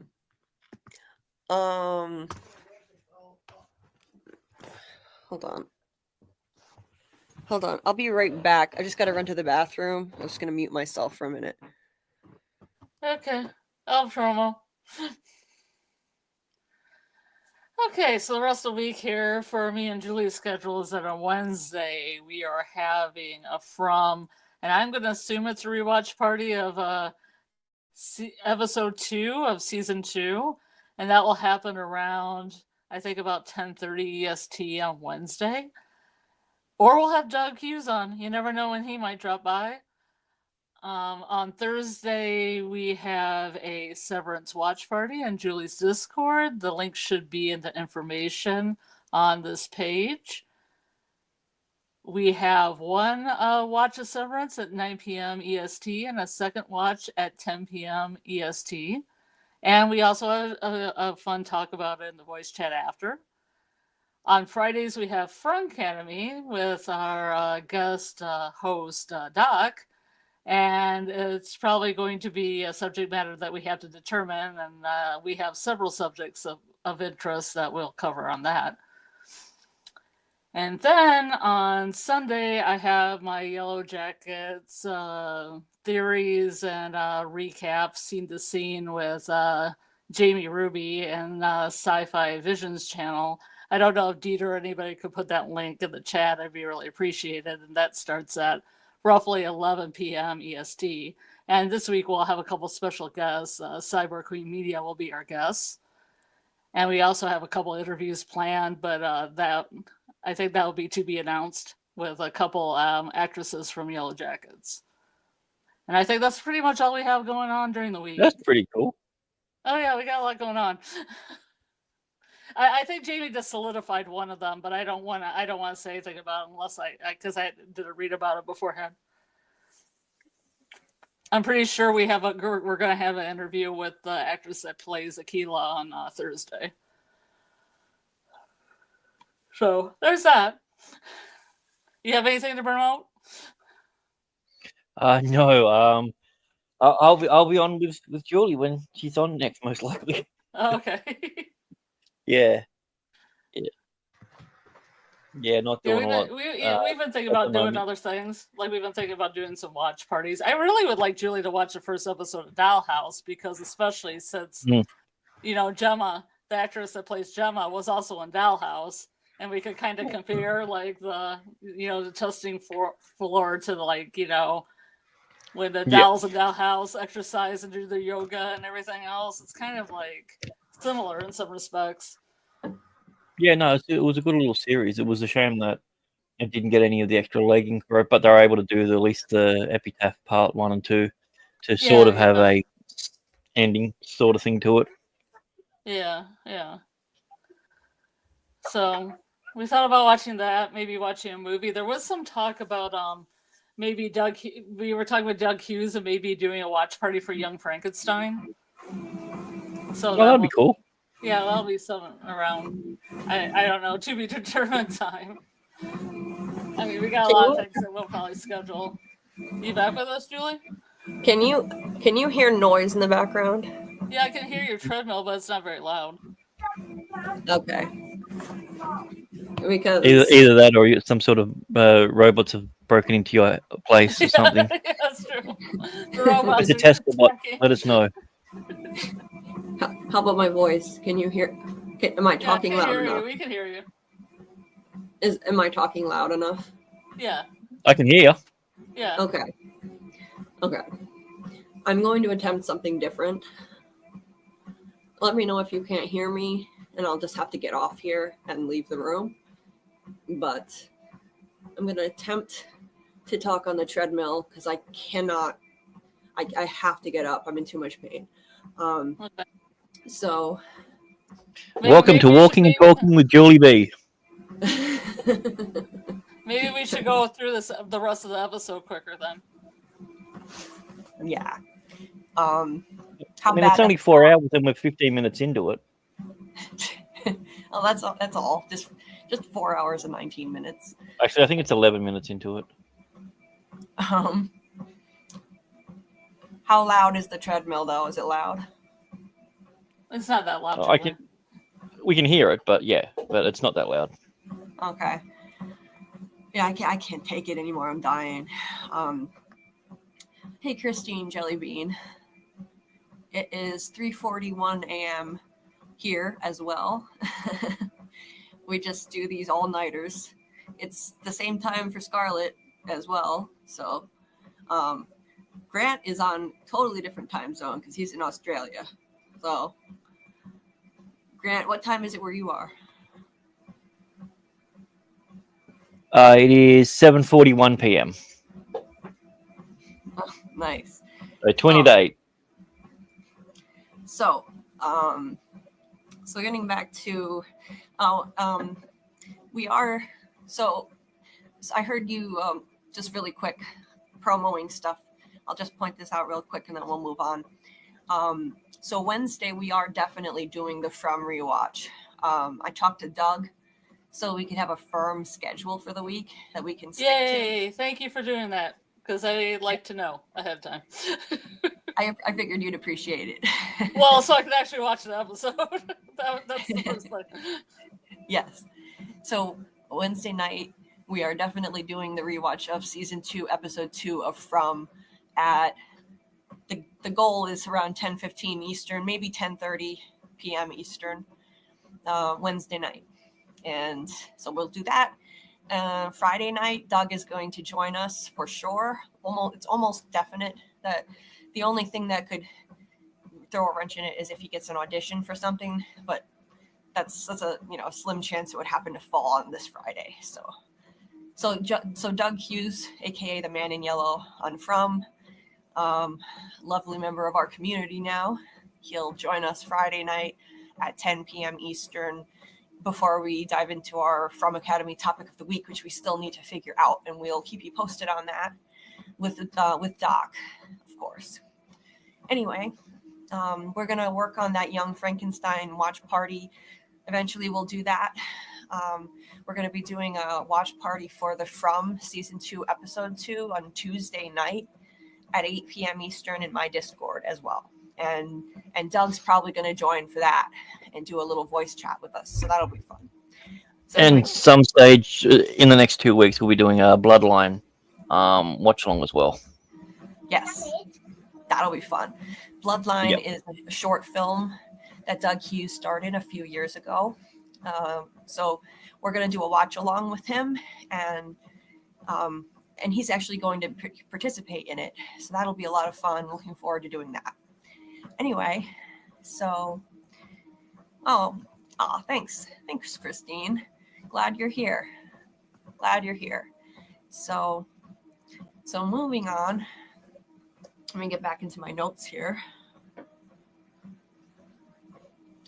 So she's looking at so Mark is totally being a dismissive asshole.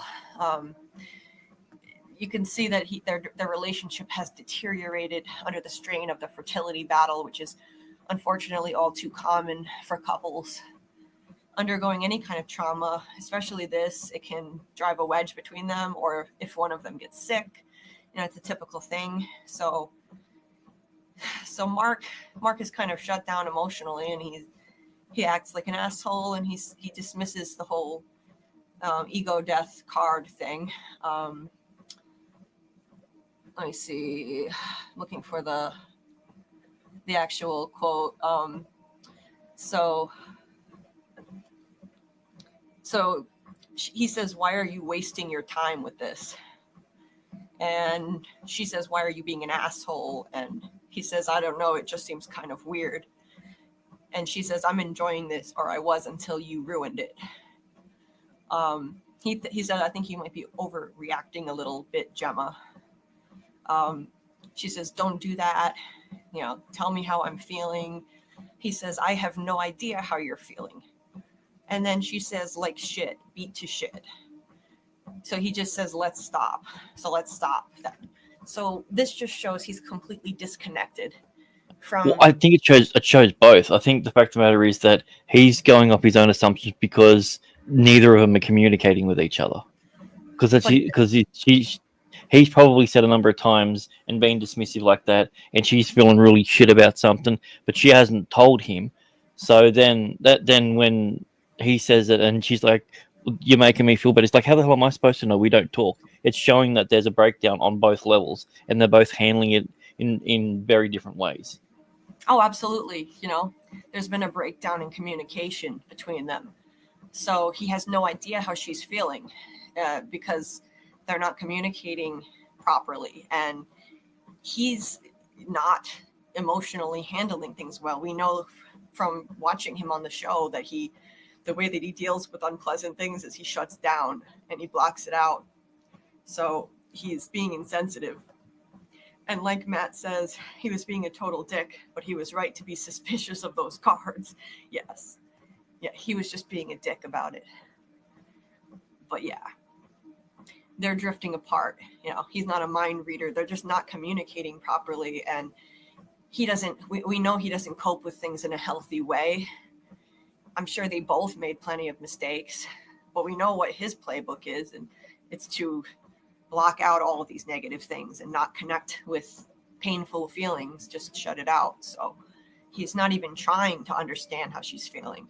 Like, okay, so I don't know how you feel. So, okay, try to help me understand. But he's not even trying.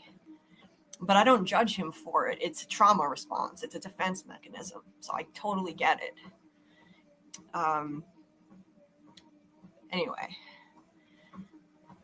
So he just gives up after that whole exchange. Like neither of them make much of an effort, to be honest.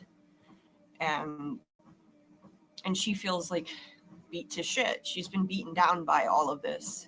And so we see, and notice how the scenes here are much less colorful.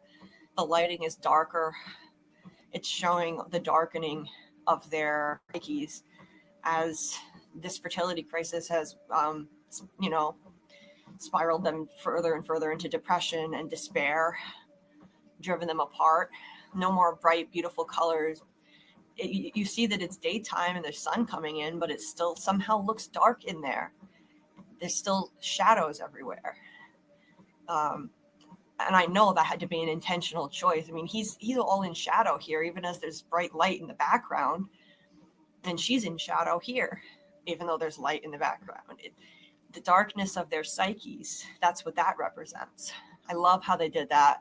Every single aesthetic and artistic choice in this episode was just phenomenal. Like I've said, it deserves every award. Like every frame of every episode of this show is always so intentional.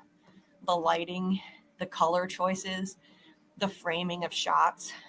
It's always meant to convey some type of message, meaning, symbolism, theme, and this episode more so than ever. So good. It's just so good. So, oh my God. Like, it's just art. It's art. He leaves her alone, and she looks over at these, I think these are thistles. Those, I think they are. And they look like they're kind of dying, which sort of, it's a fitting metaphor for their dying relationship. And then the shot transitions and they get darker and darker again, symbolic. And when it finally fades out, it fades back in on Gemma laying in her quarters in the testing floor, waking up for the day, flossing and brushing her teeth, making her bed. It's very militaristic looking. It's like, oh my God, no way. What is that? There's something here that reminds me so much of, okay, it's not what I thought it was, but man, it looks so much like this white tulip drawing from Fringe. But anyway, she's got some things hanging in here. I don't know what they all are. around her bed. Like it's just like someone who's in the military. And they have their little bunk in a barracks and they have stuff hanging in there, but she doesn't have much. Sorry, I'm trying to zoom back out again and it's not letting me. Give me a sec. So she makes up her bed for the day and device issues. Sorry, hold on a minute.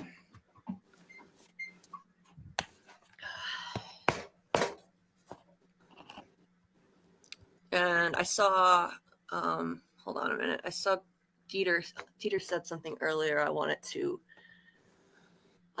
point out. That Real Therapy had donated an incredibly generous $24. Thank you so much, or euro, or whatever it is. I'm not sure. But whatever it is, thank you so much. Truly appreciate it. Extremely kind of you. I think that, oh yeah, it's a dollar sign. So thank you so much. It's just the way Europeans do that. They put a dollar sign after. Yeah. Okay. Thank you so much. That was so generous. Thank you.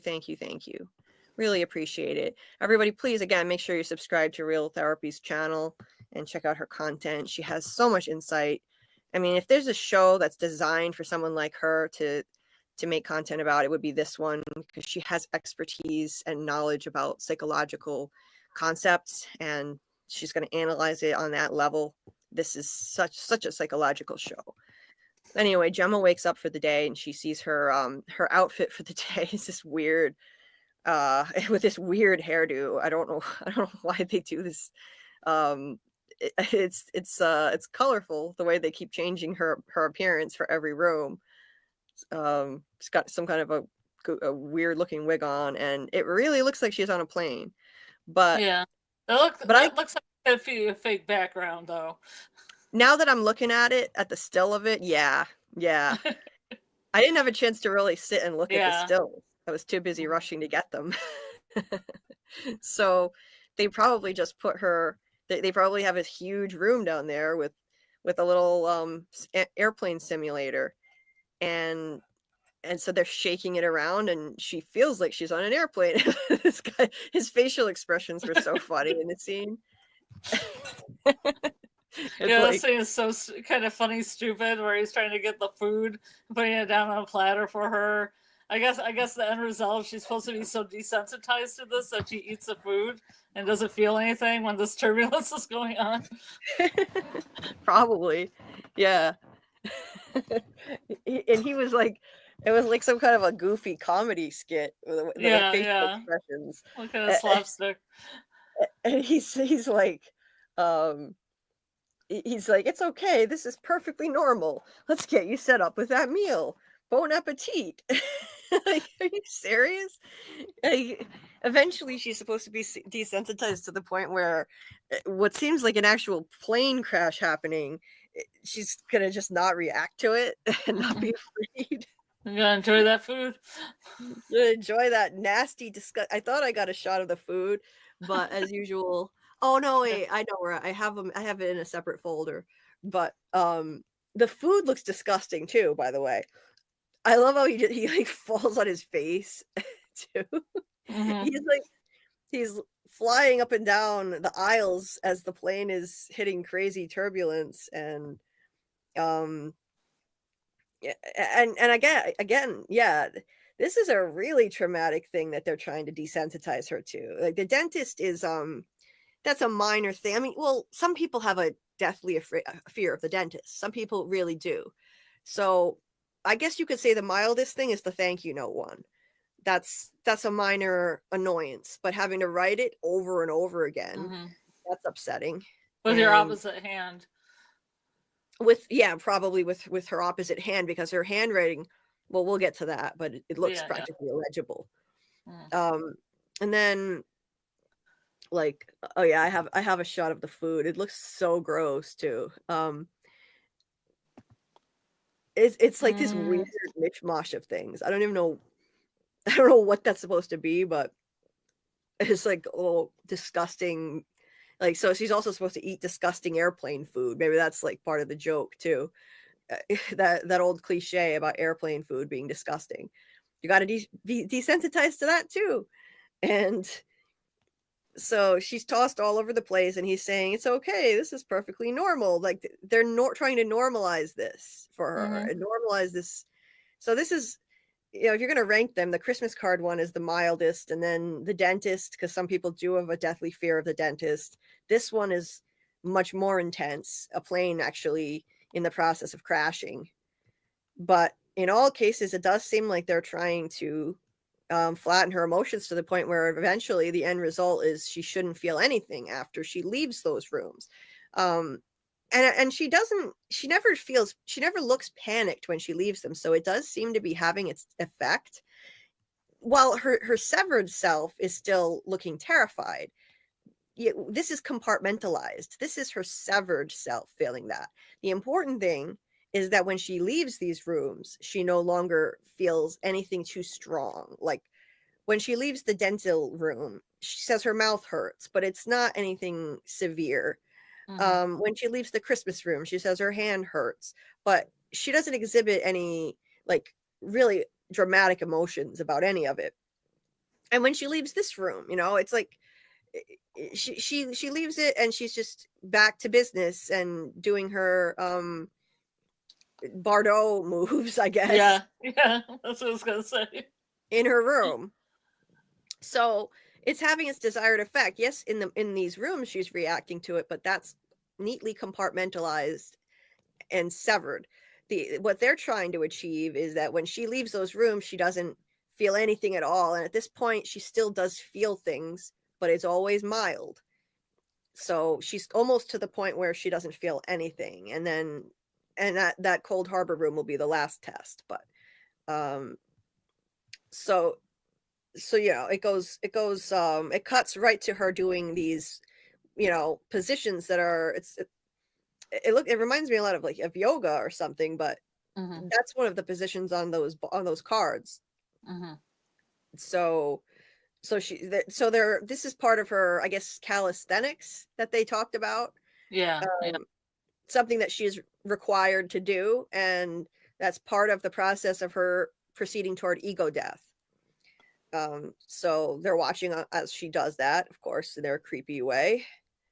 And I think that was it for that spot. Now I can go back to my regular image tab. So yeah, super interesting. The flight scene really threw me for a loop. I was not expecting that. It really did give you the sense of disorientation, like she's on a plane somehow now. How is this happening? But yeah, this was just a simulator. I'm sure they had a gigantic room down there. And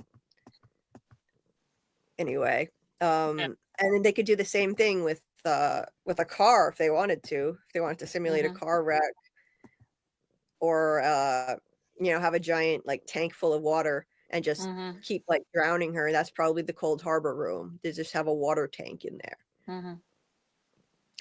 So then they take a look at the Cold Harbor file as after switching feeds from watching her, and it's so Drummond is looking on, and the doctor says he's stuck at 96%. The nosebleeds set us back.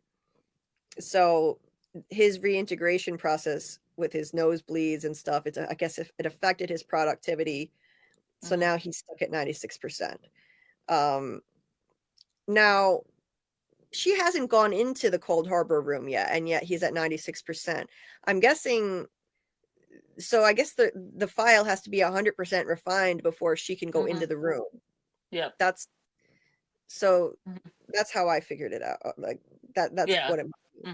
So Drummond says when he's done, you're going to have to say goodbye to her. And the doctor says, I'm aware. And so the doctor knows, the Drummond clearly knows that the doctor has an unhealthy fixation on her. That also gives you the undertone of the creepy undertone of there's probably something been going on, that he's been taking advantage of her. He's been infatuated with her the whole time. And also that you're going to have to say goodbye to her. That could mean she literally dies, or maybe the person he's infatuated with is her outie, and that will die. Yeah, which is what I think at the moment. So I that agree. you agree? Yeah, I do. So I think that's what he means when he says you'll have to say goodbye to her. It's that outie version of her that the doctor loves, and he'll have to say goodbye to her because that version of her will be dead, I think. Then you see her. I love these. What the hell are these things? They're little food pods. They have little, what they say on them. Some of them are vegetables. Some of them are. There's a mac and cheese one. There's a flaky biscuit one. There's all different types. There's like a potato one. There's different types of meats. I mean, each row, like the row to the left is like meats, and then the one, you can kind of read on a few of them what they are. Macaroni and cheese, flaky dinner roll, tender cassava. Yeah. I wasn't able to get a lot of them, but rendered marrow. Candied, probably yams. Yeah, I think it's carrots or something like that. Oh, okay. But you get the drift on it. Yeah, looks delicious. Space food. Looks delicious. Yeah. Maybe it is aliens. Space food. Maybe it is aliens. And a teardrop, Lumon teardrops. And they're Lumon teardrops, of course. Yeah. So this is the shit she gets to eat. I like how they make it all gourmet. You put this little thing on top, put a couple flowers on top. Yeah. Really fancy looking. I didn't get a good shot of it, but yeah. Yeah. She garnishes it. Yeah. Looks delicious. And then she turns this thing on. I don't really know what this is, but she turns that. When it comes to that food, someone's going to recreate it in real life in a fancy restaurant and charge $1,800 for a plate. Oh, totally. Oh, I thought people on TikTok were just that like Severance were going to recreate them and go, look what I made. Yeah. Yeah, I could totally see that. The sun lamp? Yeah, because she turns that on and it's sitting there facing her. So maybe that's for like vitamin D. Yeah, maybe. She's probably sitting in front of a UV lamp for vitamin D because she never gets to leave. And she sits there eating and drinking and reading one of her even the books down there are creepy Lumon branded books, but they have a copy of that Russian book that was referenced. And creepy doctor is watching her with his fake mustache and beard and his ugly Christmas sweater. She's reading. Yeah, he really is not going to want to let go of her, but he says, I'm aware, and then Drummond says, for Kier, and the doctor repeats, for Kier. So I definitely think that the doctor and Drummond are brainwashed members of the Kier cult, and they really do believe they're doing all this for Kier. I think only the Egans at the very top, and like they're probably the only ones that know, and maybe the board, but I mean, we don't even know who the hell the board are, if the board even exists, or if it's just James Egan. I'm starting to think it's just him. So I definitely I don't think these guys really know anything. I think they believe they're doing this for Kier and for, to benefit mankind. It's only the people on top who really know what's going on. And what the point of all this is, that they're not doing this for Kier. They're not doing this for altruistic reasons. They want control. It's always about control. Just like Warren Jeffs and, the Mormon sect that he was the overseer for. So let's see. I can't seem to find my spot in my notes here. Is that where what he said? Is that where he asked him where he got the sweater, or is that later? Yes, Drummond says, "Why are you wearing that stupid sweater?" I loved that line. We didn't get much humor to break up the intensity. I mean, it's good that Drummond gets a humor line. You wouldn't expect it. And his big booming, huh? Yeah, he used to be Frolic. He might have it in him. He might have a little humor in there. Maybe he does. He in his big booming, scary voice, he says, "Why are you wearing that stupid sweater?" Yeah. So it's because it's his ugly Christmas sweater. It's Christmas room time. That's why. And I think the doctor is getting a little too into it. That's why. I think that's the implication is that he's really getting into the escapism of it. He enjoys Christmas room time because he gets to pretend to be her husband in that room. So he's getting into the spirit of things. He's putting on his ugly Christmas sweater. And the implication is that that's not necessary. So Drummond is wondering why the hell he's dressed like that. Yeah. Also, it's a pretty ugly looking sweater. Yeah, it is. Look at the side eye that Drummond gives as he leaves. Like, I mean, he didn't say anything when he was dressed up as an air hostess and had a big moustache. No, he didn't. He looked really goofy then. Yeah. Gemma puts on a wedding ring to get ready for the Christmas room. And she's got her like 1940s hairdo. For some reason, it needs to be in the 1940s. I don't know why they felt the need to do that, but they do. And the nurse takes her down to the Christmas room. If anything, I just think it looks aesthetically cool. So maybe there wasn't any practical reason why they needed to do this with the weird time period changes, but it does look pretty cool. I will say that. Well, they're spending about $18 million on an episode, so they've got to put the budget somewhere. I guess so, yeah. I like the idea that she was dressing like the different Egan women. No, that could be. Yeah. From different time periods. Yeah. Sure. Because they had the one from the 80s, and then they had the one that was like from the 50s or something like that. Like they were just kind of lining up with these. Yeah, I could see that.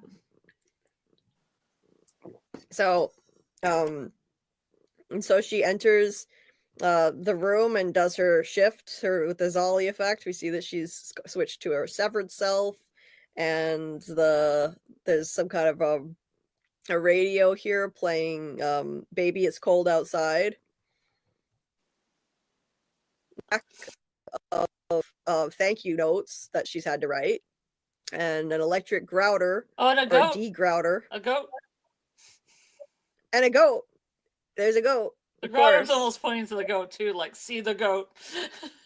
Get out of my head! I was just gonna say that. I was just gonna say that. Yes, it's pointing at the goat. Yes, look at the goat. We gotta have goats. Wouldn't be Lumon without goats. Yep. And Merry Goatmas.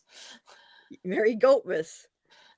And just like everywhere else in this show, everything is reflective. Everything is shiny. You see her, the reflection of her hand as she's writing the note, reminding us of the duality. And in her case, my God, it's not duality. There is no word to describe it because she's got 25 different severed selves in addition. Well, no, 25 severed selves plus her outie. That's 26. That's 26 versions of herself. So there is no word to describe that. It's not just duality with her. This is just insane on a whole other level. And then you see her in the reflection of the old-fashioned TV. So more imagery of reflections being thrown at us. I always love that. Those are aesthetic choices. So you first see her in the TV reflection before you actually see her actually. And you're right, Scarlet. It looks like they're probably forcing her to write with her non-dominant hand. Because that handwriting, you can barely even... That looks like the kind of handwriting, the chicken scratch that you would write illegibly when you're writing with the wrong hand. The non-dominant. Or you've been doing it for 6 hours. Or you've been doing it for 6 hours. But I mean, look, that's really messed up, though. So could be that's the non-dominant hand. But yeah, she's been either way. She's been doing it a long time. She says And she's, reading the thank you note as she writes it. Dear Mr. Tisdale, I cannot thank you enough for the thoughtful Christmas gift you sent my husband and I this year. We have never owned an electric grouter, and we look forward to the many happy memories it will provide. Oh, yeah, that seems real sincere. Look how retro this place is. Like, look at the old clock. Are all these things printed in optics? Like all these objects that are in the room? Maybe, okay. All right, this explains why they make all kinds of random shit in optics and design. Yeah. Yeah. They probably make all this stuff in there. That's why there was a watering can, and I'm not sure why they would be making hatchets, but yeah. But there's like a vacuum cleaner and a bucket or a printer of some kind, or like all these objects, but they look like they were printed out by maybe a little monophone, maybe? It totally looks like this stuff was 3D printed or something. Yeah. Yeah. Because look how it's all like, it all looks like it was made from the same type of machine. It's all very nondescript. Yeah, I totally think that's what they're going for. Yeah, I bet optics and design printed out all the, or, created all this stuff. Yeah. And it's very like 1940s, maybe? Like, I would say 50s with the TV. Yeah, I'd say probably late 50s, early 60s with the size of the TV. It's a pretty big TV for that time period. Yeah, it was just her hair that threw me off. But you're right about that. Her hair just looks very like maybe late 40s, but based on the TV, yeah, it would have to be later. I want to see what's outside the window. Like, did they just build an entire area so in case she goes to the window and looks out that they can see? There's like snow on the window. Yeah. Yeah, there's snow on the window and everything. Maybe it is cold outside. Yeah. They made it look like natural light is coming in, so like they did an effective job making it look real. Yeah, definitely. And like the Christmas tree is retro. It has the old-fashioned style tinsel and looks like a real tree too. Yeah, the clock is so retro. Anyway, yeah, this stuff totally looks like they made it in O&D. It looks a lot like that watering can. The lamp over there. Oh yeah, the clock on the wall. The birds. Yeah, definitely. So she's written this whole stack of thank you notes until her hand is aching, and they probably made her do it for hours. And so she's clutching her hand in pain, and the doctor says, "Come on, sweetheart, it's the last one." And then she finishes it, and it says, "Nothing says Christmas like grouting." He says it's actually a degrouter, but close enough. Yeah, but I like the close-up of Gemma's face, like she's just trying to come up with something, and it's like, nothing says Christmas like grouting. Yeah. Are you done yet? Yeah. Yeah, like, it's so good, yeah. She hates writing thank you notes, so they're making her write thank you notes for hours and hours on end, and she says, "How much longer do I have to do this?" And he said, "I told you, we're done." Now, this is just ghoulish. Yeah, but he also said it was degrouting. Yeah, he said, actually, it's degrouting, but close enough. Yeah. And she says, oh, and he says, "I told you we're done, but Christmas has a funny way of coming back around each year." That is just ghoulish. He damn well knows that to her, it never ends. Yeah. Sick. Yeah, it's sick. She says it's always Christmas. And he knows that. To her, it always feels like, the way he said it, he sounded like a supervillain. Christmas has a funny way of coming back around each year. He knows that he can walk out of there, and to him, it's over. But for her, her consciousness in this severed self is trapped in here forever. It's always Christmas. It's sick. And she gives him this, she shoots him this nasty look. And as she finishes the card, and then, yeah, let me see. Let me get to the end of the images. Yeah, he's enjoying this way too much. This is clearly his favorite room because he's infatuated with her, and this is where he gets to pretend to be her husband. It's so sick and twisted. This guy is like, he's like I don't know if you call him a sociopath or what, because not a sociopath because he's infatuated with her, but oh my god, this looks like straight up like psychological horror. Even the shot, it's so unsettling. This look on her face and the Christmas lights in the background. It's Christmas hell. They reminded me so much. All of these rooms, it felt like a Black Mirror episode. You know, the horrors that technology that can produce. That's what Black Mirror is all about. And it's deeply unsettling horror. She's about to just walk past him. He says, "Let's go. I love you." And she's clutching her hand as it's hurting, and she doesn't respond and just goes by. And he says, "Oh, I said I love you." And she's like, "I love you too," but clearly hates his guts. So you know why this is his favorite room, of course. In his warped mind, he thinks that somehow that eventually she's going to develop feelings for him in return, and that secretly on some level she's enjoying this. I really think he's that delusional. That's why I asked if she felt any gaiety. Yeah, later. That's why he later says, like, maybe you felt connection to, you know, something that you never felt with Mark down here.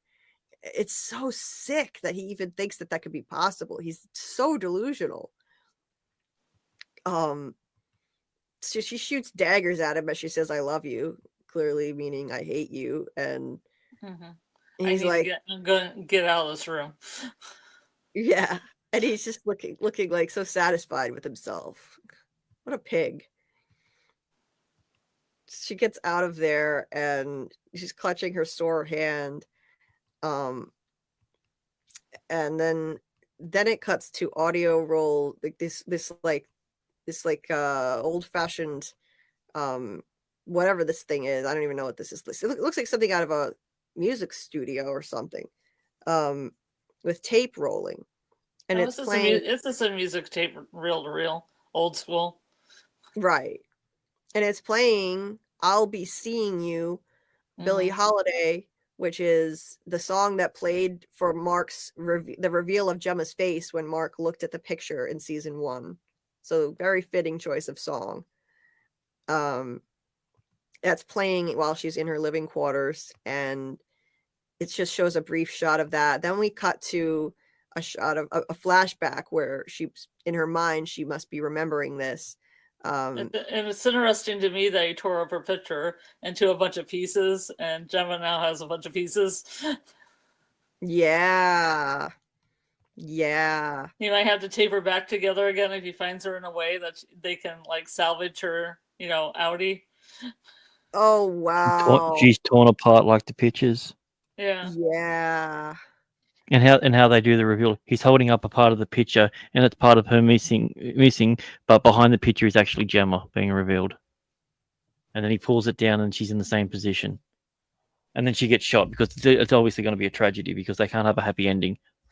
No, yeah, it's not going to be a happy ending. But like, that was amazing foreshadowing. Then he tore her picture up, and the fact that they play this song again now to kind of remind us of that moment.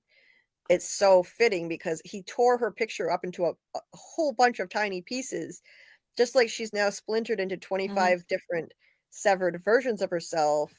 Good catch, Scarlet, with that. That's so fitting. And then remember, maybe there's hope because he taped it all back together. Yeah, there could be hope. You can tape it together. You can get it back.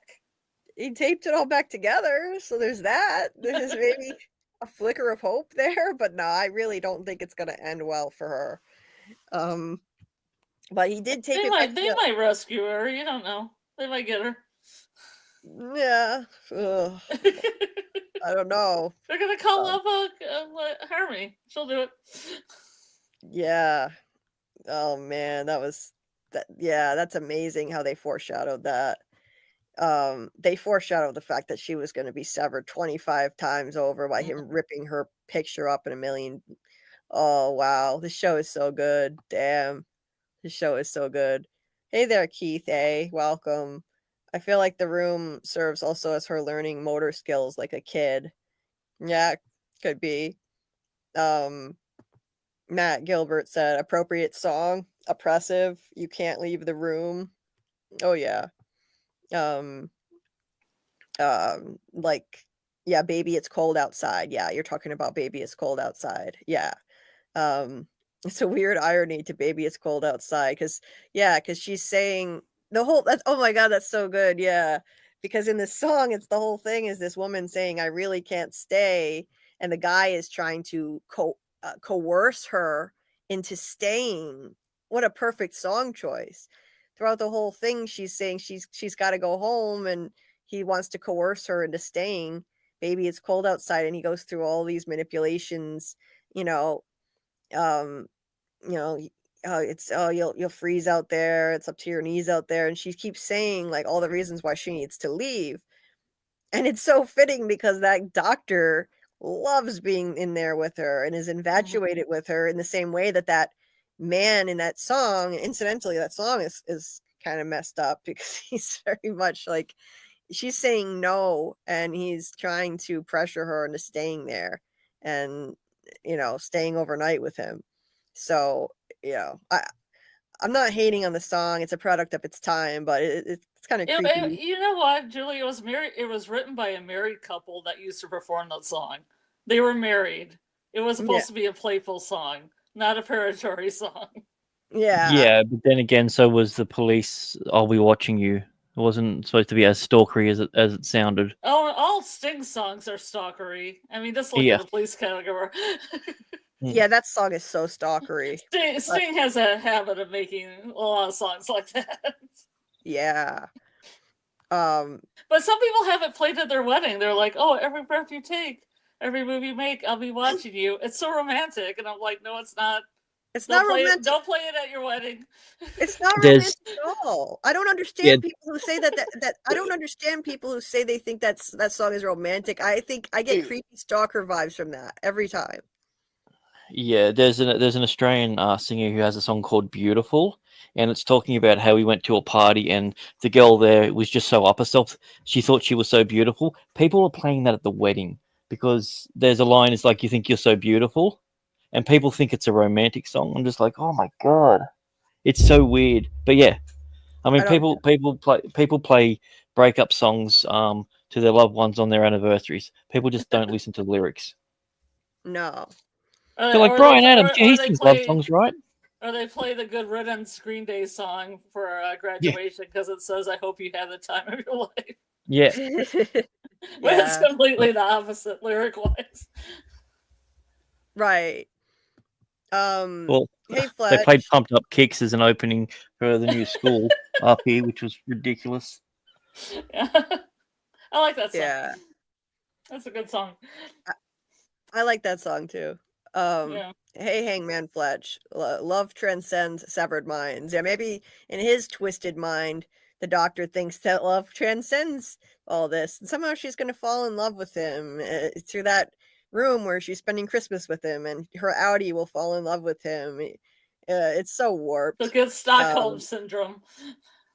Stockholm syndrome is what it would be, exactly. Yeah. But it's Stockholm syndrome without the memories that are the things that bond the people to that. Like, yeah, that's true. It's this, it's I don't know. It's like he's the one that's getting the Stockholm syndrome on himself. Like, it's the weirdest thing ever. I just wish he was introduced a little bit earlier. It was just so much to dump him so quickly all at once. Mm-hmm. I know. Or make him just be a different person that we've seen. Mm-hmm. Like, I think how insanely cool and creepy this would have been if this whole episode. That was Milchek. Yeah. Oh, yeah. Mm-hmm.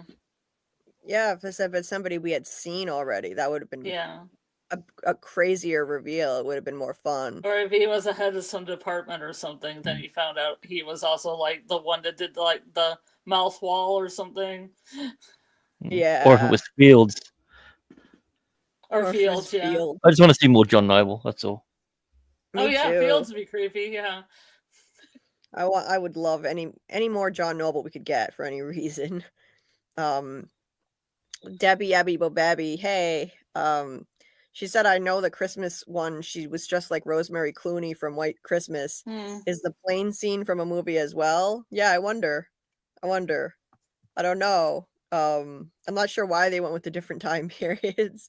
And she said in Woe's Hollow, they reproduce scenes from the Deathly Hallows, but I'm not sure why yet. Interesting. Let's see. Right, yeah, Keith, that like she was definitely in front of that UV light for vitamin D because there's no sunlight down there and nutrients to keep her alive and repair damage. So definitely a mini tanning lamp, right? Christine said the shape of the garnish was the same shape as the reintegration and waves and also lights in the room with the TV at work where they show the animation film. Let's see. Gretchen came in dressed as Pam from The Office. Did she? I didn't catch that if she did. He should have worn a cardigan. Gemma hated cardigans. That's right. That was one of Gemma's facts that Mark said about her. Yeah. Keith said it's all rehabilitation in a void, essentially mental and physical. Yeah, basically. I loved when Gemma looked at the dress and was like, fuck, then went to the dentist. Yeah. Yeah, that's how a lot of people feel. It's very relatable. Each room is like a different movie. Yeah, I agree. Yeah, and that song was appropriate. It was so fitting, she really can't leave the room. So, and he's the one in control. He's coercing her to stay there, just like the guy in the song. All these reasons why she can't leave. Yeah, oh my god, that's so good. Glad I didn't miss this stuff in the chat because that was spot on. Yeah, she had to switch hands. They gave her a fountain pen, and she hates writing thank you notes at the best of times. So he thinks Allentown is malice. Yeah, maybe. And then the look that she gave Maurer was pure malice. Yeah, totally. Allentown is hilarious when you think of the Beatles song and the movie The Hangover. I'm not familiar with the Beatles song, so I wouldn't know. I always think the Billy Joel song where we're living here in Allentown and they took all the factories down. Yeah, okay. Yeah. I mean, that was about Allentown, though. Keith had said the clock in Hoover would also date it around the 60s. The TV is a Braun FS80 released in 1964. Okay, nice attention to detail there. What a sicko indeed, Miss J's reviews. Let's see. Oh, Google Lens helps. Oh yeah, you're good. And he said he's launching a retro channel. Oh, that's cool. Well, let us know if you launch a channel and want to come over and drop your link. We'll be happy to drop your link here if you'd like to come back and do that when you start your channel. Let's see, what else did I miss here before we continue, which I really need to do.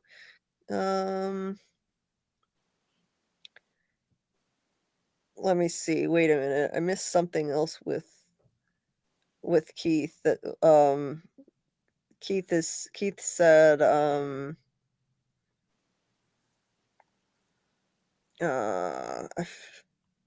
what else? Something about I missed something that he said and I can't find it now. That Matt was referring to.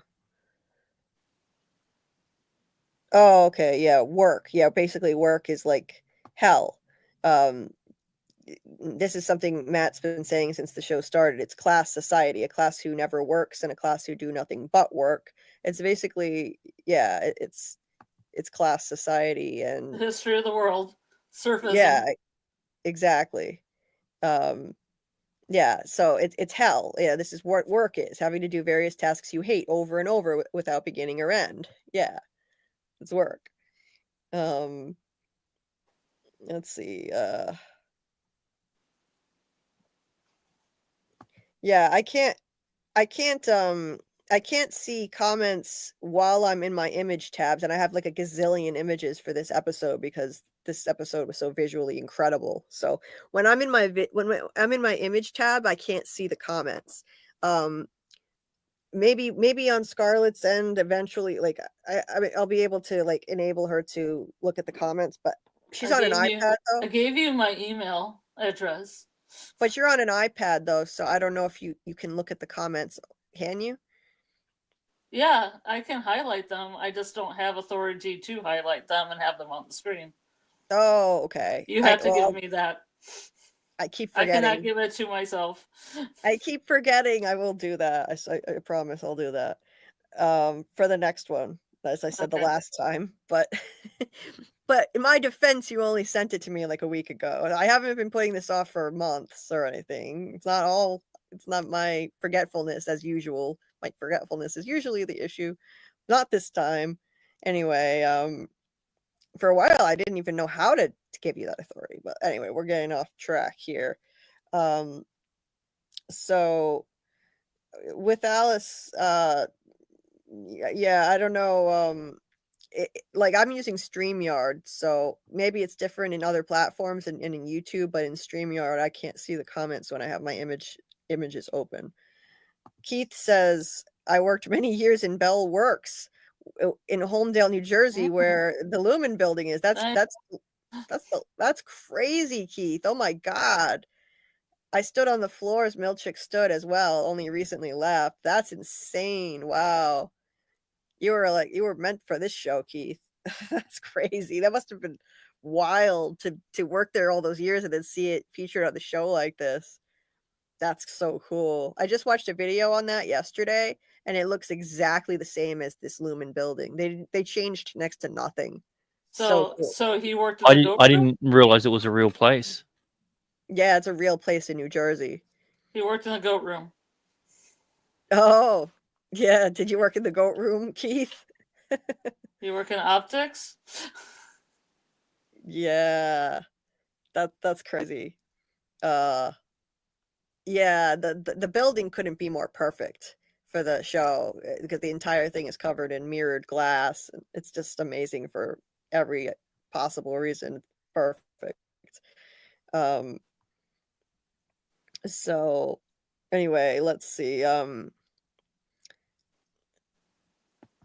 David said, I love how I can disappear for half an hour or so and come back and you're still going. Yes, you can, indeed. So okay, what else? We need to get back into the breakdown now.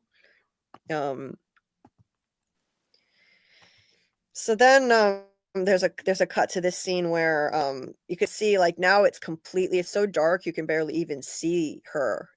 Like the darkness of their situation, you can see that in their environment. It's symbolic. So we've gone from those beautiful sunlit scenes in the beginning of their flashbacks to now it's almost in complete darkness, as they've grown so far apart and just given into despair and given up on having a child. Gemma looks devastated. They're separate in different areas. Mark is ripping the crib up into pieces. She just goes downstairs alone. And that's kind of interspersed in between like shots of this record playing of I'll Be Seeing You. And you can see like shots of them in just total despair, her face in darkness here, symbolic of her mental state. His face is very dark. Now she's sitting in this room in the beginning when they had the flashback with with Ricken and Devon, it was all beautifully lit up and sunny, and now it's dark and gloomy. And you just see the journey they've taken. It's so sad. And he just rips the whole thing to pieces. It's like he's just completely given up. He's that's what I given said. up. That's the anger in it, the frustration, the I'm done, and not being happy Yeah, with it, but doing what he feels he has to do to try and move on. right. Exactly. You And bottle then it she up and you comes wait up, for it to explode. right. And then she comes up to him and she's looking at him like she's just wanting him to see her and experience the pain of what they're dealing with together, but he's disconnected. That's his coping mechanism. He disconnects. And so he's not even looking at her. Just blocks it out. Then there's a shot of I her look at it more. He's internalizing it, as well. You don't well, really yeah, want to see, especially as a man, you don't really want to see in too much pain with your partner, sort of thing, because it's you've got to be the stronger one. It's it's the role, and but he's pretty not much every being guy there for feels her. yeah. I mean, and that's the way that it comes across. And But he's not being from a strong male's for her, perspective, though. this is relatively normal.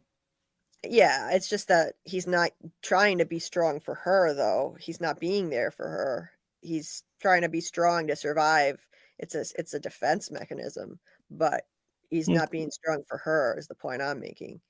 Um, because she's not getting anything from him now. Um, and then I don't know why, but it cuts to I guess because we experience memories in a disjointed way in our minds. So Mark or Gemma, one or the other, are remembering this, even though it seems out of place in this moment. But I guess it's just to kind of juxtapose how happy they were once with the Well, way it's they also are now. Christmas. And it's also Christmas, yeah.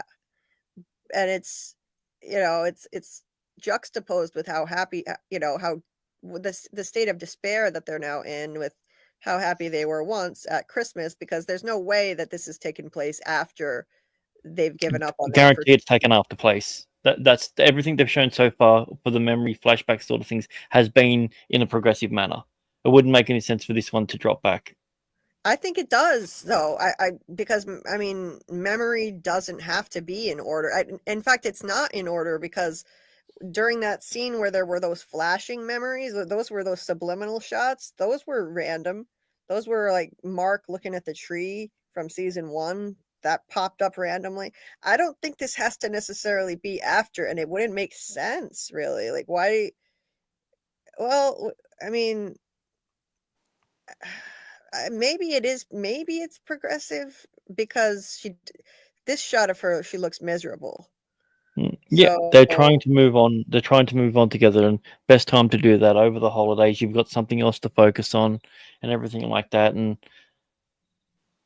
yeah, you're they're right. essentially in a state of grieving, and they're just trying to move forward. You're right. You're right. Oh, because I didn't catch this shot until I took a bunch of stills. But now that I'm looking at it, that's a shot of her with him, and you can see her face looks just in complete despair. So yeah, they're not happy in this scene. They're not happy, but they're trying to move on. They decorated the tree. They're going through the motions, but they're not happy. It's just them at least trying to go through the motions of it, but she looks completely gutted. Yeah. So he didn't just completely turn on her and their relationship completely fell apart. They at least were trying to some degree, but they were both broken by the whole experience, clearly. Then it cuts back to Gemma in her quarters, and um the that's the that's the nurse showing up, I think. No, that's the doctor, I believe. She's eating her dessert, and he shows up to visit The her. dessert actually looks pretty good as opposed to the food. It does, actually. The dessert looks delicious. In fact, it reminds me of how starving I am right now. I haven't eaten much of anything. It looks good. He shows up and, so she's got this little, I don't know why they'd even give her this, I mean, she's basically, she's not basically, she is their prisoner. So why even bother with this formality of having her buzz him in? Like, he can just let himself in. She looks at the screen and she sees it's him out there, and she lets him in. I don't even know why they bother with that, but whatever. She lets him in, and so he, let me see, where are we at here? So in this scene, so she lets him in. He says, "How are you feeling?" She says, "My hand hurts." "Which room caused your hand to hurt?" She says, "Allentown." That's the file that Mark got the award for completing, the special award with the crystal figure with his face lasered into it. That one is the Allentown is the Christmas room, and apparently Mark refined that one really well. Maybe, you know something? Now I understand why they showed that shot of Mark and Gemma at Christmas. That makes total sense now, because the reason he was able to refine that Allentown file so well is because he was drawing on his memories of that Christmas together, which it reminded me a lot of the Christmas scene in the Allentown room. So yeah, he was drawing on those memories, and well, he doesn't really remember anything though. Yeah, but it doesn't matter on an unconscious level. That's why Mark is the only, I mean, why is Mark the only one who can refine this file? He's the only one for a reason. On an unconscious level, he had those experiences with Gemma. Only he did, so only he can refine her file. It's the only way that I can explain that whole only Mark can do it thing. So, actually, that makes sense that they showed them at that Christmas scene together. So anyway, the doctor asks, yeah, what caused your hand to hurt? She says, Allentown. She says, I want to go home. And he turns and shuts off the music, which was still playing I'll Be Seeing You. And he says, your husband remarried last year and he has a daughter now. So there's been a lot of debate about that. On the surface, it just seems like, well, he's just lying to her because he wants her for himself, and he's being cruel because he doesn't like that she. Personally, I think it's most likely to be this explanation that he's being cruel because he's angry that she wants to go home. He wants her all to himself. He's angry that she hasn't developed Stockholm syndrome and has feelings for him. So as soon as she says, I want to go home, he comes out with that, your husband remarried and has a daughter now. And that's just what a kick in the gut that is. Not only lying and saying that Mark remarried, but saying that he has a daughter now, something she was unable to deliver, that they wanted together. They wanted they clearly wanted a daughter because Mark had said earlier in the episode to her, this kid is just out there waiting for us to grab her. So this was their dream. They wanted a daughter. And he said that just to twist the knife. I think he's flat out lying. I know there's a theory that he's telling the truth. This takes place in the future. Mark really has remarried. Maybe he's with Helena or Helly and she has a daughter. I do think that Helly/Helena has got to be pregnant right now. So it could operate on a few different levels. Maybe he's lying to her in the present, but it's foreshadowing that Helly/Helena is going to have a daughter. I think I'm going with the theory that she's pregnant. I mean, the signs are all there. The foreshadowing has been there. But I think in this moment he's lying to be cruel. but it's going to operate as foreshadowing, and Helena will have a daughter. But what do you guys think? Either of you? I know I said the thing about it potentially being in the future, but the more and more that I think about it, the more I think he's genuinely obsessed with her, and I think it's a lie. Yeah. About Mark remarrying and having a daughter. Yeah. I had to run upstairs really quick, but I knew what you guys were talking about. No, I think he's just lying. Just lying to be cruel because she said she wants to go home and he wants. But she wants her to be with him. She's got to get rid of Mark there. Exactly. So I think it's interesting he says daughter because of the other scene when Mark says, we just had to go get her, you know? Yeah, that's what I just said. Yeah, sorry. Yeah. I had to run upstairs.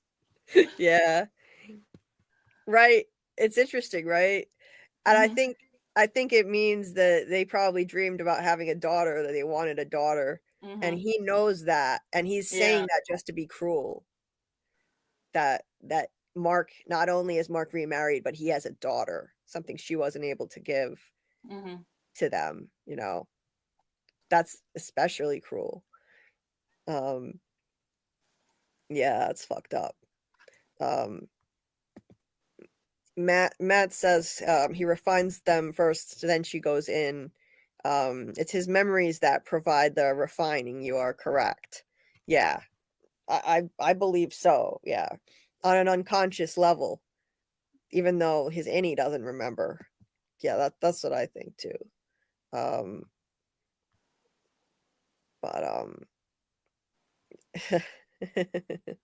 Someone in here from Rhode Island go to Julie's place and give her some food and disconnect the internet. Yeah. It probably would have to be Doc. Doc is close enough. Doc is not too far away. Doc's in Fall River, so Doc can do that. Food in one hand, cord for the internet on the other.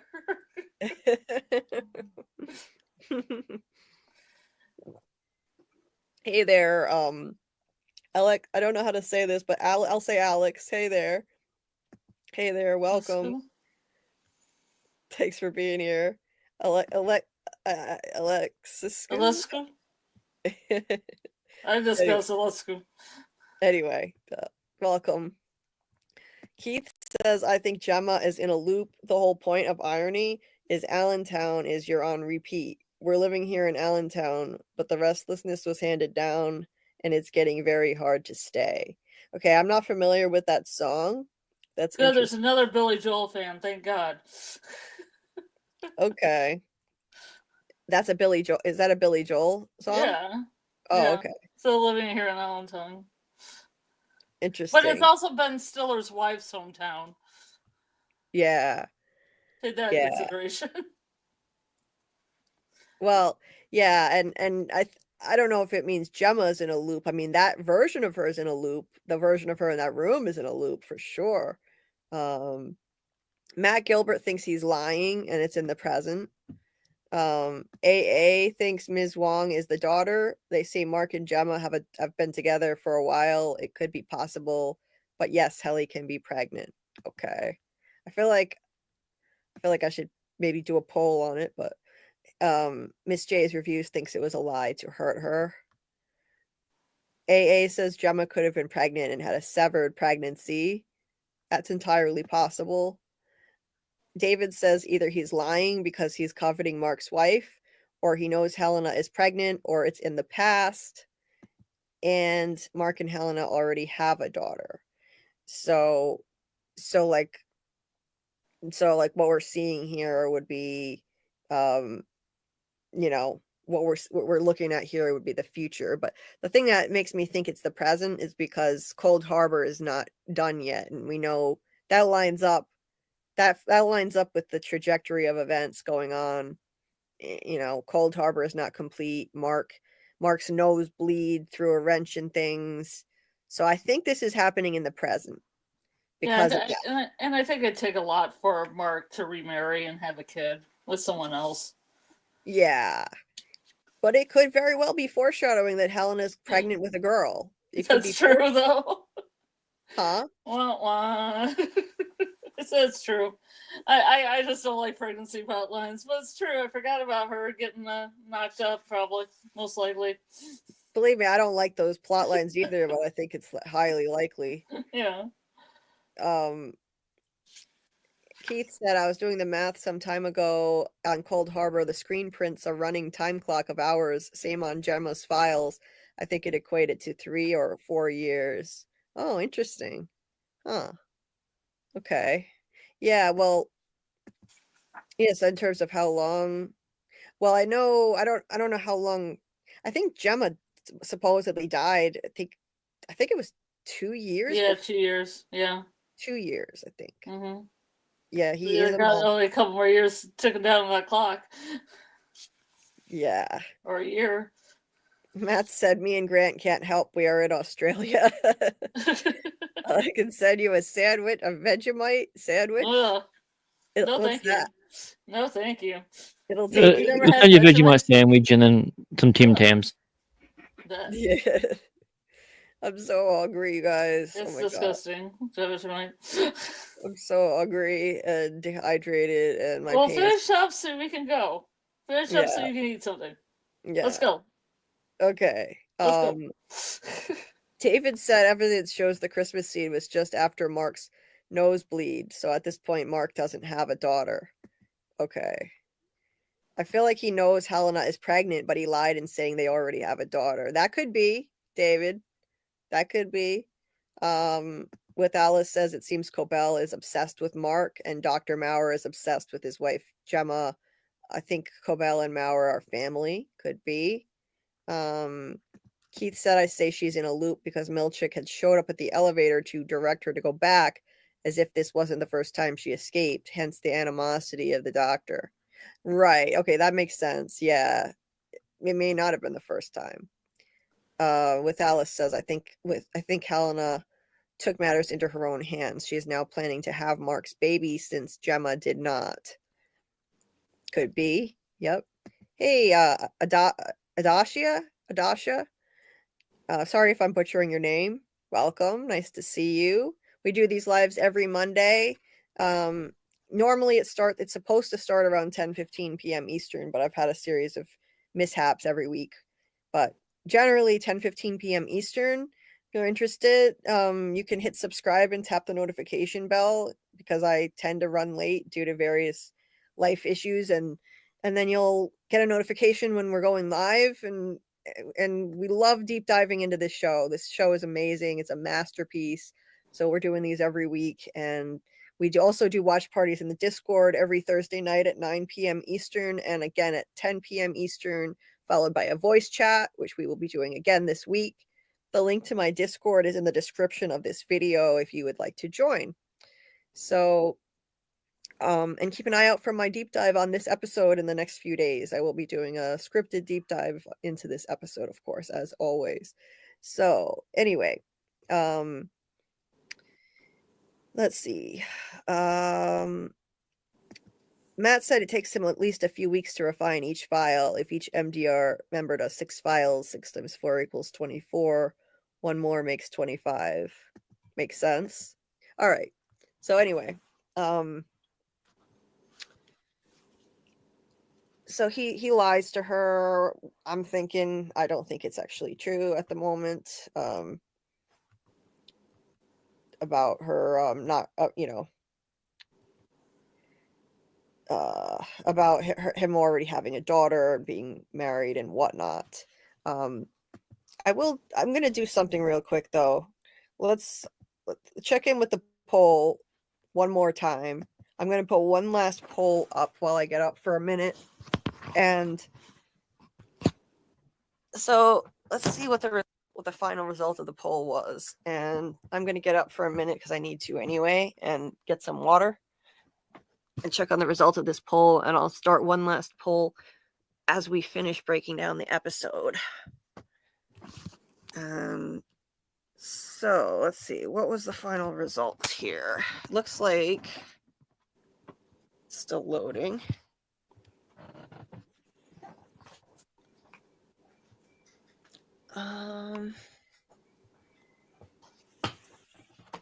Okay, here we go. So it's very close between two possibilities.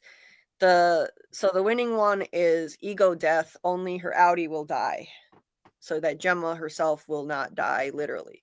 That's 35%. 32% said Cold Harbor will literally kill her. 19% said other. And 14% said she'd be impregnated with Kier's baby. Oh. So gonna go ahead and end it there. 63 votes, which is awesome. 63 votes. Thank you for everybody for participating. I'm gonna put up one last poll, and it's gonna be not a Q&A. Apparently I can do Q&As. I don't even know what that I don't know what that is, but that's cool. We should do that sometime. Let's see. How do I phrase this? It's the future and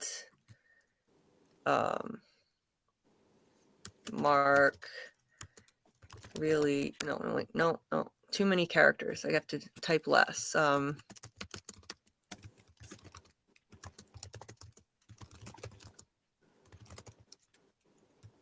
I'll just say Doctor isn't lying about Mark. Doctor is lying.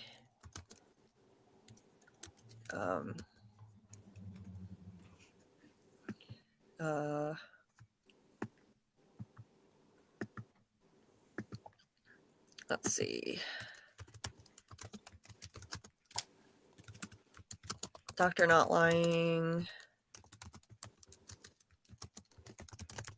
I'll throw Ms. Wong being the daughter in there just for the hell of it. Let's see. Doctor's lying.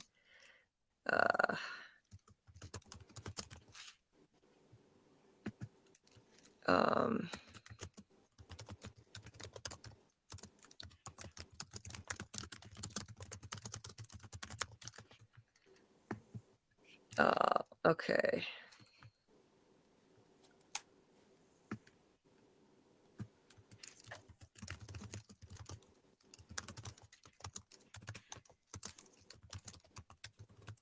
Okay, so option one, this is the future. He's not lying. So what we're seeing here is the future. Mark already does have a daughter. Option two, Doctor is lying to hurt her. Option three, Doctor is not lying, and Ms. Wong is the daughter of... Or I could say...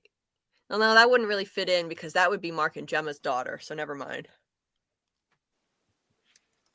I'll just put in those two options, or you could put the option in that he isn't lying because he knows Helena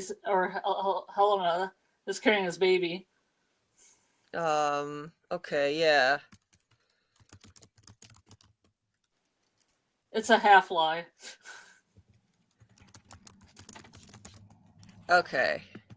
And then... He knows what Mark's future will be. Yeah. He'll be forced to marry Helena and have a daughter with her. Because he's an heathen. Yeah. No, it's tricky. This is a tricky one because honestly, I don't know if I would pick 2 or 3 because it could be both. This is a complicated one. But anyway, I did it for what I'm able to do anyway. I think he's lying to hurt her. And Helena may be carrying his baby, but he doesn't necessarily know about it. Oh, I meant to type he knows, not he know, but whatever, you get the idea. Anyway. Yeah, I know he know. He know. So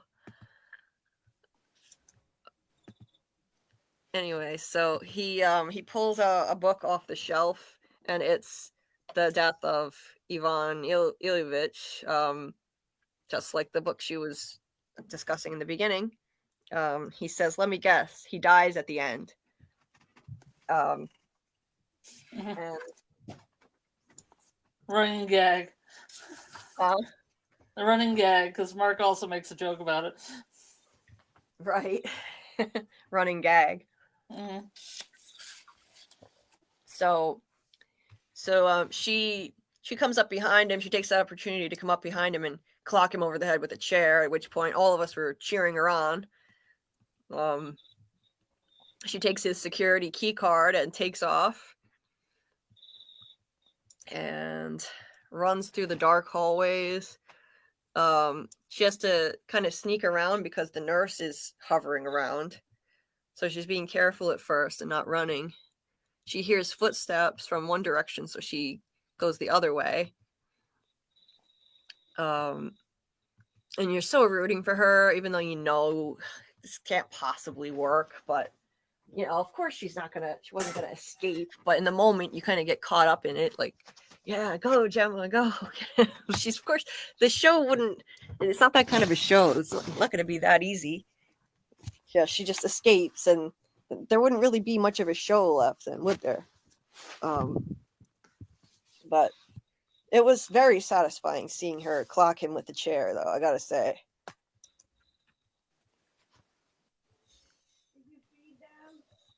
Hold on a second. I have to mute myself. My mom is talking to me.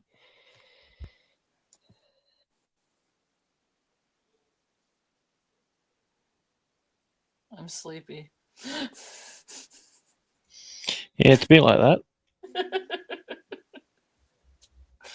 Okay, sorry about that. I'm gonna have to go feed the cats in a minute, but I want to get through this scene.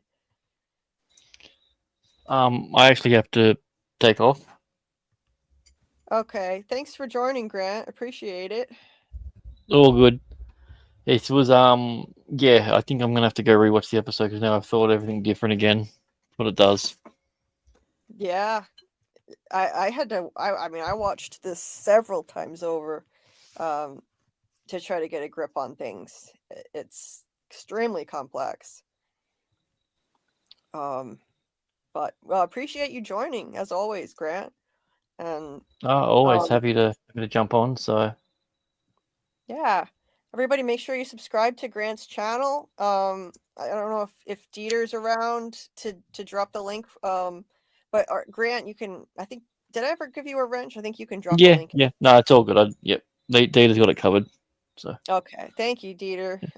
And if you haven't already, check out Mr. Grant Gregory's interview with Doug Hughes from the MGM Plus series From. If you're not familiar with it, it's an awesome series.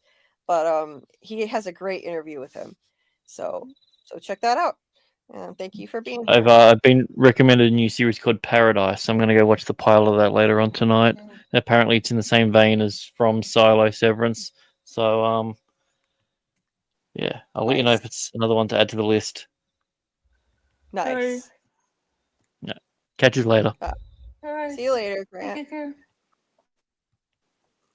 So yeah, fans of From, if you haven't watched his interview with Doug Hughes yet, make sure you check that out because it's awesome. It's unique. Anyway, so Gemma makes it to the elevator. The nurse is running after her, yelling at her to stop, but she makes it in just in time. And then it cuts to a scene of Gemma leaving for a party. She says she's going to a party where they're going to be playing charades. He's not into that kind of thing and has a lot of work to do on a typewriter, more old tech, typical for the show. I like to think he's a hipster professor that forces all his students to type out their papers on typewriters.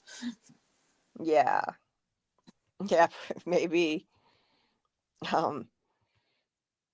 Yeah, so she said that the charades is only going to be like 20 minutes, and she says, or I could stay, and he says, no, you should probably go. I mean, this thing's got to be in tonight anyway, so now this has got to be something that torments him, because this is, I assume this is the night that she never comes back. This is where she gets abducted, of course, and she had said, or I could stay, and he said, no, you should probably go. I mean, no wonder this guy is completely broken. I mean, the guilt he must be carrying. He wasn't there for her the way he would have wanted to be. He wasn't able to be there for her emotionally. He just couldn't handle that whole infertility battle. And then, you know, he pushed her away right up to the end, saying, no, you should probably go. And then she never came back. And he thinks that she died in a car accident originally. So, you know, now he knows that she's being held down there. And again, still massive guilt.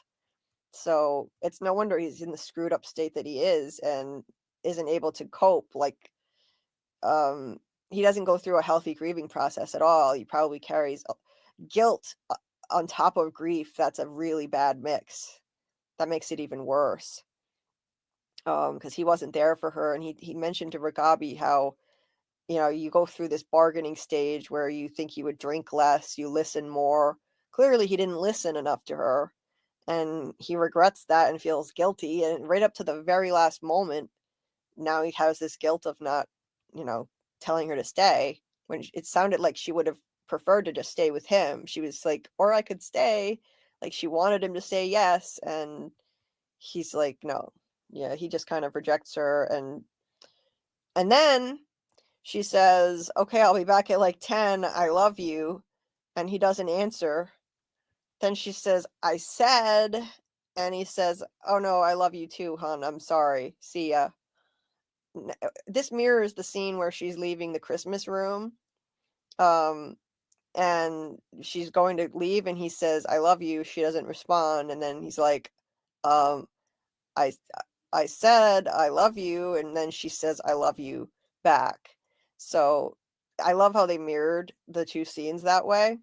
That was based off of one of Gemma's memories. And one of Mark's memories too, on an unconscious level. I mean, he's refining the file, the Allentown Christmas room file. He doesn't consciously remember, but on some level, in his subconscious, it's there. So he was really good at refining that Allentown file. That's why he got the award for it. And it kind of makes sense, because part of what happens in that room, that whole exchange, that I love you and no response back, and it's based on this. It's based on a pivotal memory, the last memory he has of Gemma alive. So it's just genius to me how this is coming together. As I'm like, I didn't even think about this until now, but that makes total sense then, that's why he was so amazingly good at refining that particular file. It's connected to a deeply ingrained memory, and a significant one for him. Wow. Now, then it cuts back to Gemma, who's now transitioned into Miss Casey. And you know that. You could clearly hear the ding. You see the swish has happened, and she's back to that, like, robot-looking face, and, you know, just emotionless-looking face. And there's no urgency. She's not running anymore. She starts walking, like, because she has no idea what the hell is going on. So she might think maybe they just decided to wake her up after they brought her back to the testing floor. Because this is taking place. I think it would make the most logical sense that this is taking place after the events of season 1, where she was sent back to the testing floor. So she must have thought, okay, well, I guess they're bringing me back out. So she starts walking out. I'm sorry. Now my mom is yelling for me to go feed the cats. So I can do it and keep talking, though. Hold on. I can do it and keep talking. I just have to tell my mom not to make any noise, so I'm going to mute myself for just a sec.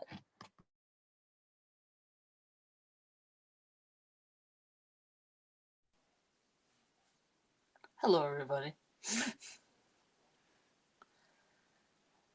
We're going to have a watch party, I guess, tomorrow for season 2, episode 2. And then I'm not really sure where that is, but it's in Julie's Discord tomorrow night. And then Wednesday we will be talking about season 2, episode 2 from roughly around 10:15 PM EST. And we'll do a deep dive. And we kind of like do fun little deep dive theories where we like look at stuff and see, now that we've seen all 3 seasons of From, what we missed in the prior seasons are little like in jokes we think the showrunners did with like music and such. And it's a good time. Yes. Welcome to Scarlet After Dark. Welcome to Scarlet After Dark. Let the waffle party commence. Nice. I'm feeding them while I'm talking, so I can do both. So, because we need to wrap this thing up. Yeah. So yeah, she shows up there and she's switched back to her Miss Casey persona, and it's so sad because she didn't want to go back down there, so she's been given this false hope, thinking that they're bringing her back. That must be what she's thinking. And Milchick just busts open the door, and it looks like he looks like he's run down there. It looks like he ran and just like, the door flies open really quick. Yeah. And then he does his best to look like his calm, chill self. Yeah. He looks like he's been running. And he's like, Ms. Casey. And he says, I'm so sorry. She says, what's happening? He says, nothing. Your Audi came in for a public art exhibition and found herself in the wrong elevator. And so basically, she's been down there all this time since they sent her back to the testing floor. And so they've been lying to her all along, saying that her Audi has a life outside of there. Mm-hmm. She never did, but they've been lying to her, saying that, when he sent her back to the testing floor, she even asked, does my Audi have a good life or something like that? And he says, oh yeah, she does all kinds of wonderful things. And so now he's telling her, so this scene perfectly parallels that scene, because now he's telling her that her Audi just came for an art exhibition, and yeah, so she is living, she's doing all kinds of lovely things. She's going to art exhibitions, and she just went in the wrong elevator. Sorry about that. It switched you back to yourself and brought you back to life. Now, go back into your coma state, essentially. It's horrible. He's like, she says, how long have I been? Because she's wondering, like, how long has she been, basically asleep and like not conscious? It's probably been quite a while, and this is the first time she's been woken up. It makes it even worse. Because you also feel bad for Ms. Casey, and you're mad for Gemma, who was trying to escape. Ms. Casey's like her own version of, her own separate person. You feel sorry for her too. And then, just like in the last instance when she was sent back to the testing floor, she turns back to ask a question or try to. She just says, but, and he cuts her off and says, on you go, just like the last time. And because she's Miss Casey and not Gemma, she is completely passive and just does what he says. I mean, maybe if she had been her Audi, she might have at least tried harder. I don't think she could possibly overpower him, but she probably wouldn't be as passive as she is. They'd probably have to drag her kicking and screaming back. But she just turns back and goes back to the elevator. It's horrible. Like, for both versions of her, Gemma and Miss Casey. It's like she's a person with a life too, even though it was short and part-time. She only lived for like 108 hours. She was a person with her own set of memories. Like Mark told her, like, we're people. They don't get to just turn you off. Well, that's exactly what they did. That was a cold look he had on his face. I mean, he's not as cold as some of the others. He does have some feeling for the innies, but yeah, he's very much. But she has like 25 innies. Huh? But she has 25 innies. Yeah. all with their own hopes and dreams. Yeah. She has 25 innies. 25 different people living inside of herself. And she's the 26th, the outie Gemma. And then this scene was it was done in a very subtle way, but it's clear what's happening here. It's the same night. Gemma's gone to the party and never comes back. He's still sitting at his desk working, and some headlights flash, and he gets up, he starts to go to the door.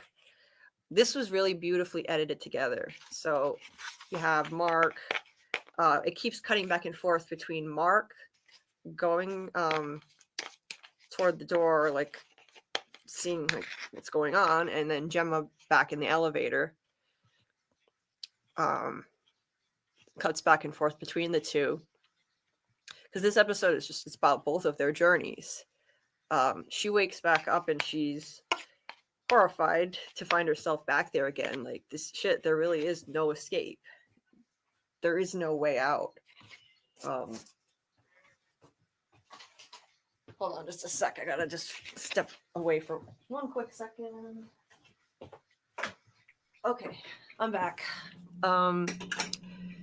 So yeah, the look of horror in her eyes as she realizes, like, there is no way out. She's already back in the elevator as if nothing happened. There's no way out, because the only way out is via that one elevator, which automatically triggers her innie, Miss Casey. So there's no other way to get out of there that we know of. As far as we know, that's the only way out of the testing floor. So that elevator, no matter how many times she tries to escape, that elevator will always send her back. She'll wind up going back, because she'll be the docile Miss Casey. I guess there's a chance, if she ever wound up getting up there and not getting caught by Melchick, maybe she could get out. But the thing of it is, Miss Casey would just be showing up like she's going to work. It wouldn't even occur to her to try to leave the building. So there is no chance. Miss Casey would just be like hanging out, on the severed floor, and then she'd be eventually caught. You'd have to have another character leader out. Right. That would be the only way. So yeah, she's met by the nurse, that stone cold look. And this was so artfully done, and like the way that they showed Mark's face appearing out of the shadows, like from the start to the finish, the way the flashbacks started in just beautiful bright sunlight, and now it couldn't be any blacker. This is his ultimate low. The night that he found out Gemma supposedly died, he's in almost complete blackness. And that was clearly done for a reason. Aesthetically, symbolically, he sees the cops come up to his door and take off their hats. That's never a good sign. Yeah. Some bad shit happened then. You see the cops come up to your door and take off their hats. So we don't even need to wonder what happened in this scene. It's pretty clear. So apparently that's the night Lumon abducted her and faked, some other poor woman got in a car accident, and they took the body and claimed it was Gemma. So then we cut back and forth between Mark and Gemma. She's at this horrible low moment, realizing like there is no escape no matter what she does. She's in the elevator just in her moment of despair, and this was his flashback moment of despair, realizing like, what this is probably going to mean. You could see it come over his face, like. And then this was such a beautifully done shot. They have this fade in of Gemma in the elevator as if they're looking at each other, but they're actually in two different places and 2 different times. It was so beautifully done. And Yeah, it's and like both of them are kind of partially in shadow with just a tiny bit of light on them, and just at the absolute like lowest point of their despair, each of them. So and looking like they're facing each other, juxtaposed with each other. It's so fitting. And also that sense, you get that sense of, so close and yet so far, like they're still emotionally connected on such a deep level. They're both still alive. And then in this shot, like it looks like they could reach out and touch each other, but they're in two different places and literally two different times, because that's a flashback of Mark, and this is Gemma more or less in the present time. So yeah, the cinematography and directing are just unbelievably good. And just the way this was done too, then it had Mark in the shot and Gemma faded into it, and then Mark fades out of the shot, and then she comes more into it. Now it's just her in the elevator, and it's almost like you get the sense that like the prospect of being with Mark again has just disappeared in front of her. That's the meaning they were trying to convey with that artistically. Mark is, she's like imagining Mark in front of her, and that prospect of being with him again has just disappeared in front of her. She realizes that she's stuck. There's no way out of there. Yeah, it's just devastating. Absolutely devastating for both of them. This show is really a tragedy. Worse than it even seemed initially. My God. I mean, it's an entertaining tragedy, and somehow they managed to put comedy in it, but it is a tragedy. And here she goes down into a fetal position again. That's the classic trauma response, like she did after the miscarriage. Another moment, a low moment in the show, her other like lowest point of her life.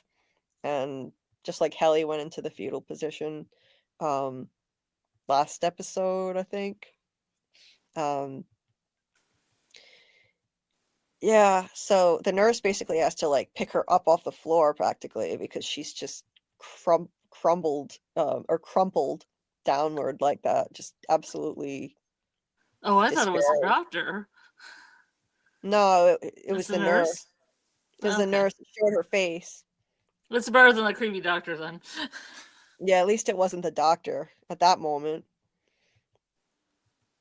Oh my God, this shot, I freaking loved this shot. So the nurse is walking Gemma down the hallway back to her living quarters, and there's only a little bit of light showing as they're going through, and it dissolves into this shot to make it look like they're in Mark's head, the back of Mark's head. That was so artistically done. Beautiful. So, and that's Mark's head, standing at the door about to open it to the cops in his flashback scene. And Gemma is very much still in his head, ingrained in his head. So it's a beautiful metaphor. It's a visual metaphor. She's still in his head. And this was the night that he thought he lost her for good, like that he thought she died. Just a gorgeous shot. And that fades out to just show him. And again, his face is almost completely obscured by darkness at this point. The darkness has almost completely consumed him. This is like the lowest moment of his entire life, finding out she died, or so he thought. So they do a beautiful job showing with lighting, color, blocking of the shots, everything, conveying meaning through all those ways in this show. And then the final scene was Mark waking up. So I almost had it right when I said he'd spend the whole episode unconscious. It's only at the very end that he wakes up to Devon looking over him. And so he was clearly just dreaming about the night that he lost Gemma, that the cops said that she died. I think that was probably part of his dream, that part of it. And you can try to go through the episode and tease out whose memories are whose, but at the end of the day, I don't think it really matters.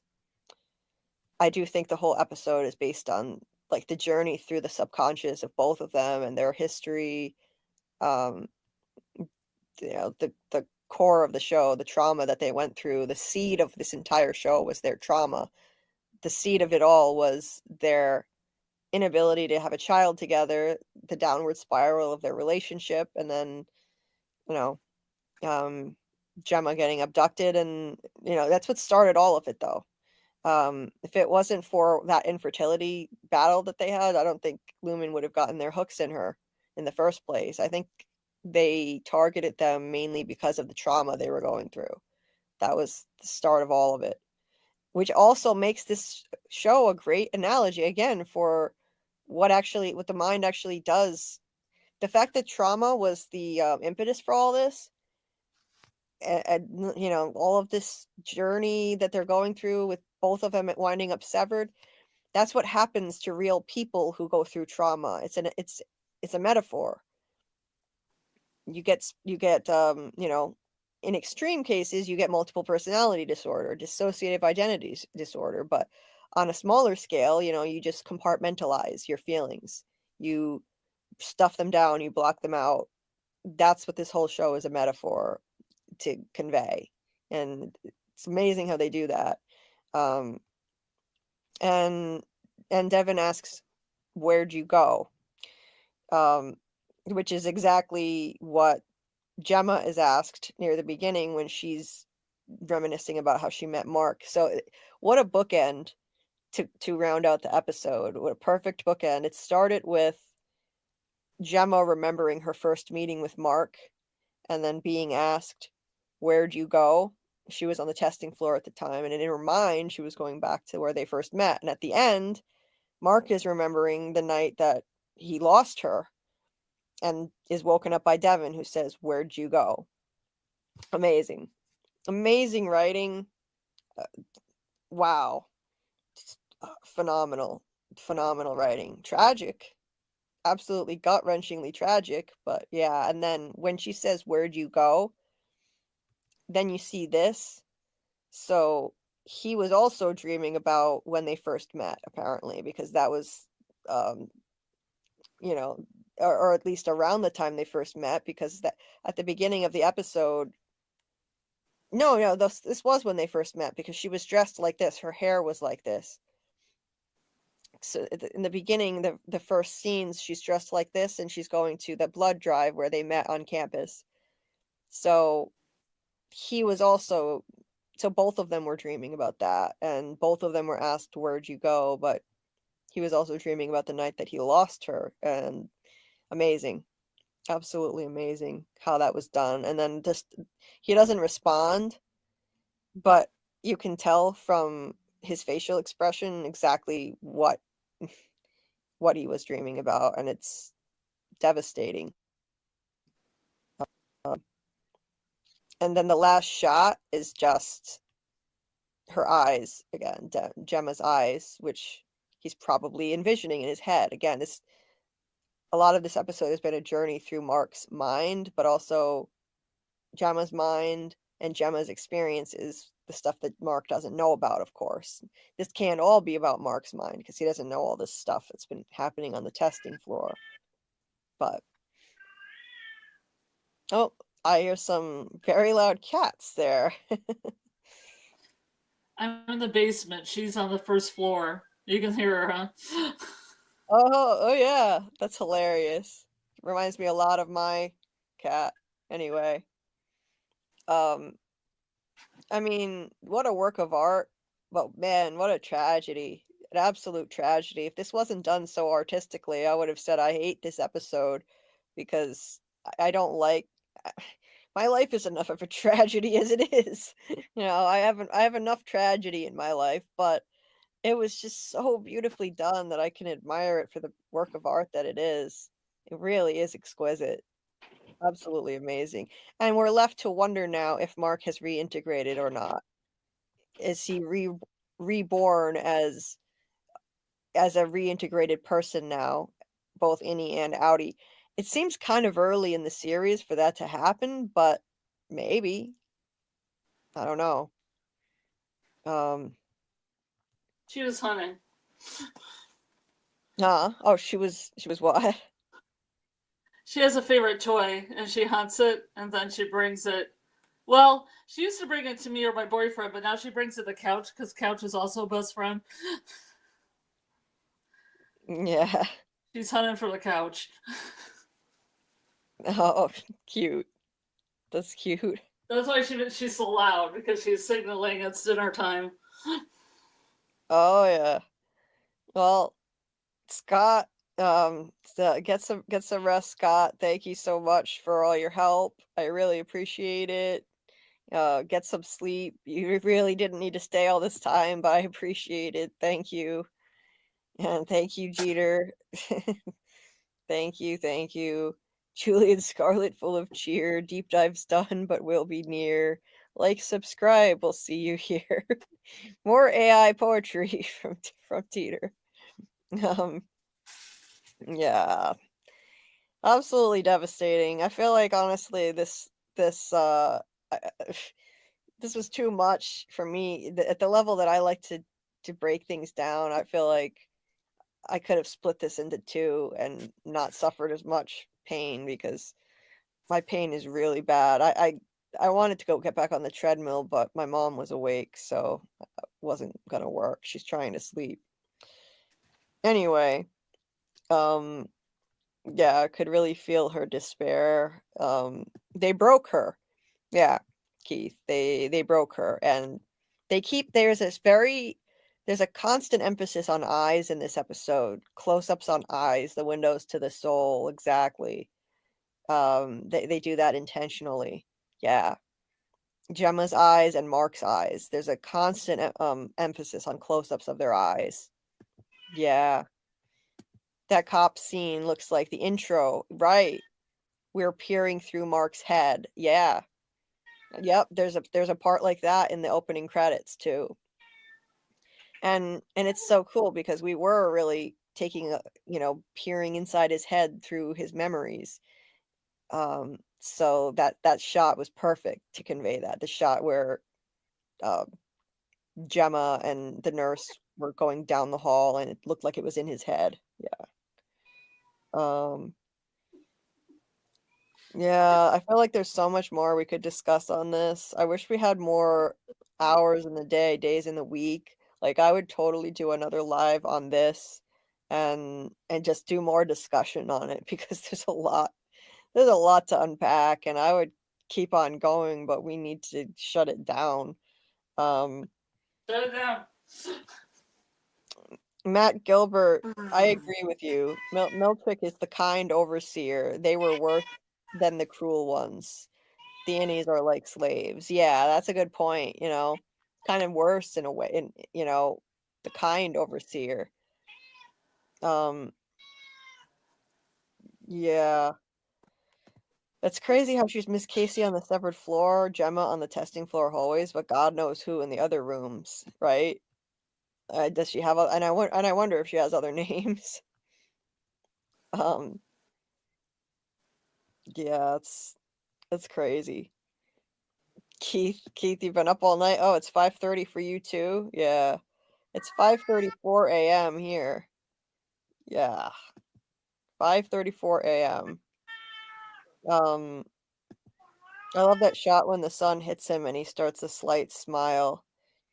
There's so many beautiful shots. So many. So yeah, like the sun shining on him, the whole Bardo state thing, it adds up. Yeah, like so that shot of him when he wakes up, the sun is shining on him. That's a great point. Because I do think that he may have been just reborn as a reintegrated version of himself. And there isn't much light normally in these outie scenes, as we've talked about. Now the sun is shining on him, and maybe it's symbolic of the light of enlightenment, perhaps. He's now reintegrated as a whole person. If he can now go undercover, that would be amazing, if he could now go back into Lumon and pretend to be an innie, but he's really an integrated version of himself. That could make for some really interesting plot lines. It just seems like kind of early to be doing this. If they're planning 4 seasons, as I've heard a rumor about, I don't know what they would do with. I mean, I guess there's a whole lot they can do with this concept, but this is very much Mark's journey at the heart of it all. So, yeah, it's just wow. It just seems like it's moving so fast. The pacing of season 2 has been flying by. But I do tend to think that he's been reintegrated at this point. The sun shining on him. Yeah, the whole Bardo state. It when you pass through to the final stage of Bardo, it's enlightenment. It's rebirth and enlightenment. So it makes sense. It makes sense. Yeah. Hey, real rebel Eric. I went to sleep and woke up for work, and you are still going. We get that a lot. We get that a lot, Eric. Thank you. I appreciate the kind words, and we try. Scarlet is a trooper here because Scarlet has been feeling under the weather and is still stuck in for hung in here for over 6 hours, and I'm in horrible pain as usual. So I don't know how I'm doing this, but this show is too amazing, and this episode was too amazing not to do it justice. I had to go all in with this, and we don't have enough days in the week. I would love to just do more discussion on this, but yeah, we had to just see it through and get through the whole thing. Please like the stream. It's not too late to like the stream, even though we're wrapping it up now. If you hit the like, that helps people find me. I would appreciate it. Yeah. Yeah, Milchik is sus. I mean, I think as far as whose side he's on, I think he's a true believer in the cult of Kier. He's trying to be nice. Yeah, like Matt here says, subservient to Lumon, nice guy jailer to the innies, despicable. Like, I think he's brainwashed in the cult of Kier and is desperate for their approval. Now he's going to be less of a nice guy. He says, I'm tightening the leash because he got that horrible performance review. But because he's desperate to be accepted by these people. That's what I think on that. Yeah, so Matt says I see her as being in hell. Miss Casey may be in limbo, but Gemma is in hell. Yeah, basically. And she's, in the sub basement, so it kind of fits, She's basically in hell. Doesn't get much worse. Miss Casey's pretty much in limbo, for sure. Yeah, I agree. I just wanted to scroll through a few of those real quick. I scrolled up. Catch you on the outside. Yeah, catch you later, Keith. Thank you. See you later, Matt. Thanks for sticking around through all this. Appreciate it. Honestly, maybe it's best not to dwell on this one too much because it's so sad and tragic, but there is a lot of speculation that can be done on where it goes next, but there's always the Discord for that. I do have a Discord. If you're not in there, we can discuss in there this week before the new episode drops. Matt's got some great theories in there. I wanted to discuss his theory a bit more, but we wound up not having a whole lot of time, but I did touch on it. And so check in the Discord for that. It's in the Severance section. We have in the Discord sections for From, Severance, and a few other shows. So the link to the Discord is in the description of this video, and we'll have our watch party for episode 8. We only have 3 episodes left already. Episode 8 will be Thursday night at 9 p.m. Eastern, and then again, I'll show it again at 10 p.m. Eastern, and we'll do a voice chat. If you want to check that out, again, the Discord link is in the description. So what else? Keep an eye out for my deep dive into this episode. I'm already working on it, so it's going to be out earlier than it's not going to be late. I'll put it that way. I'll have it out before the new episode drops. So, please keep an eye out for that. Make sure you're subscribed and hit the bell for notifications so you know when I drop the videos and when I'm running late on a live stream. So I actually do finally go live. So all kinds of things get in the way. I would appreciate it. After the stream ends, it helps a lot if you have a chance to just quickly drop a comment into the regular comment section, which helps with the algorithm. It can even just be one thing, an emoji, whatever. It triggers the algorithm. So if you have a chance, I'd appreciate that. Leaving a comment in the regular comment section. You're welcome, Mark. And thank you. It's a constant battle. I'm in pain all the time, and doing these long lives makes it worse. So I am going to get off of here and take care of myself. But tomorrow, actually, it's not tomorrow. It's tonight now. Tonight, we'll have a watch party for season 2, episode 2 of From in the Discord. So if you're interested in that, you can join us. Doug Hughes will probably join us. He said he wanted to join, so I'm guessing he will. And Wednesday night we'll do our rewatch of or From Rewatch Live. I'm stuttering. I'm in so much pain and I'm so thirsty I can't even talk. Our rewatch live will be Wednesday. Probably I would have to say 10:30 p.m. Eastern. I still have to schedule the thing, but I'm thinking 10:30 p.m. Eastern. It ideally, hopefully not any later than that. I want it to be more or less on time. And we'll be diving into From season 2, episode 2. So that'll be fun.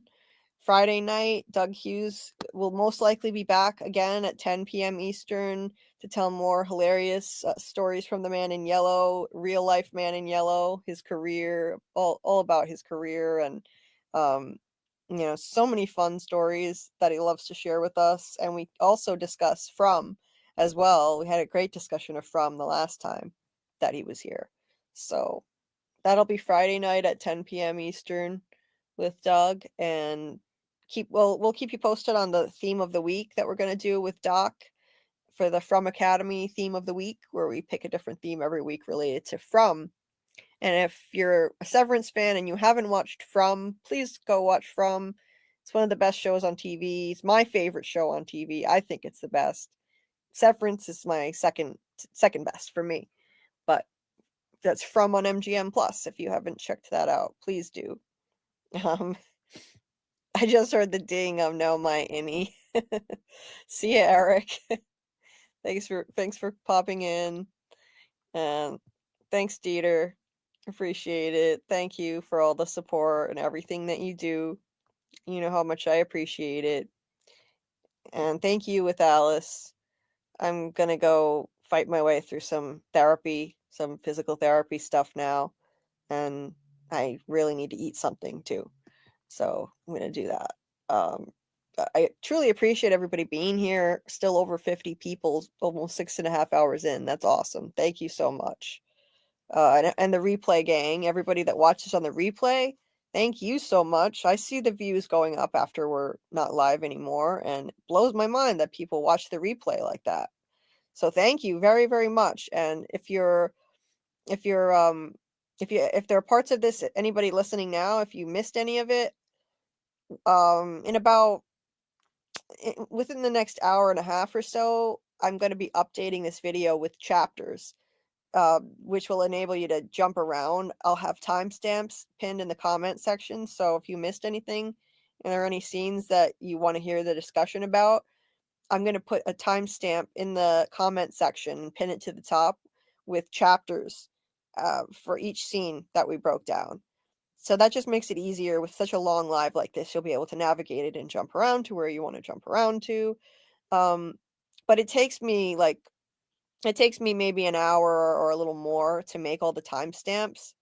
I don't know why. It just takes me a while to parse through this long live, I guess. But it'll be there. So if there's parts of it you missed, it'll be easier to navigate and easier for the replay gang. Thank you to the replay gang. Thank you to the people who are not in the chat and just like to listen. I appreciate all of you. Thank you, thank you, thank you. Truly appreciate it. Thanks, Debbie. One of the replay gang. I really appreciate everybody that watches, whether you're here live or not, because we keep strange hours. So, I mean, if you're in our time zone, well, you know, most people don't stay up all night and can't be here. And obviously, a lot of people can't fit in a live this long, but if you're even watching part of it, I appreciate each and every one of you. And see you tonight, Bill. Awesome. Yeah, see you later. Good day to you as well. And I guess that's pretty much it. Debbie wakes up at 4. Oh my gosh. Yeah. Yeah, very different hours from me. I appreciate that you rewatch them. Thank you, Debbie. You're so awesome. Such a great member of the community. If you ever need me to ring the bell at 4 o'clock, Debbie, let me know. Get you up. Yeah. I mean, I don't really do it for Severance. I'm going to get some goat noises here in a bit. Yeah, some goat noises. Yeah, some various goat noises. Yeah, absolutely. Okay. So, all right. So, yeah, keep an eye out for my deep dive on this episode in the next few days. Hopefully won't have any issues getting it out by Thursday at the latest. So, and if you're interested in joining our watch party from season 2, episode 2, the link is in the description of the video if you're not in there already. That's going to be at 8 p.m. Eastern tonight.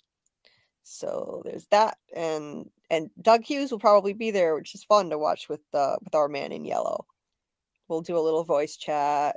It'll be a good time. So, and then live again Wednesday night around 10:30 p.m. Eastern to do the rewatch live, breaking down that episode. I don't know what that means, Dieter. Next week we do The Thing. You mean the movie? The Thing is where are you talking about the movie The Thing? I don't know what you mean, Dieter. You have to clarify that for me. But anyway, bye Dieter. Yeah, you have to clarify what you're talking about because I don't know. I don't know what you're talking about, Dieter. I don't know what you're talking about. I'm gonna hit myself. What are you talking about? I don't know what The Thing means. The lady in Discord. Dieter, I'm in a lot of pain right now. I can't. My memory is not good. Okay. Yeah, we can continue this through DMs. Okay. Yeah, Dieter, I can barely think straight right now. I'm in horrible pain. So if you're talking in vague terms about The Thing, I'm not going to know what you're talking about. I know what you're talking about now. I know I already got it from these clues, but I wasn't going to get it from The Thing, okay? Like, cut me a break here. Yes, okay. So, thank you for reminding me in clear terms. I appreciate it. That's all I needed. Talk about charades. My pain is off the charts right now. Jesus Christ. I tell my mom this all the time. Why are you expecting me to think straight when I'm in so much pain? I can't think. Anyway. Yeah. Anyway, yes, we're going to be doing a giveaway. We're going to be doing a giveaway for Severance. So that'll be fun. I wasn't clear on when we're going to be doing it. Dieter, it doesn't matter, but you said The Thing in the chat, and I'm in horrible pain right now, so I'm not going to be able to remember. We can talk about this offline. Yeah, let's talk about it later. Anyway, so we're going to be doing a giveaway. This awesome lady who has an Etsy shop is going to do a Severance giveaway for us, and it's a shirt that looks like the MDR scary number refining, but it actually also the file name on it is at the top. It says JulieBDeepDives, which is super cool. So we're going to be giving one of those away, and I need to find a link to her shop. Damn it. Wait a minute. I think I have it. I have it. I have it right here. So I'm going to put that link. I'm going to put the link in the chat here. And I'm also going to put it in the description of the video. So if you're listening on the replay, it'll be in the description of the video. You can check out what the shirt looks like. And there's also a discount code if you want to buy anything. She has all kinds of cool Severance merch, mugs and shirts and all different things. And there's a discount code. I think it's 15% off using the code that Dieter put in the chat there. So she's really kind to do this, and I really appreciate it. Her shop is, what is it called? Where's the name of it here? Magic with a K? Yeah, Magic with a K.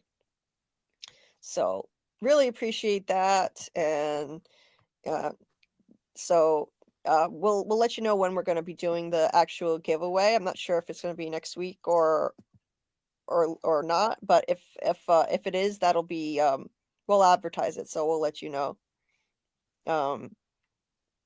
Yep. No, for once I got the link in first. Haha, Dieter. I got the link in even quicker than you. So yeah, definitely check out her shop and her cool Severance merch. We'll be doing our giveaway of a shirt. So it's going to be not just US residents only, but if you're out of the country, the only thing is, she'll pay for, so she said she'd pay for shipping if you're international, but if you live in a country where there are import fees, then you would have to cover that. Some countries have import fees and some don't. So just FYI, just to let you know. Anyway,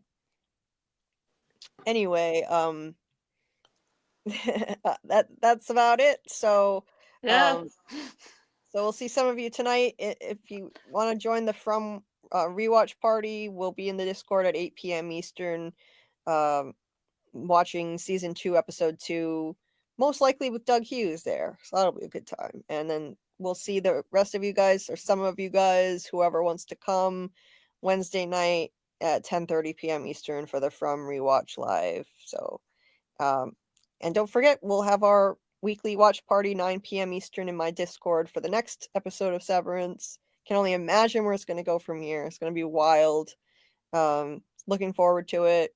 Thanks, Scarlet, and everybody in the chat, and Grant, who's not here now. But thank you to everybody. Truly appreciate it. Have a good day or a good night, everyone. And take care of yourself, Scarlet. Hope you feel better. Yeah. I was hoping to get out of here at 2 a.m. Okay. Yeah. Praise Kier, everyone. Thank you, everybody. Yes. What did the dentist say? And so sweet dreams, dream. What was it? So sweet. Dream sweet. Dream sweet, everybody. There we go. Dream sweet, everybody. See you later. See you later. Bye-bye. See you next time. Until next time, keep on deep diving, and let's see what we can uncover together.